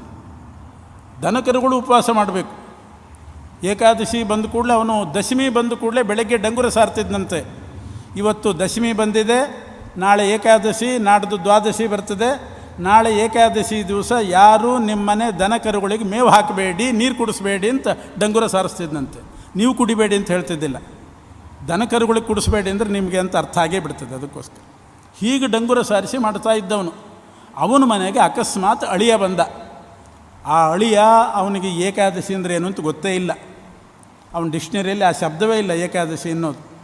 ಅಕಸ್ಮಾತ್ ಮನೆಗೆ ಬಂದಿದ್ದಾನೆ, ಮಾವನ ಮನೆಗೆ ಬಂದಿದ್ದಾನೆ. ಮಗಳು ಹೇಳಿಲ್ಲಂತೆ, ನಾಳೆ ಏಕಾದಶಿ ಬರ್ತಾ ಇದೆ, ಉಪವಾಸ ಮಾಡಲೇಬೇಕು, ಇಲ್ದಿದ್ರೆ ನಮ್ಮ ತಂದೆ ಭಾಳ ಕೆಂಡ ಆಗಿಬಿಡ್ತಾರೆ ಹಾಗೆ ಅಂತ. ಅವನಂದ, ಏನು ಮಾಡೋದು, ಅನಿವಾರ್ಯ ಆಗೋಯ್ತಲ್ಲ ಅಂತ. ಅವನಿಗೆ ಅಭ್ಯಾಸನೇ ಇಲ್ಲ ಮಾಡಿ. ಆದರೆ ಮಗಳು ಹೇಳಿದ್ದು, ಏನಾದರೂ ಅಳಿಯ ನೋಡಲ್ಲ ನಮ್ಮ ತಂದೆ, ಮಾಡಲೇಬೇಕು. ಮನೇಲಿ ನಾನಂತೂ ಏನೂ ಬೇಯಿಸೋ ಹಾಗಿಲ್ಲ, ಕೊಡೋ ಹಾಗಿಲ್ಲ, ನನ್ನ ಮೇಲೆ ಖಡ್ಗ ಎತ್ತಾನೆ, ಏನು ಮಾಡ್ತೀರಿ? ಏನು ಮಾಡೋದು? ಕೊನೆಗೆ ಅನಿವಾರ್ಯ ಆಗೋಯ್ತು. ಹಾಗೇ ಮಾಡಿದಂತೆ, ಕಷ್ಟಪಟ್ಕೊಂಡು ಮಾಡಿದ ಅಭ್ಯಾಸನೇ ಇಲ್ಲ. ಏನು ಸಣ್ಣ ವಯಸ್ಸಿನಿಂದ ಮಾಡ್ಕೊಂಡು ಬಂದಿದ್ದರೂ ಪರವಾಗಿಲ್ಲ, ಅಥವಾ ಒಂದು 5-6 ದಿವಸದಿಂದ ಏನಾದರೂ ತಿಂದ್ಕೊಂಡು ಬಂದರೆ ಏಕಾದಶಿ ಮಾಡಿಬಿಡ್ಬೋದು. ಪಂಚಮಿಯಿಂದಲೇ ಶುರು ಮಾಡಬೇಕು, ಒಳ್ಳೆ ಹಲ್ವ ತಿನ್ನಲಿಕ್ಕೆ, ಆವಾಗ ಪರವಾಗಿಲ್ಲ, ಏಕಾದಶಿ ನಡೀತದೆ. 2 ಏಕಾದಶಿ ಬಂದರೂ ನಡೀತದೆ. ಅಲ್ಲಿ ಮಾಡೋಕ್ಕೆ ಅಭ್ಯಾಸ ಬೇಕಾದರೆ ಹಿಂಗೆ ಮಾಡಬೇಕು, ಸುಲಭ ಆಗ್ತದೆ. ಕೊನೆಗೆ ಏನಿಲ್ಲ, ಅನಿವಾರ್ಯ ಇದ್ದಕ್ಕಿದ್ದ ಹಾಗೆ ದಶಮಿ ಬಂದಿದ್ದಾನೆ, ಮಾರನೇ ದಿವಸ ಏಕಾದಶಿ, ಉಪವಾಸ ಮಾಡಲೇಬೇಕಾಯಿತು. ಮಾವನ ಮನೆಯಲ್ಲಿ ಮಾಡಿದ ರಾತ್ರಿ ಇಡೀ ಕಷ್ಟಪಟ್ಟುಕೊಂಡೇ ಮಾಡಿದ. ಬೆಳಗ್ಗೆ ಸೂರ್ಯೋದಯ ಕಾಲದಲ್ಲಿ ಪ್ರಾಣನೇ ಹೋಯ್ತಂತೆ. ಗೋವಿಂದ, ಅಳಿಯ ಸತ್ತೇ ಹೋಗಿಬಿಟ್ಟು. ಇದು ಗೊತ್ತಿತ್ತು, ಆದರೂ ಮಗಳು ಹೇಳ್ತಾಳೆ, ನೀವು ಸತ್ತರೂ ನಮ್ಮಪ್ಪ ಬಿಡೋದಿಲ್ಲ, ಮಾತ್ರ ಮಾಡಲೇಬೇಕು ಅಂತ ಹೇಳಿದ್ರೆ ಸತ್ತೇ ಹೋಗಿಬಿಟ್ಟ. ಮರುದಿವಸ ಸತ್ತವನೇ ಹೋಗಿ ಮಂದರ ಪರ್ವತದ ಮೇಲೆ ದೊಡ್ಡ ಸಿಂಹಾಸನದಲ್ಲಿ ಕೂತಿದ್ದಾನೆ. ಅಕಸ್ಮಾತ್ ಅದೇ ಊರಿನ ಒಬ್ಬ ಸೋಮಶರ್ಮ ಅನ್ನೋ ಬ್ರಾಹ್ಮಣ ಆ ಕಡೆ ಹೋದಾಗ ನೋಡ್ತಾನೆ, ಆ ಮಂದರ ಪರ್ವತದ ಸಿಂಹಾಸನದಲ್ಲಿ ಆ ಊರಿನ ಅಳಿಯ ಇದ್ದಾನೆ. ಆ ಊರಿನ ಅಳಿಯ ಶೋಭನ ಅಂತ ಅವನ ಹೆಸರು, ಅಲ್ಲಿ ಕೂತಿದ್ದಾನೆ. ಏನಿಲ್ಲಿ ಅಂತಂದ. ಅಯ್ಯೋ, ನಾನು ಏಕಾದಶಿ ಮಾಡಿ ಸತ್ತದ್ದಕ್ಕೆ ಇಲ್ಲಿ ಬಂದೆ ಅಂತಂದ. ಏಕಾದಶಿ ವ್ರತ ಮಾಡಿ ಸತ್ತದ್ದಕ್ಕೆ ಇಲ್ಲಿ ಬಂದೆ, ಅಂದರೆ ಸತ್ತರೂ ಬಿಡಬಾರ್ದು ಅಂತ ಅರ್ಥ. ಹಾಗೆ ಆ ರೀತಿ ಮಾಡಿದ್ದಕ್ಕೆ ಇಲ್ಲಿ ಬಂದಿದ್ದೀನಿ. ಹಾಗೆ ಸರಿ ಹಾಗಾದರೆ ಅಂತ ಹೇಳಿ ಅವನು ಕೂಡಲೇ ಬಂದು ಅವನ ಹೆಂಡತಿಗೆ ಹೇಳಿದ, ನಿನ್ನ ಗಂಡ ಹೀಗೆ ಇಂಥ ಲೋಕದಲ್ಲಿದ್ದಾನೆ ಅಂತ, ನನ್ನನ್ನು ಕರ್ಕೊಂಡು ಹೋಗು ಅಂತಂದು. ಅವನು ತನ್ನ ದಿವ್ಯ ತಪಃಪ್ರಭಾವದಿಂದ ಹೆಂಡತಿಯನ್ನು ಕರ್ಕೊಂಡು ಬಂದು ಅಲ್ಲಿ ಅವ್ರ ಜೊತೆಗೆ ಸೇರಿಸಿದ್ನಂತೆ ಅಂತ ಇದು ಈ ಕಥೆ. ಕಾರ್ತಿಕ ಮಾಸದ ಕೃಷ್ಣಪಕ್ಷ ಏಕಾದಶಿ, ಶುಕ್ಲಪಕ್ಷ ಏಕಾದಶಿಗೆ ಅದು ಪ್ರಸಿದ್ಧ, ಎಲ್ರಿಗೂ ಕೂಡ ಗೊತ್ತು. ಉತ್ಥಾನ ದ್ವಾದಶಿ ಅಂತ ಕರೀತಾರೆ, ಪ್ರಬೋಧಿನಿ ಏಕಾದಶಿ, ದೇವರು ಎದ್ದದ್ದು ಅವತ್ತು. ಹೀಗೆ ಮಾರ್ಗಶಿರದ್ದಂತೂ ಮೊದಲಿಂದೇ ಬಂದಿದೆ. ಹೀಗೆ 24 ಏಕಾದಶಿಗಳ ಚರಿತ್ರೆಯನ್ನು ಬಹಳ ವಿಶೇಷವಾದ ರೀತಿಯಲ್ಲಿ ವರ್ಣನೆ ಮಾಡಿದ್ದಾರೆ. ಆದ್ದರಿಂದಲೇ ಆಚಾರ್ಯರು ತಮ್ಮ ಗ್ರಂಥಗಳಲ್ಲಿ ಬಹಳ ಒತ್ತಾಯಪೂರ್ವಕವಾಗಿ ಏಕಾದಶಿ ಬಗ್ಗೆ ಇದರದ್ದೆಲ್ಲ ಸಾರ ಸಂಗ್ರಹ ಮಾಡುವಂತೆ ಏಕಾದಶಿ ಬಗ್ಗೆ ಬಹಳ ಒತ್ತು ಕೊಟ್ಟಿದ್ದಾರೆ. ದಾಸರುಗಳು ಕೂಡ ಅದೇ ರೀತಿ